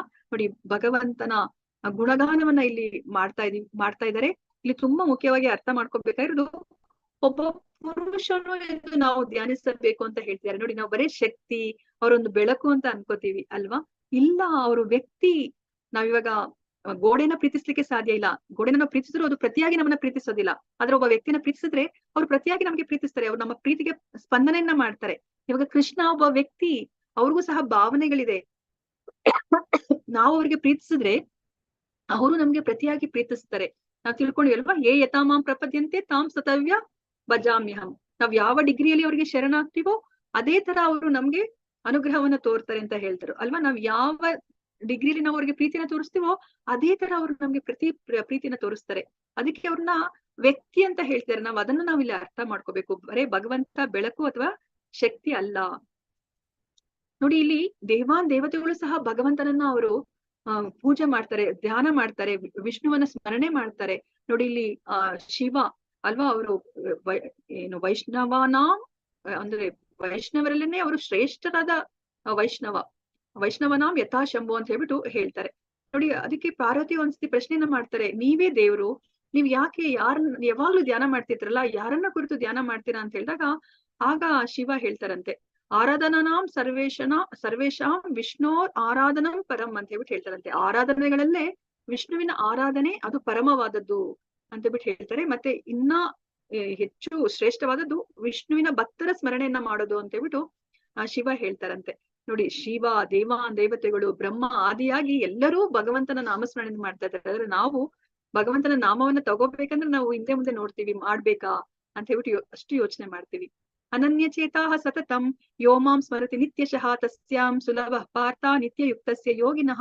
ಪಾರ್ಥ ಅನನ್ಯ ಚಿತ್ತನಾಗಿ ಸದಾ ನನ್ನನ್ನು ಸ್ಮರಿಸುವವನಿಗೆ ನಾನು ಸುಲಭವಾಗಿ ಲಭ್ಯನು. ಭಕ್ತಿ ಸೇವೆಯಲ್ಲಿ ಅವನು ಸದಾ ನಿರತನಾಗಿರುವುದೇ ಇದಕ್ಕೆ ಕಾರಣ. ನಾವ್ ಇದರಲ್ಲಿ ತುಂಬಾ ಚೆನ್ನಾಗಿ ಅರ್ಥ ಮಾಡ್ಕೋಬೇಕಾಗಿರೋದು ಅಂದ್ರೆ ಭಗವಂತ ಯಾವುದೇ ಒಂದು ಯಜ್ಞ, ದಾನ, ತಪ ಇದ್ಯಾವುದಕ್ಕೂ ಒಲಿಯೋದಿಲ್ಲ. ಅವರು ಒಲಿಯೋದೇ ಭಕ್ತಿ ಸೇವೆಗೆ. ನಾವು ಅದನ್ನ ಇಲ್ಲಿ ಕೃಷ್ಣ ಹೇಳ್ತಾ ಇದ್ರೆ, ಅವನು ಭಕ್ತಿ ಸೇವೆಯಲ್ಲಿ ಸದಾ ನಿರತನಾಗಿರೋದ್ರಿಂದನೇ ಅವನಿಗೆ ನಾನು ಸುಲಭವಾಗಿ ನಾನು ಲಭ್ಯ ಅಂತ ಹೇಳ್ಬಿಟ್ಟು ಹೇಳ್ತಾ ಇದ್ದಾರೆ. ಇಲ್ಲಾಂದ್ರೆ ನಾವು ನೋಡಿದ್ವಲ್ವ ಎಷ್ಟು ಕಠಿಣ ತಪಸ್ಸನ್ನ ಮಾಡ್ತಾರೆ ಭಗವಂತನನ್ನ ಒಲಿಸ್ಕೊಳ್ಲಿಕ್ಕೆ. ಆದ್ರೆ ಸುಲಭವಾಗಿ ಲಭ್ಯ ಯಾವ ಮಾರ್ಗ? ಭಕ್ತಿ ಮಾರ್ಗದಲ್ಲಿ ಸುಲಭವಾಗಿ ಲಭ್ಯ ಅಂತ ಹೇಳ್ಬಿಟ್ಟು ಹೇಳ್ತಾ ಇದ್ದಾರೆ. ನೋಡಿ ನಮ್ಗೆ ಇವಾಗ ಭಗವಂತ ಮತ್ತೆ ನಮ್ಗೆ ಅರ್ಥ ಮಾಡಿಸ್ತಾ ಇದ್ದಾರೆ. ಹೌದು, ನನ್ನ ಲೋಕಕ್ಕೆ ಬರ್ಬೇಕು ಅಂತ ನಾನು ಯಾಕೆ ಹೇಳ್ತಾ ಇದ್ದೀನಿ ಅಂದ್ರೆ, ನೀವ್ ಅರ್ಥ ಮಾಡ್ಕೊಳ್ಳಿ, ನೀವ್ ಎಲ್ಲಿದ್ದೀರಾ, ನೀವಿರೋ ಜಾಗ ಯಾವ ತರ ಇದೆ ಅಂತ ಹೇಳ್ಬಿಟ್ಟು ನಮ್ಗೆ ಇವಾಗ ತಿಳಿಸಿ ಕೊಡ್ತಾ ಇದ್ದಾರೆ. ಈ ಭೌತಿಕ ಜಗತ್ತು ಯಾವ ತರ ಇದೆ, ಆಧ್ಯಾತ್ಮಿಕ ಜಗತ್ತು ಯಾವ ತರ ಇದೆ, ಅದೆರಡರ ನಡುವಿನ ವ್ಯತ್ಯಾಸವನ್ನು ನಮ್ಗೆ ಇವಾಗ ತಿಳಿಸಿ ಕೊಡ್ತಾ ಇದ್ದಾರೆ. ಮಾಮುಪೇತ್ಯ ಪುನರ್ಜನ್ಮ ದುಃಖಾಲಯಂ ಅಶಾಶ್ವತಂ ನಾಪ್ನುವಂತಿ ಮಹಾತ್ಮಾನಃ ಸಂಸಿದ್ಧಿಂ ಪರಮಾಂ ಗತಾಃ. ಭಕ್ತಿಪೂರ್ವಕ ಯೋಗಿಗಳಾದ ಮಹಾತ್ಮರು ನನ್ನನ್ನು ಸೇರಿದ ಮೇಲೆ ದುಃಖಗಳ ತವರಾದ ಈ ಅಶಾಶ್ವತ ಪ್ರಪಂಚಕ್ಕೆ ಹಿಂತಿರುಗುವುದಿಲ್ಲ, ಏಕೆಂದರೆ ಅವರು ಅತ್ಯುನ್ನತ ಪರಿಪೂರ್ಣತೆಯನ್ನ ಸಾಧಿಸಿದ್ದಾರೆ ಅಂತ ಹೇಳ್ಬಿಟ್ಟು ಇಲ್ಲಿ ಹೇಳ್ತಾ ಇದ್ದಾರೆ. ನೋಡಿ ಇವಾಗ ಭಕ್ತಿಯನ್ನ ಮಾಡಿ ನಾವೇನಾದ್ರೂ ಆಧ್ಯಾತ್ಮಿಕ ಲೋಕಕ್ಕೆ ಹೋದ್ರೆ ನಾವು ಮತ್ತೆ ಈ ಭೂಮಿಗೆ ಬರೋದು ಬೇಕಾಗಿಲ್ಲ, ಅಥವಾ ಈ ಭೌತಿಕ ಪ್ರಪಂಚಕ್ಕೆ ಬರೋದು ಬೇಕಾಗಿಲ್ಲ. ನೋಡಿ ಇಲ್ಲಿ ಕೃಷ್ಣನೇ ಹೇಳ್ತಾ ಇದ್ದಾರೆ, ಈ ಭೌತಿಕ ಪ್ರಪಂಚ ದುಃಖಾಲಯಂ ಅಶಾಶ್ವತಂ ಅಂತ ಹೇಳ್ತಿದ್ದಾರೆ. ನಾವ್ ಹೇಳ್ಬೋದು ಅಲ್ವಾ, ಇಲ್ಲ ಕೃಷ್ಣ ಆರಾಮಾಗಿದ್ದೀನಿ, ನಾನು ಎಷ್ಟು ಎಂಜಾಯ್ ಮಾಡ್ತಾ ಇದ್ದೀನಿ ಗೊತ್ತಾ, ನನಗಂತೂ ಇದೇನ್ ದುಃಖಾಲಯ ಅಲ್ಲ ಅಂತ ಹೇಳ್ಬಿಟ್ಟು ದುಃಖಾಲಯ ಅಂತ ಹೇಳ್ಬಿಟ್ಟು ನನ್ಗೆ ಅನ್ನಿಸ್ತಿಲ್ಲ ಅಂತ ನಾವ್ ಹೇಳ್ಬೋದು. ಅದಕ್ಕೆ ಕೃಷ್ಣ ಹೇಳ್ತಾ ಇದ್ದಾರೆ, ಹೌದಾ ನಿನಗೆ ದುಃಖಾಲಯ ಅಂತ ಅನ್ನಿಸ್ತಾ ಇಲ್ವಾ, ಆದ್ರೆ ಇದು ಶಾಶ್ವತವಾದದ್ದಲ್ಲ. ಯಾಕೆಂದ್ರೆ ನೀನು ಏನೆಲ್ಲ ನೀನು ಅನುಭವಿಸ್ತಾ ಇದೀಯಾ ಅದನ್ನ ನೀನು ದೇಹವನ್ನ ತ್ಯಜಿಸಿದ ಮೇಲೆ ಅದೆಲ್ಲವೂ ಸಹ ಹೊರಟೋಗ್ಬಿಡುತ್ತೆ ಅಲ್ವಾ. ಯಾಕಂದ್ರೆ ನಾವು ಸತ್ ಹೋದ್ರೆ ನಾವ್ ಏನನ್ನ ಅನುಭವಿಸ್ಲಿಕ್ಕೆ ಸಾಧ್ಯ ಆಗತ್ತೆ? ಅದು ಅವಾಗ ಶಾಶ್ವತವಾಗತ್ತಾ? ಇಲ್ಲ, ಅಶಾಶ್ವತದ್ದು. ಈ ಸುಖ ಏನ್ ಅನುಭವಿಸ್ತಾ ಇದೀವೋ ಅದು ಶಾಶ್ವತವಾದದಲ್ಲ, ಅದು ಅಶಾಶ್ವತವಾದದ್ದು ಅಂತ ಹೇಳ್ಬಿಟ್ಟು ನಮ್ಗೆ ಇಲ್ಲಿ ಕೃಷ್ಣ ತಿಳಿಸಿಕೊಡ್ತಾ ಇದ್ದಾರೆ. ಮತ್ತೆ ಇಲ್ಲಿ ಹೇಳ್ತಾ ಇದ್ದಾರೆ ಕೃಷ್ಣ, ಆ ಬ್ರಹ್ಮ ಭುವನಾಲೋಕಾಹ ಪುನರಾವರ್ತಿನೋರ್ಜುನ ಮಾಮುಪೇತ್ಯತು ಕೌಂತೆಯ ಪುನರ್ಜನ್ಮ ನ ವಿದ್ಯತೆ. ಐಹಿಕ ಜಗತ್ತಿನ ಅತ್ಯುನ್ನತ ಲೋಕದಿಂದ ಅತಿ ಕೆಳಗಿನ ಲೋಕದವರೆಗೆ ಎಲ್ಲ ಲೋಕಗಳು ದುಃಖದ ಆವಾಸಗಳೇ ಅಂತ ಹೇಳ್ತಿದ್ದಾರೆ. ನೋಡಿ ಕೃಷ್ಣ ಏನ್ ಹೇಳ್ತಿದ್ದಾರೆ, ಆ ಬ್ರಹ್ಮ ಭುವನ ಲೋಕ, ಬ್ರಹ್ಮನ ಲೋಕದಿಂದ ಹಿಡಿದು ನರಕದ ತನಕ ಎಲ್ಲ ಲೋಕಗಳು ಸಹ ದುಃಖದ ಆವಾಸಗಳೇ ಅಂತ ಹೇಳ್ತಾರೆ. ಈ 14 ಲೋಕಗಳು ಏನಿದೆ ಈ ಭೌತಿಕ ಪ್ರಪಂಚದಲ್ಲಿ ಎಲ್ಲ ಲೋಕಗಳು ದುಃಖದ ಆವಾಸಗಳೇ ಅಂತ ಹೇಳ್ತಾ ಇದ್ದಾರೆ. ಇವುಗಳಲ್ಲಿ ಏನಾಗತ್ತೆ ಅಂತ ಹೇಳ್ತಾ ಇದ್ರೆ ಜನನ ಮರಣಗಳ ಆಗ್ತಾ ಇದೆ, ಹುಟ್ಟು ಸಾವು ಆಗ್ತಾ ಇದೆ ಅಲ್ವಾ. ನಮ್ಗೆ ಸಾವು ಅಂತ ನಾವು ಚೆನ್ನಾಗಿ ಅರ್ಥ ಮಾಡ್ಕೊಂಡಿದೀವಲ್ವಾ, ಅದು ತುಂಬಾ ದುಃಖಕರವಾದದ್ದು ಅಂತ ಹೇಳ್ಬಿಟ್ಟು. ಹುಟ್ಟು ಸಹ ದುಃಖಕರವಾದದ್ದು ಅಂತ ಹೇಳ್ಬಿಟ್ಟು ನಮ್ಗೆ ಮುಂದೆ ಕೃಷ್ಣ ತಿಳಿಸ್ತಾರೆ. ಸೊ ಹುಟ್ಟುನು ಸಹ ದುಃಖಕರವಾದದ್ದು. ಆದ್ರೆ ಕುಂತಿಯ ಪುತ್ರನಾದ ಅರ್ಜುನನೇ, ನನ್ನ ನಿವಾಸವನ್ನ ಸೇರಿದವನಿಗೆ ಪುನರ್ಜನ್ಮವಿಲ್ಲ ಅಂತ ಹೇಳ್ಬಿಟ್ಟು ಹೇಳ್ತಾರೆ. ನೋಡಿ, ನಾವು ಆಧ್ಯಾತ್ಮಿಕ ಲೋಕಕ್ಕೆ ಹೋದ್ರೆ ಮಾತ್ರನೇ ನಮ್ಗೆ ಈ 4 ತಾಪತ್ರಯಗಳೇನಿದೆ, ಜನ್ಮ ಮೃತ್ಯು ಜರಾ ವ್ಯಾಧಿ ಅಂತ ಹೇಳ್ಬಿಟ್ಟು ಹೇಳ್ತೀವಿ, ಈ 4 ತಾಪತ್ರಯಗಳಿಂದ ನಾವು ಹೊರಗಡೆ ಬರ್ಬೇಕಂತಂದ್ರೆ ನಾವಿಲ್ಲಿ ನಮ್ಮ ಸೈನ್ಸ್ ಎಷ್ಟೇ ಮುಂದುವರೆದಿದ್ರು ಸಹ ಈ 4ಕ್ಕೆ ಏನೇ ಒಂದು ಪರಿಹಾರವನ್ನ ಕಂಡುಹಿಡಲಿಕ್ಕೆ ಸಾಧ್ಯ ಇಲ್ಲ. ನಾವ್ ಈ 4ರಿಂದ ನಾವು ತಪ್ಪಿಸ್ಕೋಬೇಕು ಅಂತಂದ್ರೆ ನಾವು ಭಗವಂತನ ಲೋಕಕ್ಕೆ ಹೋಗ್ಬೇಕು, ಆಧ್ಯಾತ್ಮಿಕ ಲೋಕಕ್ಕೆ ಹೋಗ್ಬೇಕಾಗತ್ತೆ. ಅದಕ್ಕೆ ಇಲ್ಲಿ ಕೃಷ್ಣ ಹೇಳ್ತಾ ಇದಾರೆ, ನನ್ನ ನಿವಾಸವನ್ನ ಸೇರಿದವನಿಗೆ ಪುನರ್ಜನ್ಮವಿಲ್ಲ ಅಂತ ಹೇಳ್ಬಿಟ್ಟು ಹೇಳ್ತಾ ಇದ್ದಾರೆ. ಸಹಸ್ರಯುಗ ಪರ್ಯಂತಂ ಅರ್ಹ ಬ್ರಹ್ಮಣೋ ವಿದುಹು ರಾತ್ರಿಂ ಯುಗ ಸಹಸ್ರಾಂತಾಂ ತೇ ಅಹೋರಾತ್ರ ವಿದೋ ಜನಾಃ ಅವ್ಯಕ್ತಯಃ ಸರ್ವಾಃ ಪ್ರಭವಂತ್ಯಾ ಹರಾಗಮೆ ರಾತ್ರ್ಯಾಗಮೆ ಪ್ರಲೀಯಂತೆ ತತ್ರೈವಾವ್ಯಕ್ತ ಸಂಗಕೆ ಭೂತಗ್ರಾಮಸ ಏವಾಯಂ ಭೂತ್ವಾ ಪ್ರಲೀಯತೆ ರಾತ್ರ್ಯಾಗಮೆ ಅವಶಃ ಪಾರ್ಥ ಪ್ರಭವತ್ಯಾ ಹರಾಗಮೆ. ಮನುಷ್ಯರ ಲೆಕ್ಕದ ಪ್ರಕಾರ 1000 ಯುಗಗಳು ಸೇರಿ ಬ್ರಹ್ಮನ 1 ದಿನ, ಅವನ ರಾತ್ರಿಗೂ ಇಷ್ಟೇ ಅವಧಿ. ಬ್ರಹ್ಮನ ಹಗಲಿನ ಪ್ರಾರಂಭದಲ್ಲಿ ಎಲ್ಲ ಜೀವಿಗಳು ಅವ್ಯಕ್ತ ಸ್ಥಿತಿಯಿಂದ ಅವ್ಯಕ್ತಿ ಪಡೆಯುತ್ತಾರೆ. ಅನಂತರ ರಾತ್ರಿ ಆದಾಗ ಅವರು ಮತ್ತೆ ಅವ್ಯಕ್ತದಲ್ಲಿ ಲೀನವಾಗುತ್ತಾರೆ. ಮತ್ತೆ ಬ್ರಹ್ಮನಿಗೆ ಹಗಲಾದಾಗ ಈ ಎಲ್ಲ ಜೀವಿಗಳು ಹುಟ್ಟುತ್ತವೆ. ಬ್ರಹ್ಮನಿಗೆ ರಾತ್ರಿ ಆದಾಗ ಅವೆಲ್ಲ ನಿಸ್ಸಹಾಯಕವಾಗಿ ನಾಶವಾಗುತ್ತವೆ ಅಂತ ಹೇಳ್ಬಿಟ್ಟು ನಮ್ಗೆ ಹೇಳ್ತಾ ಇದ್ದಾರೆ. ಇವಾಗ ಬ್ರಹ್ಮನ ಸೃಷ್ಟಿ ಮತ್ತೆ ಪ್ರಳಯದ ಬಗ್ಗೆ ನಮಗೆ ತಿಳಿಸಿ ಕೊಡ್ತಾ ಇದ್ದಾರೆ. ಸೊ ಇದನ್ನ ಹೇಗೆ ಅರ್ಥ ಮಾಡ್ಕೋಬೇಕು ಅಂತಂದ್ರೆ, ಇವಾಗ ನೋಡಿ, ನಾವು ಆಫೀಸ್ಗೆ ಹೋದಾಗ ನಾವ್ ಏನ್ ಮಾಡ್ತೀವಿ, ಬೆಳಗ್ಗೆ ಹೋದಾಗ ನಾವು ನಮ್ಮ ಟೇಬಲ್ ಮೇಲೆ ನಮ್ದೆಲ್ಲ ಫೈಲ್ಸ್ ಅದು ಏನೆಲ್ಲ ಸಂಬಂಧಪಟ್ಟಿರೋ ವಸ್ತುಗಳೆಲ್ಲ ತೆಕ್ಕೊಂಡ್ಬಿಟ್ಟು ಕುತ್ಕೊಂಡು ನಾವು ಸಾಯಂಕಾಲ ತನಕ ಕೆಲಸ ಮಾಡ್ತೀವಿ. ಸಾಯಂಕಾಲ ಆದ್ಮೇಲೆ ಏನ್ ಮಾಡ್ತೀವಿ, ಎಲ್ಲಾನು ನಾವು ಮತ್ತೆ ಅದನ್ನ ಕಬೋರ್ಡಲ್ಲಿ ಇಟ್ಬಿಟ್ಟು ವಾಪಸ್ ಮನೆಗ್ ಬರ್ತೀವಿ ಅಲ್ವಾ. ಅದೇ ತರನೇ ಬ್ರಹ್ಮ. ಸೊ ಇವಾಗ ಬ್ರಹ್ಮ ಏನ್ ಮಾಡ್ತಾರೆ, ಅವ್ರ ಬ್ರಹ್ಮನ ಹಗಲಿದ್ದಾಗ ಅವರು ಈ ಸೃಷ್ಟಿ ಕಾರ್ಯವನ್ನ ಮಾಡ್ತಾರೆ. ಅದಾದ್ಮೇಲೆ ಅವ್ರ ಬ್ರಹ್ಮನ ರಾತ್ರಿ ಬಂದಾಗ ಅವ್ರು ಏನ್ ಮಾಡ್ತಾರೆ, ಅವರು ಪ್ರಳಯ ಮಾಡ್ತಾರೆ. ಈ ಎಲ್ಲ ಲೋಕಗಳನ್ನ ಅಂದ್ರೆ ಆ ಉನ್ನತ ಲೋಕಗಳನ್ನ ಮಾತ್ರ ಬಿಟ್ಬಿಟ್ಟು ಇನ್ನ ಕೆಳಗಿನ ಲೋಕದ ಎಲ್ಲ ಲೋಕಗಳನ್ನ ಅವರು ಪ್ರಳಯ ಮಾಡ್ತಾರೆ, ಅಂದ್ರೆ ನಾಶ ಮಾಡ್ಬಿಡ್ತಾರೆ. ಆದ್ರೆ ಇಲ್ಲಿ ಎಲ್ಲಿ ವ್ಯತ್ಯಾಸ ಆಗ್ತಿದೆ ಅಂತಂದ್ರೆ, ನಮ್ಗೆ ಇವಾಗ 24 ಗಂಟೆಗಳು ಅಲ್ವಾ, ಆದ್ರೆ ಬ್ರಹ್ಮನ ಹಗಲು ರಾತ್ರಿ ತುಂಬಾ ಅದು ವಿಸ್ತಾರವಾದಂಥದ್ದು. ಇವಾಗ ಬ್ರಹ್ಮನ ಹಗಲು ಎಷ್ಟಿದೆ ಅಂತಂದ್ರೆ 1000 ಯುಗಗಳಾಗ್ಬೇಕು. ಅದೇ ತರ ಬ್ರಹ್ಮನ ರಾತ್ರಿನೂ ಸಹ 1000 ಯುಗಗಳು. ಸೊ ಬ್ರಹ್ಮನ ರಾತ್ರಿ ಆಗೋ ಸಮಯದಲ್ಲಿ ಬ್ರಹ್ಮ ಏನ್ ಮಾಡ್ತಾರೆ, ಎಲ್ಲವನ್ನ ಪ್ರಳಯ ಮಾಡ್ತಾರೆ. ಯಾಕೆಂದ್ರೆ ಅದನ್ನ ನೋಡ್ಕೊಳ್ಲಿಕ್ಕೆ ಯಾರು ಇರೋದಿಲ್ವಲ್ಲ, ಅದಕ್ಕೆ ಎಲ್ಲ ಪ್ರಳಯ ಮಾಡ್ತಾರೆ. ಸೊ ಅವಾಗ ಏನಾಗತ್ತೆ, ಎಲ್ಲ ಜೀವರಾಶಿಗಳು ಅವೆಲ್ಲನೂ ಸಹ ಗರ್ಭೋದಶಾಗಿ ವಿಷ್ಣುವಿನ ಗರ್ಭದಲ್ಲಿ ಅವು ಇರುತ್ತೆ. ಅದಾದ್ಮೇಲೆ ಯಾವಾಗ ಬ್ರಹ್ಮನಿಗೆ ಮತ್ತೆ ಅಗಲಾಗುತ್ತೋ ಮತ್ತೆ ಏನ್ ಮಾಡ್ತಾರೆ, ಆ ಜೀವರಾಶಿಗಳಿಗೆ ಅವರವರ ಕರ್ಮಾನುಸಾರ ಭಗವಂತನ ಇಚ್ಛಾನುಸಾರ ಅವರು ದೇಹವನ್ನ ಕೊಡ್ತಾರೆ.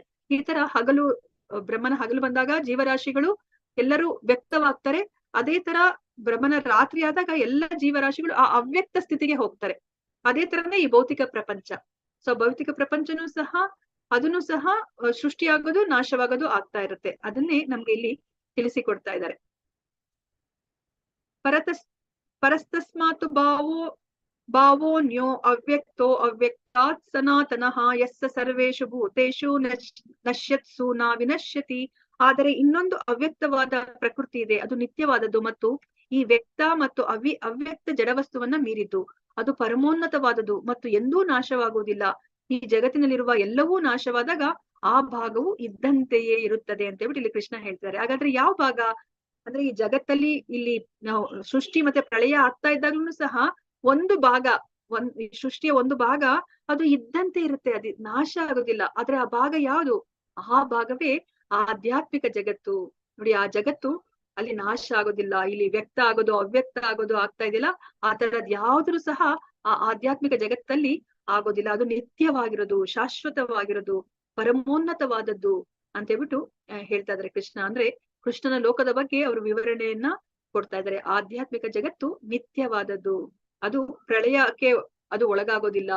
ಈ ಭೌತಿಕ ಜಗತ್ತು ಪ್ರಳಯಕ್ಕೆ ಒಳಗಾದಾಗ ಆ ಜಾಗ ಅದು ಹಾಗೆ ಇರುತ್ತೆ ಅಂತ ಹೇಳ್ಬಿಟ್ಟು ಇಲ್ಲಿ ಹೇಳ್ತಾ ಇದ್ದಾರೆ. ಅವ್ಯಕ್ತೋಕ್ಷರ ಇತಿ ಉಕ್ತಸ್ ತಮ್ ಆಹು ಪರಮಾಂ ಗತಿಂ ಯಂ ಪ್ರಾಪ್ಯ ನಾನಿ ವರ್ತಂತೆ ತದ್ಧಾಮ ಪರಮಂ ಮಮ.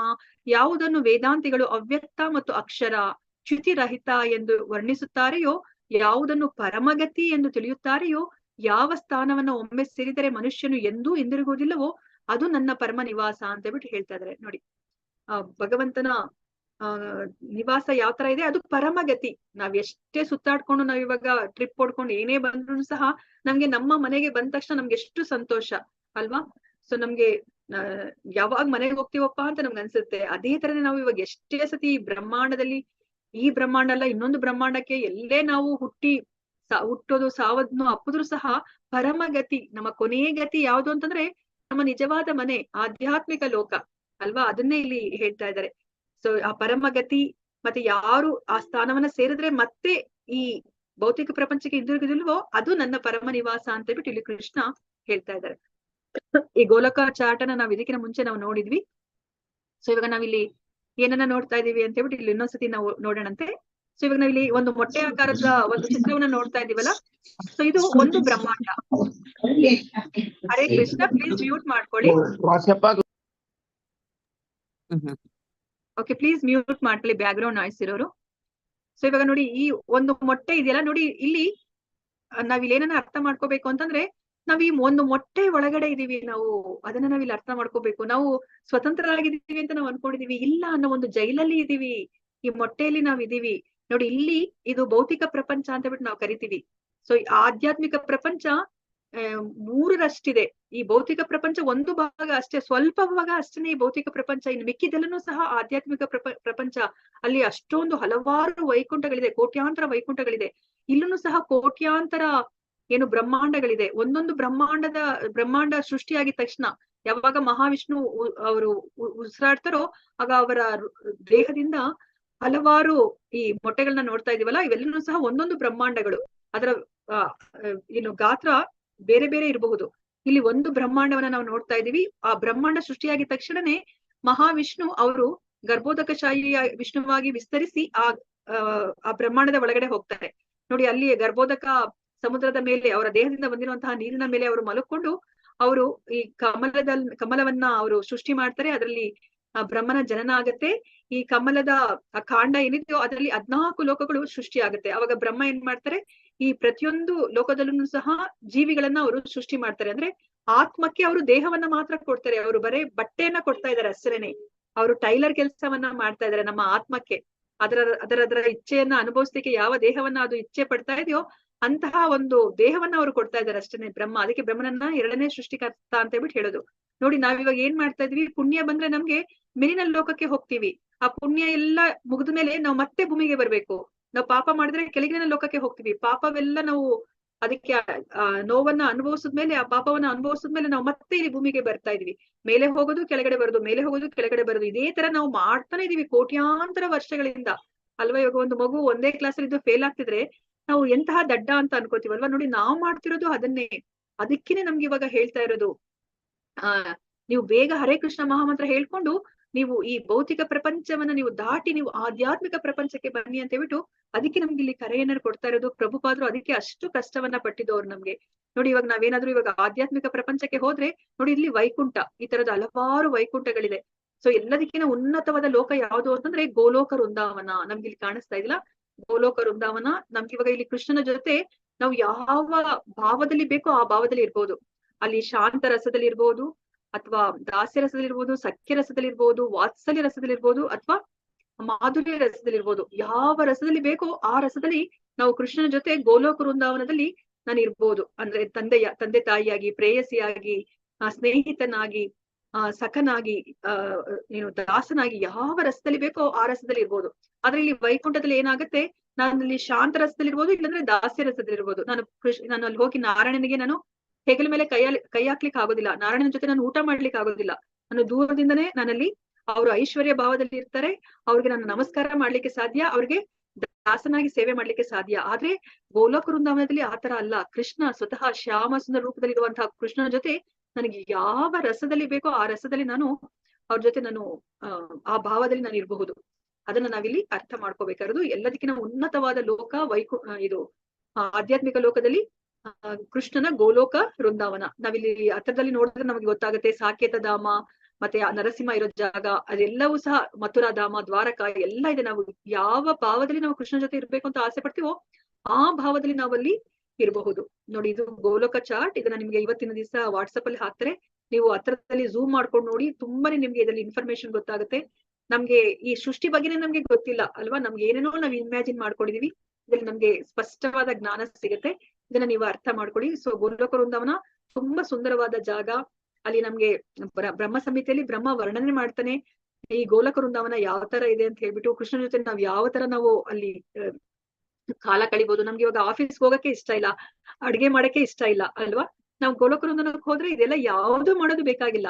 ನಮ್ಗೆ ಇವಾಗ ಇಲ್ಲಿ ಭೂಮಿ ಮೇಲೆ ಯಾವ ತರ ಇರ್ಬೇಕು ಅಂತ ನಾವು ಇಚ್ಛೆ ಪಡ್ತೀವಲ್ವಾ, ಅದೇ ತರ ನಾವು ಅಲ್ಲಿ ಗೋಲೋಕ ವೃಂದಾವನದಲ್ಲಿ ನಗ್ಬಹುದು. ನಮ್ಗೆ ಏನ್ ಬೇಕೋ ತಿನ್ಕೊಂಡು ಕೃಷ್ಣನ ಜೊತೆ ಆಟ ಆಡ್ಕೊಂಡು ಓಡಾಡ್ಕೊಂಡು ಏನು ಭಗವಂತನ ಜೊತೆ ನಾವು ಅಲ್ಲಿ ಕಾಲ ಕಳಿಬಹುದು. ನಮ್ಗಲ್ಲಿ ಏನ್ ಹೇಳ್ತಾರೆ ಅಂತಂದ್ರೆ, ಆ ಗೋಲೋಕ ವೃಂದಾವನದಲ್ಲಿ ನಾವು ಮಾತಾಡಿದ್ರೆ ನಮ್ಮ ಮಾತುಗಳು ಹಾಡಿನ ರೂಪದಲ್ಲಿ ಇರುತ್ತಂತೆ. ನಾವು ನಡೆದಾಡ್ಕೊಂಡು ಹೋಗ್ತಿದ್ರೆ ನೃತ್ಯ ಮಾಡ್ತಿದಾರೇನೋ ಅನ್ನೋ ತರ ಅನ್ಸುತ್ತಂತೆ. ಅಂದ್ರೆ ಏನ್ ಅರ್ಥ, ನಾವ್ ಯಾವಾಗ್ ಮಾಡ್ತೀವಿ ಹಾಡ್ ಹೇಳೋದು, ಸಂತೋಷವಾಗಿ ಹಾಡ್ ಹೇಳೋದು, ಸಂತೋಷವಾಗಿ ನೃತ್ಯ ಮಾಡೋದು ಯಾವಾಗ್ ಮಾಡ್ತೀವಿ, ನಮ್ಗೆ ಸಂತೋಷ ಇದ್ದಾಗ. ಆ ಗೋಲೋಕ ವೃಂದಾವನದಲ್ಲಿ ಅಷ್ಟು ಸಂತೋಷ ಇರುತ್ತೆ. ನಮ್ಮ ಮಾತು ನಡೆ ಎಲ್ಲನೂ ಸಹ ಅದು ಹಾಡು ನೃತ್ಯವಾಗಿ ಅಲ್ಲಿ ಮಾರ್ಪಾಡಾಗತ್ತೆ ಅಂತ ಹೇಳ್ಬಿಟ್ಟು ಅಲ್ಲಿ ಹೇಳ್ತಾರೆ. ಇಲ್ಲಿ ಕುಲಶೇಖರ ಆಳ್ವಾರವರು ಒಂದು ವಿನಂತಿಯನ್ನ ಮಾಡ್ಕೋತಾ ಇದಾರೆ ಭಗವಂತನಲ್ಲಿ. ಏನಂತಂದ್ರೆ, ಕೃಷ್ಣ ತ್ವದೀಯ ಪದ ಪಂಕಜ ಪಂಜರಾಂತಂ ಅದ್ವೈವ ಮೇ ವಿಶತು ಮಾನಸ ರಾಜ ಹಂಸಃ ಪ್ರಾಣ ಪ್ರಯಾಣ ಸಮಯೇ ಕಪವಾತ ಪಿತ್ತೈಹಿ ಕಂಠಾವರೋಧನ ವಿಧ ಸ್ಮರಣಂ ಕುತಸ್ತೆ. ಪ್ರಿಯ ಕೃಷ್ಣ, ನನ್ನ ಮಾನಸ ರಾಜಹಂಸವು ನಿನ್ನ ಪಾದಾರವಿಂದಗಳ ದಂಟನ್ನು ಸುತ್ತಿಕೊಳ್ಳುವಂತೆ ನನ್ನನ್ನ ಈ ಕೂಡಲೇ ಸಾಯಿಸು. ಇಲ್ಲದಿದ್ದರೆ ನಾನು ಕೊನೆಯುಸಿರೆಳೆಯುವಾಗ ನನ್ನ ಗಂಟಲು ಕಟ್ಟಿ ಹೋಗಿರುವಾಗ ನಿನ್ನ ಸ್ಮರಣೆ ಮಾಡಲು ಹೇಗೆ ಸಾಧ್ಯ ಅಂತ ಹೇಳ್ಬಿಟ್ಟು ನೋಡಿ, ಎಷ್ಟು ಚೆನ್ನಾಗಿ ಕೇಳ್ಕೊತಾ ಇದ್ರೆ ಅವರು ರಾಜ. ಆದ್ರೆ ಅವ್ರು ಏನಂತ ಹೇಳ್ತಾ ಇದ್ರೆ, ನನ್ನ ಸಾಯಿಸು. ಯಾಕೆ ಅಂತಂದ್ರೆ ನನ್ಗೆ ಇವಾಗ ಮಾತಾಡೋ ಶಕ್ತಿ ಇದೆ, ನಾನು ನಿನ್ನ ನಾಮಸ್ಮರಣೆ ನಾನು ಮಾಡ್ಬೋದು. ಆದ್ರೆ ನನಗೆ ವಯಸ್ಸಾದಾಗ ನನ್ನ ಗಂಟಲಲ್ಲಿ ಕಫ ವಾತ ಪಿತ್ತ ಎಲ್ಲ ಕುತ್ಕೊಂಡಾಗ ನನಗೆ ನಿನ್ನ ನಾಮಸ್ಮರಣೆನೇ ಬರೋದಿಲ್ಲ. ಅದಕ್ಕೆ ನಾನು ಇನ್ನ ತರುಣಾವಸ್ಥೆಯಲ್ಲಿ ಇದ್ದಾಗ್ಲೇ ನನ್ನನ್ನ ಕರ್ಕೋ, ನನ್ನನ್ನ ಸಾಯಿಸು ಅಂತ ಹೇಳ್ಬಿಟ್ಟು ಕೇಳ್ತಾ ಇದಾರೆ. ನೋಡಿ ಯಾವ ತರ ಸ್ಮರಣೆಯನ್ನ ಮಾಡ್ತಾ ಇದಾರೆ ಅಲ್ವಾ. ನೋಡಿ ಅವ್ರಿಗೆಲ್ಲ ಗೊತ್ತಿದೆ ಅಲ್ವಾ, ನಾವು ಭಗವಂತನ ನಾಮಸ್ಮರಣೆಯನ್ನ ಮಾಡ್ಬೇಕು ಸಾಯೋ ಸಮಯದಲ್ಲಿ ಅಂತ ಹೇಳಿ. ನಾವು ವೃದ್ಧಾಪದಲ್ಲಿದ್ದಾಗ ನಮ್ಮ ಗಂಟಲಿನಿಂದ ಒಂದು ಮಾತು ಸಹ ಹೊರಡೋದಿಲ್ಲ ಅಲ್ವಾ. ನೋಡಿ ಅದಕ್ಕೇನೆ ನಾವು ಬಾಲ್ಯದಿಂದಲೇ ನಾವು ಭಗವಂತನ ಭಕ್ತಿ ಸೇವೆಗೆ ನಾವು ಬಂದ್ಬಿಡ್ಬೇಕು ಅಂತ ಹೇಳ್ಬಿಟ್ಟು ನಮ್ಗೆ ಅದಕ್ಕೆ ಕರೆಯನ್ನ ಕೊಡ್ತಾ ಇರೋದು. ಪುರುಷಸ್ಸ ಪರಪಾರ್ಥ ಭಕ್ತ್ಯಾ ಲಭಸ್ಯತು ಅನನ್ಯಯ ಯಸ್ಯಾಂತಸ್ತಾನಿ ಭೂತಾನಿ ಏನ ಸರ್ವಂ ಇದಂ ತತಂ ಪಾರ್ಥನೆ. ಎಲ್ಲಕ್ಕಿಂತ ಶ್ರೇಷ್ಠನಾದ ದೇವೋತ್ತಮ ಪುರುಷನನ್ನ ಪರಿಶುದ್ಧ ಭಕ್ತಿಯಿಂದ ಸೇರಬಹುದು. ತನ್ನ ನಿವಾಸದಲ್ಲಿದ್ದರೂ ಆತನು ಸರ್ವಾಂತರ್ಯಾಮಿ ಮತ್ತು ಎಲ್ಲ ವಸ್ತುಗಳು ಅವನ ಒಳಗೆ ಇವೆ ಅಂತ ಹೇಳ್ಬಿಟ್ಟು ಹೇಳ್ತಾರೆ. ನೋಡಿ ಎಷ್ಟು ಶ್ರೇಷ್ಠ ಅಲ್ವಾ ಭಗವಂತ, ಎಷ್ಟು ಕರುಣಾಮಯಿ. ನೋಡಿ ಅವರ ಗೋಲೋಕ ವೃಂದಾವನದಲ್ಲಿ ಇದ್ರೂ ಸಹ ಅವರು ಸರ್ವಾಂತರ್ಯಾಮಿ, ಎಲ್ಲ ಕಡೆ ಇರ್ತಾರೆ ಅಲ್ವಾ. ನಾವು ನೋಡಿದಿವಲ್ಲ, ದ್ರೌಪದಿ ಅವರು ಗೋವಿಂದ ಅಂತ ಕೂಗಿದ ತಕ್ಷಣ ಅವ್ರು ಬಂದ್ರು. ಗಜೇಂದ್ರ ಸ್ತುತಿಯನ್ನ ಮಾಡಿದ ತಕ್ಷಣ ಅವ್ರು ಗರುಡನ ಮೇಲೆ ಓಡ್ಕೊಂಡು ಬಂದ್ರು ಅಲ್ವಾ. ಅವರು ಸರ್ವಾಂತರ್ಯಾಮಿ, ಎಲ್ಲ ಕಡೆ ಇರ್ತಾರೆ. ನಮ್ಮ ಜೊತೆನೆ ಅವರು ಹೃದಯದಲ್ಲಿ ಅವರು ವಾಸ ಮಾಡ್ತಾ ಇದಾರೆ, ಆತ್ಮದ ಜೊತೆಗೆ ಕಣದಲ್ಲೂ ಇದ್ದಾರೆ ಅವರು. ಚರಾಚರ ವಸ್ತುಗಳಲ್ಲಿ ಅವರು ಇದ್ದಾರೆ, ಸರ್ವಾಂತರ್ಯಾಮಿ. ಎಲ್ಲ ವಸ್ತುಗಳು ಸಹ ಅವರ ಒಳಗಡೆ ಇದೆ, ಅವರ ಗರ್ಭದಲ್ಲಿ. ನಾವು ನೋಡಿದ್ವಲ್ವ, ಪ್ರಳಯ ಆದಾಗ ಎಲ್ಲವೂ ಸಹ ಹೋಗಿ, ಅಂದ್ರೆ ಚರಾಚರ ವಸ್ತುಗಳು ಎಲ್ಲವೂ ಹೋಗಿ ಅವರ ಗರ್ಭದಲ್ಲಿ ಅವು ಅವ್ಯಕ್ತ ಸ್ಥಿತಿಯಲ್ಲಿ ಅವು ಸೇರ್ಕೊಂಡ್ಬಿಡುತ್ತೆ. ಇವಾಗ ನಮ್ಗೆ ಚೆನ್ನಾಗಿ ಅರ್ಥ ಆಗಿದೆ ಅಂತ ಅನ್ಕೊಂಡಿದೀನಿ. ಇಲ್ಲಿ ಅದನ್ನೇ ಕೇಳ್ತಾ ಇದಾರೆ ಆಚಾರ್ಯರು. ಈ ಪ್ರಪಂಚವು ದುಃಖಾಲಯವೋ ಅಥವಾ ಸುಖಾಲಯವೋ ಎಂದು ನಿಮಗೆ ಮನವರಿಕೆಯಾಗಿದೆಯೇ ಅಂತ ಹೇಳ್ಬಿಟ್ಟು ಇಲ್ಲಿ ನಮ್ಗೆ ಕೇಳ್ತಾ ಇದಾರೆ ಅಲ್ವಾ. ನಾವಿಲ್ಲಿ ಏನು ಒಂದು ಸುಖ ಅಂತ ಅನುಭವಿಸ್ತಾ ಇದೀವೋ ಅದು ನಮ್ಗೆ ದುಃಖ ಇಲ್ದಲಿರೋ ಸ್ಥಿತಿಯನ್ನ ನಾವು ಸುಖ ಅಂತ ಅನ್ಕೋತಾ ಇದೀವಿ, ಆನಂದ ಅಂತ ಅನ್ಕೊಂತಿದೀವಿ. ನಾವು ನಿಜವಾದ ಆನಂದ ಅಂದ್ರೆ ಏನಂತಾನೆ ನಾವು ನೋಡಿಲ್ಲ ಅಲ್ವಾ. ಯಾವಾಗ ನಾವು ಹರೇ ಕೃಷ್ಣ ಮಹಾಮಂತ್ರವನ್ನ ಹೇಳ್ಕೊತೀವೋ, ಯಾವಾಗ ನಮ್ಮ ಆತ್ಮ ಪರಮಾತ್ಮನ ಸಂಪರ್ಕಕ್ಕೆ ಬರುತ್ತೋ ಆಗ ನಾವು ನಿಜವಾದ ಆನಂದವನ್ನ ನಾವು ಅನುಭವಿಸ್ತೀವಿ. ಈಗ ನಾವ್ ಏನ್ ಆನಂದ ಅಂತ ನಾವ್ ಅನ್ಕೋತಾ ಇದೀವೋ ಅದ್ ಯಾವ ತರ ಅಂತಂದ್ರೆ, ನೋಡಿ ನಾವೀಗ ನೀರಲ್ಲಿ ಮುಳುಗ್ತಾ ಇರೋರ್ಗೆ ಒಂದು ಕ್ಷಣ ನೀರಿನಿಂದ ಮೇಲ್ಗಡೆ ಹೊರಗಡೆ ಬಂದು ಆ ಗಾಳಿಯನ್ನ ಕುಡಿದಾಗ ಅವ್ರಿಗೆ ಹಬ್ಬಾ ಅಂತ ಎಷ್ಟು ಸಂತೋಷ ಅನ್ಸುತ್ತೋ, ಸುಖ ಅಂತ ಆನಂದ ಅನ್ಸುತ್ತೋ, ಅದನ್ನ ನಾವು ಇಲ್ಲಿ ಆನಂದ ಅನ್ಕೊಳ್ತಾ ಇದೀವಿ. ಆದ್ರೆ ಅದು ಆನಂದ ಅಲ್ಲ, ಆ ಕಷ್ಟಕರ ಸ್ಥಿತಿಯಿಂದ ಅವ್ರು ಹೊರಗಡೆ ಬರ್ತಿದಾರೆ ಅಷ್ಟೇನೆ. ಅದನ್ನ ನಾವು ಆನಂದ ಅಂತ ಕರೀಲಿಕ್ಕೆ ಆಗೋದಿಲ್ಲ. ಆನಂದ ಅನ್ನೋ ಒಂದು ಸ್ಥಿತಿ ಏನಂತಾನೆ ನಮ್ಗೆ ಗೊತ್ತಿಲ್ಲ. ಅದನ್ನ ನೀವು ಪಡಿಬೇಕು ಅಂತಂದ್ರೆ ಭಗವಂತನ ಸಂಪರ್ಕಕ್ಕೆ ಬರ್ಬೇಕಾಗತ್ತೆ ನಮ್ಮ ಆತ್ಮ. ಇದು ಕೊನೆಯ ಶ್ಲೋಕ. ವೇದೇಶು ಯಜ್ಞೇಶು ತಪಸ್ಸು ಚೈವ ದಾನೇಶು ಯತ್ ಪುಣ್ಯ ಫಲಂ ಪ್ರದಿಷ್ಟಂ ಅತ್ಯೇತಿ ತತ್ ಸರ್ವಮಿದಂ ವಿದಿತ್ವಾ ಯೋಗಿ ಪರಂ ಸ್ಥಾನಮುಪೈತಿ ಚಾದ್ಯಂ. ಭಕ್ತಿಪೂರ್ವಕ ಸೇವೆಯ ಮಾರ್ಗವನ್ನು ಸ್ವೀಕರಿಸುವವನು ವೇದಾಧ್ಯಯನ, ಯಜ್ಞಗಳ ಆಚರಣೆ, ದಾನ ಮಾಡುವುದು, ತಾತ್ವಿಕ ಮತ್ತು ಕಾಮ್ಯ ಕರ್ಮಗಳಿಂದ ಬರುವ ಫಲಗಳನ್ನ ಕಳೆದುಕೊಳ್ಳಬೇಕಾಗಿಲ್ಲ. ಭಕ್ತಿ ಸೇವೆ ಮಾಡಿದರೆ ಸಾಕು, ಆತನು ಇವೆಲ್ಲವನ್ನ ಪಡೆಯುತ್ತಾನೆ ಮತ್ತು ಕಡೆಯಲ್ಲಿ ಪರಮ ಶಾಶ್ವತ ನಿವಾಸವನ್ನು ಸೇರುತ್ತಾನೆ ಅಂತ ಬಿಡಿ ಕೃಷ್ಣ ಹೇಳ್ತಾ ಇದ್ದಾರೆ. ನೋಡಿ, ನಮ್ಗೆ ಇವಾಗ ಏನ್ ಅನ್ಸುತ್ತೆ, ಅಯ್ಯೋ 3 ಹೊತ್ತು ಭಕ್ತಿ ಮಾಡಿ ಅಂತ ಹೇಳ್ತಾರೆ, ಸದಾ ಸದಾ ಅನವರ್ತ ಧ್ಯಾನ ಮಾಡಿ ಮನಸ್ಸು ಜ್ಞಾನ ಎಲ್ಲವನ್ನ ಕೃಷ್ಣನಲ್ಲಿ ಇಡಿ ಅಂತ ಹೇಳ್ತಾ ಇದಾರೆ. ಆದ್ರೆ ನನ್ನ ಫ್ರೆಂಡ್ಸ್ ಬೇರೆಯವರೆಲ್ಲ ನೋಡಿದ್ರೆ ಅವರು ಯಜ್ಞಗಳನ್ನ ಮಾಡ್ತಾ ಇದಾರೆ, ದಾನ ಮಾಡ್ತಾ ಇದಾರೆ, ತಪಸ್ ಮಾಡ್ತಾ ಇದಾರೆ, ಮತ್ತೆ ವ್ರತಗಳನ್ನ ಮಾಡ್ತಾ ಇದಾರೆ, ಎಷ್ಟೊಂದು ಪುಣ್ಯಕರವಾದ ಕೆಲಸಗಳನ್ನ ಮಾಡ್ತಾ ಇದಾರೆ. ನಾನು ಇದರಿಂದ ಇಂತಹ ಕೆಲಸಗಳಿಂದ ನಾನು ವಂಚಿತನಾಗ್ತಾ ಇದ್ದೀನಲ್ಲ, ನನಗೆ ಇದರಿಂದ ಬರುವಂತಹ ಫಲ ಸಿಗ್ತಾ ಇಲ್ವಲ್ಲ ಅಂತ ಹೇಳ್ಬಿಟ್ಟು ನಮ್ಗೆ ಯೋಚನೆ ಬರುತ್ತೆ ಅಲ್ವಾ. ನಾನು 1-1.5 ಗಂಟೆಗಳ ಕಾಲ ಈ ಭಗವಂತನ ಬಗ್ಗೆ ನಾನು ಭಗವದ್ಗೀತೆನ ಕೇಳ್ಕೊಂಡು ಕೂತಿದ್ದೀನಲ್ವಾ. ಹರಿನಾಮ ಸ್ಮರಣೆಯನ್ನ 16 ರೌಂಡ್ ಮಾಡ್ಲಿಕ್ಕೆ 2 ಅವರ್ಸ್ ಬೇಕಾಗುತ್ತೆ. ಇಷ್ಟು ಸಮಯವನ್ನ ಕಳೀತಾ ಇದೀನಲ್ಲ. ನನ್ನ ಫ್ರೆಂಡ್ಸ್ ನೋಡಿದ್ರೆ ಅವರು ಬೇರೆ ಬೇರೆ ಕೋರ್ಸ್ಗಳಿಗೆ ಹೋಗಿ ಏನೆಲ್ಲಾ ವಿದ್ಯೆನ ಕಲ್ತ್ಕೊತಾ ಇದಾರೆ. ನಾನು ಇದರಿಂದ ಎಲ್ಲ ವಂಚಿತನಾಗ್ತೀನಲ್ವಾ ಅಂತ ಹೇಳ್ಬಿಟ್ಟು ನಮ್ಗೆ ಅನ್ಸುತ್ತಲ್ಲ. ನೋಡಿ, ಇಲ್ಲಿ ಕೃಷ್ಣ ಹೇಳ್ತಾ ಇದಾರೆ, ನೀವು ಅದ್ ಯಾವ್ದ್ರ ಫಲವನ್ನ ಕಳ್ಕೊಳೋದ್ ಬೇಕಾಗಿಲ್ಲ. ನೀವು ಭಕ್ತಿ ಸೇವೆ ಮಾಡಿದ್ರೆ ಇದ್ರೆಲ್ಲ ಫಲ ನಿಮ್ಗೆ ಸಿಗುತ್ತೆ ಅಂತ ಹೇಳ್ಬಿಟ್ಟು ಹೇಳ್ತಾ ಇದಾರೆ ಅಲ್ವಾ. ನಮ್ಗೆ ಇವಾಗ ನೆನ್ನೆಯ ಅಧ್ಯಾಯದಲ್ಲೂ ಸಹ ಇಂಟ್ರೊಡಕ್ಷನ್ ಕೊಡೋ ಟೈಮಲ್ಲಿ ನಾನು ನಿಮ್ಗೆ ಹೇಳ್ದೆ ಅಲ್ಲ, ನಮ್ಮ ಹತ್ರ 100 ರೂಪಾಯಿ ನೋಟ್ ಇದೆ ಅಂದ್ರೆ ಏನ್ ಅರ್ಥ? ನನ್ನ ಹತ್ರ 50 ರೂಪಾಯಿನೂ ಇದೆ, 20 ರೂಪಾಯಿ ಇದೆ, 10 ರೂಪಾಯಿ ಇದೆ ಅಂತ ಅರ್ಥ ಅಲ್ವಾ. ಅದೇ ತರ ನಾವು ಭಕ್ತಿ ಸೇವೆ ಮಾಡ್ತಾ ಇದೀವಿ ಅಂತಂದ್ರೆ ನಮ್ಗೆ ಆ ಭಕ್ತಿ ಸೇವೆ ಮಾಡೋದ್ರಲ್ಲಿರೋ ಫಲ, ನಮ್ಗೆ ಇದೆಲ್ಲ ಮಾಡಿದ್ರೆ ಏನೆಲ್ಲ ಸಿಗುತ್ತೋ ಅದೆಲ್ಲ ಫಲ ನಮ್ಗೆ ಭಕ್ತಿ ಸೇವೆ ಮಾಡೋದ್ರಿಂದಾನೇ ನಮ್ಗೆ ಸಿಗುತ್ತೆ. ಅದೊಂದ್ರ ಮಾತ್ರದಿಂದಾನೇ ನಮ್ಗೆ ಸಿಗುತ್ತೆ. ಅದನ್ನ ನಾವ್ ಇಲ್ಲಿ ಅರ್ಥ ಮಾಡ್ಕೋಬೇಕಾದ್ರು. ಭಕ್ತಿ ಮಾಡಿದ್ರೆ ನಾವ್ ಏನನ್ನೂ ಸಹ ನಾವು ಕಳ್ಕೊಳೋದು ಬೇಕಾಗಿಲ್ಲ. ನೋಡಿ, ಇಲ್ಲಿ ಕೃಷ್ಣನೇ ಹೇಳ್ತಾ ಇದ್ದಾನೆ, ಭಕ್ತಿ ಸೇವೆ ಮಾಡಿದ್ರೆ ಸಾಕು, ಇವೆಲ್ಲವನ್ನ ಪಡೆಯುತ್ತಾನೆ. ನೋಡಿ, ಕೊನೆಗೆ ನಾವು ಈ ಭೌತಿಕ ಪ್ರಪಂಚ ಇದ್ದಾಗ್ಲೂ ಸಹ ನಾವು ಸುಖದಿಂದ ಇದ್ದು ಕಡೆಯಲ್ಲಿ ನಾವು ಪರಮ ಶಾಶ್ವತ ನಿವಾಸವನ್ನ ಸೇರ್ತೀವಿ. ಯಾಕಂದ್ರೆ ನಾವು ನಮ್ ಎಕ್ಸಾಮ್ ದಿನವನ್ನ ನಾವು ಸರಿಯಾಗಿ ಪಾಸ್ ಮಾಡ್ತೀವಿ ಅಲ್ವಾ. ನಮ್ಗೆ ಭಗವಂತನ ನಾಮಸ್ಮರಣೆ ಬೇಡ ಅಂದ್ರೆ ನಾವು ಕೃಷ್ಣ ಅಂತ ಬಂದ್ಬಿಡುತ್ತೆ ಅಲ್ವಾ. ನಾವ್ ಇವಾಗ ಯಮದೂತ್ರನ್ನ ನಾವು ನೋಡ್ಲಿಕ್ಕೇನೆ ಸಾಧ್ಯ ಇಲ್ಲ ಅಂತ ಹೇಳ್ತಾರೆ. ಭಕ್ತರಿಗೆ ಯಮದೂತರು ಕಾಣಿಸ್ಕೊಳೋದೇ ಇಲ್ವಂತೆ. ಅವ್ರಿಗೆ ವಿಷ್ಣು ದೂತರೇ ಬರ್ತಾರೆ. ಅಕಸ್ಮಾತ್ ಯಮದೂತರು ಬಂದ್ರು ಸಹ ಅವ್ರನ್ನ ಏನೂ ಮಾಡೋದಿಲ್ಲ, ಅವ್ರನ್ನ ಮುಟ್ಟೋದು ಇಲ್ಲ. ಅವ್ರಿಗೆ ತುಂಬಾ ಗೌರವವಾಗಿ ಕರ್ಕೊಂಡು ಹೋಗ್ತಾರಂತೆ. ಆದ್ರೆ ಪರಿಪೂರ್ಣ ಭಕ್ತಿ ಮಾಡಿರೋರ್ಗೆ ವಿಷ್ಣು ದೂತರೇ ನೇರವಾಗಿ ಬಂದು ಅವರು ವಿಮಾನದಲ್ಲಿ ಅವರು ವೈಕುಂಠಕ್ಕೆ ಕರ್ಕೊಂಡು ಹೋಗ್ತಾರೆ ಅಂತ ಹೇಳ್ಬಿಟ್ಟು ಹೇಳ್ತಾರೆ. ಅಕಸ್ಮಾತ್ ಕಡಿಮೆ ಭಕ್ತಿ ಮಾಡಿರೋರ್ಗೆ ಯಮದೂತರು ಬಂದ್ರು ಸಹ ಅವ್ರನ್ನ ಮುಟ್ಟೋದೇ ಇಲ್ಲ. ತುಂಬಾ ಗೌರವಯುತವಾಗಿ ಅವರು ಯಮಾಲಯಕ್ಕೆ ಕರ್ಕೊಂಡು ಹೋಗಿ ಅವರ ಪುಣ್ಯ ಪಾಪದ ಅದೇನು ಇರುತ್ತೋ ಅದನ್ನೆಲ್ಲ ವಿಚಾರಣೆ ಆದ್ಮೇಲೆ ಅವ್ರನ್ನ ಉನ್ನತ ಲೋಕಕ್ಕೆ ಕರ್ಕೊಂಡು ಹೋಗ್ತಾರಂತೆ. ಆತರ ಹೇಳ್ತಾರೆ. ಸೊ ಇವಾಗ ಕಡೆಯಲ್ಲಿ ಪರಮ ಶಾಶ್ವತ ನಿವಾಸವನ್ನ ಸೇರುತ್ತಾನೆ ಅಂತ ಹೇಳ್ಬಿಟ್ಟು ಹೇಳ್ತಾ ಇದಾರೆ. ಇವತ್ತಿನ ಅಧ್ಯಾಯದಲ್ಲಿ 28 ಶ್ಲೋಕಗಳಿತ್ತು. ಅರ್ಜುನನ ಪ್ರಶ್ನೆ 8 ಪ್ರಶ್ನೆಗಳಿಂದ ಶುರುವಾಯಿತು. ಕೃಷ್ಣ ಅವರು ಅರ್ಜುನನ ಎಲ್ಲಾ ಪ್ರಶ್ನೆಗಳಿಗೆ ಅವರು ಉತ್ತರವನ್ನ ಕೊಟ್ಬಿಟ್ಟು ಇಡೀ ಅಧ್ಯಾಯದಲ್ಲಿ ಅವರು ಸಾವಿನ ಸಮಯದಲ್ಲಿ ಕೃಷ್ಣನ ನೆನಪಿಸ್ಕೊಳ್ಳೋದು ಹೇಗೆ ಅಂತ ಹೇಳ್ಬಿಟ್ಟು ಅವರು ವಿವರವಾಗಿ ಅದನ್ನ ವಿವರಿಸ್ತಾರೆ. ಯೋಗ ಮಿಶ್ರ ಭಕ್ತಿಯಿಂದ ಕೃಷ್ಣನ ಸ್ಮರಿಸೋದು, ಇದನ್ನ ನಾವು ಡಿಸ್ಕಸ್ ಮಾಡ್ಲಿಲ್ಲ. ಇದನ್ನ ನಾವು 2ನೇ ಹಂತದಲ್ಲಿ ನಾವು ಡಿಸ್ಕಸ್ ಮಾಡ್ತೀವಿ. ಇಲ್ಲಿ ಏನನ್ನ ಅರ್ಥ ಮಾಡ್ಕೋಬೇಕು ಅಂತಂದ್ರೆ, ನಾವು ಭಗವಂತನನ್ನ ನಾವು ಸೇರ್ಬೇಕು ಅಂತಂದ್ರೆ 2 ಮಾರ್ಗಗಳು, ಭಕ್ತಿ ಮಾರ್ಗಗಳು ಮತ್ತೆ ಈ ಅಷ್ಟಾಂಗ ಯೋಗ ನಾವು ನೋಡಿದ್ವಿ ಅಲ್ವಾ. ಯೋಗ ಮಿಶ್ರಿತ ಭಕ್ತಿ ಅಂತ ಹೇಳ್ಬಿಟ್ಟು ಕರೀತಾರೆ. ಆ ಮಾರ್ಗದಿಂದ ನಾವು ಸೇರ್ಬಹುದು. ಆದ್ರೆ ಇಲ್ಲಿ ಏನು ಅಂತಂದ್ರೆ, ಆ ಭಕ್ತನಾದವನು ಅವನು ಸಾಯುವ ಸಮಯದಲ್ಲಿ ಇದು ಒಳ್ಳೆ ದಿನನಾ, ಒಳ್ಳೆ ಗಳಿಗೆನಾ, ಒಳ್ಳೆ ಸಮಯನ, ಉತ್ತರಾಯಣನ ಅಥವಾ ಹಗಲ ರಾತ್ರಿನ, ಅಮಾವಾಸ್ಯೆ ಅದೆಲ್ಲ ಏನೂ ನೋಡೋದ್ ಬೇಕಾಗಿಲ್ಲ. ಅವ್ರು ಭಗವಂತನ ನಾಮಸ್ಮರಣೆ ಮಾಡಿದ್ರೆ ಸಾಕು. ಆದ್ರೆ ಇಲ್ಲಿ ಯೋಗ ಮಿಶ್ರಿತ ಭಕ್ತಿ ಯಾರು ಮಾಡ್ತಾ ಇದಾರೋ ಅವ್ರೆಲ್ಲವನ್ನ ನೋಡ್ಬೇಕು. ಉತ್ತರಾಯಣ ಪುಣ್ಯಕಾಲ ಬಂತ, ಕೃಷ್ಣ ಪಕ್ಷನ, ಶುಕ್ಲ ಪಕ್ಷನ, ಹಗಲ ರಾತ್ರಿನ ಅಂತ ಹೇಳ್ಬಿಟ್ಟು ಎಲ್ಲವನ್ನ ನೋಡಿ ಅವ್ರನ್ನೇ ಸ್ವತಃ ಕಷ್ಟ ಪಡ್ಬೇಕು. ಏನ್ ಹೇಳ್ತಾರೆ, ಆ ಪ್ರಾಣವಾಯುವನ್ನ ಅವ್ರ ಮೇಲೆ ಕರ್ಕೊಂಡು ಹೋಗಿ ಆ ಬ್ರಹ್ಮ ರಂಧ್ರದ ಮೂಲಕ ಅವರ ಆತ್ಮ ಹೊರಗಡೆ ಹೋಗ್ಬೇಕು. ಆ ಕ್ರಿಯೆಯನ್ನ ಅವ್ರು ಮಾಡ್ಬೇಕಾಗತ್ತೆ. ಆದ್ರೆ ಭಕ್ತರದ್ ಯಾವ್ದು ಮಾಡೋದ್ ಬೇಕಾಗಿಲ್ಲ. ಅವರು ಹರೇ ಕೃಷ್ಣ ಮಹಾಮಂತ್ರ ಹೇಳ್ಕೊಂಡ್ರೆ ಸಾಕು. ನಮ್ಗೆ ಇವಾಗ ಅದಕ್ಕೆ ಪ್ರಭುಪಾದರು ಹೇಳೋದು, ನಿಮ್ಗೆ ಶುಭ ಸಮಯ ಅಶುಭ ಸಮಯ ಅಂತಂತಂದ್ರೆ, ನೀವು ಹರಿನಾಮ ಹೇಳ್ಕೊತಾ ಇದ್ರಿ ಅಂತಂದ್ರೆ ಪ್ರತಿ ಕ್ಷಣನೂ ನಿಮ್ಗೆ ಶುಭ ಸಮಯ. ನೀವ್ ಯಾವಾಗ ಹರಿನಾಮ ಹೇಳ್ಕೊಳ್ತಿಲ್ವೋ ಅದು ಅಶುಭ ಸಮಯ, ಇನಾಸ್ಪಿಷಿಯಸ್ ಟೈಮ್ ಅಂತ ನಾವ್ ಏನ್ ಹೇಳ್ತೀವೋ ಅಶುಭ ಸಮಯ ಅಂದ್ರೆ ಅದು ಅಂತ ಹೇಳ್ಬಿಟ್ಟು ಹೇಳ್ತಾರೆ. ಮತ್ತೆ ಶುದ್ಧ ಭಕ್ತಿಯಿಂದ ನಾವು ಕೃಷ್ಣನನ್ನ ಸ್ಮರಣೆ ಮಾಡ್ಬೇಕು ಅಂತ ಹೇಳ್ತಾ ಇದ್ದಾರೆ. ಭೌತಿಕ ಪ್ರಪಂಚ ಮತ್ತೆ ಆಧ್ಯಾತ್ಮಿಕ ಪ್ರಪಂಚ ಅದರ ವ್ಯತ್ಯಾಸವನ್ನ ನಾವು ತಿಳ್ಕೊಂಡ್ವಿ. ಶಾಶ್ವತವಾದದ್ದು ಆಧ್ಯಾತ್ಮಿಕ ಪ್ರಪಂಚ ಅಂತ ಹೇಳ್ಬಿಟ್ಟು ನಾವು ತಿಳ್ಕೊಂಡ್ವಿ. ಅಲ್ಲಿಗೆ ಹೋದವರು ಮತ್ತೆ ವಾಪಸ್ಸು ಈ ಭೌತಿಕ ಪ್ರಪಂಚಕ್ಕೆ ಬರೋದು ಬೇಕಾಗಿಲ್ಲ ಅಂತ ನಾವು ತಿಳ್ಕೊಂಡ್ವಿ. ಪ್ರಳಯ ಕಾಲದಲ್ಲೂ ಸಹ ಆಧ್ಯಾತ್ಮಿಕ ಪ್ರಪಂಚ ಏನೂ ಆಗೋದಿಲ್ಲ, ನಾಶ ಆಗೋದಿಲ್ಲ, ಅದು ಇದ್ದ ಹಾಗೆ ಇರುತ್ತೆ ಅಂತ ನಾವು ತಿಳ್ಕೊಂಡ್ವಿ. ಶುದ್ಧ ಭಕ್ತಿಯಿಂದ ಮಾತ್ರ ನಾವು ಭಗವಂತನನ್ನ ಪಡಿಲಿಕ್ಕೆ ಸಾಧ್ಯ ಅಂತ ಹೇಳ್ಬಿಟ್ಟು ನಾವು ಅರ್ಥ ಮಾಡ್ಕೊಂಡ್ವಿ. ಸೊ ಇವತ್ತಿನ ಅಧ್ಯಾಯದಲ್ಲಿ ನಮ್ಗೆ ಟೇಕ್ ಹೋಮ್ ಮೆಸೇಜ್ ಅದನ್ನ ನಾವು ಅರ್ಥ ಮಾಡ್ಕೋಬೇಕಾದ್ರು ಅಂತೆ ನಾರಾಯಣ ಸ್ಮೃತಿ. ನಮ್ಮ ಅಂತ್ಯ ಕಾಲದಲ್ಲಿ ನಾವು ನಾರಾಯಣನ ನೆನಪು ನಮಗೆ ಬರಬೇಕು. ಆತರ ನಾವು ಜೀವನವನ್ನ ನಾವು ನಡೆಸ್ಬೇಕು. ಅದನ್ನೇ ನಾವು ಇವತ್ತಿನ ಅಧ್ಯಾಯದಲ್ಲಿ ನಾವು ತಿಳ್ಕೊಂಡಿರೋದು. ಭಗವದ್ಗೀತಾ ಗ್ರಂಥ ಮಹಾರಾಜ್ ಕಿ ಜೈ, ಶಿಲಾ ಪ್ರಭುಪಾದ್ ಕಿ ಜೈ, ಶಿಲಾ ಗುರುದೇವ್ ಕಿ ಜೈ. ಇಲ್ಲಿ ನೆರೆದಿರುವ ಅನಂತ ಕೋಟಿ ವೈಷ್ಣವ ಭಕ್ತರೊಂದಿಗೆ ಕಿ ಜೈ. ವಾಂಚ ಕಲ್ಪತರುಭ್ಯಶ್ಚ ಕೃಪಾ ಸಿಂಧುಭ್ಯೇವ ಚ ಪತಿತನಾಂ ಪಾವನೇಭ್ಯೋ ವೈಷ್ಣವೇಭ್ಯೋ ನಮೋ ನಮಃ. ಹರೇ ಕೃಷ್ಣ ಕೃಷ್ಣ ಕೃಷ್ಣ ಹರೇ ಹರೇ, ಹರೇ ರಾಮ ರಾಮ ರಾಮ ಹರೇ ಹರೇ. ಪ್ರತಿ ಕ್ಷಣನೂ ಕೃಷ್ಣನ ನಾಮಸ್ಮರಣೆ ಮಾಡ್ತಾರಿ. ಒಂದು ಕ್ಷಣನೂ ಕೃಷ್ಣನ ನನ್ನ ಮರೆತು ಇರಬೇಡಿ. ಹರೇ ಕೃಷ್ಣ. ಧನ್ಯವಾದಗಳು. ಶುಭರಾತ್ರಿ. ಯಾರಿಗಾದ್ರೂ ಪ್ರಶ್ನೆ ಇದ್ರೆ ಮಾತಾಜಿ. ಹರೇ ಕೃಷ್ಣ.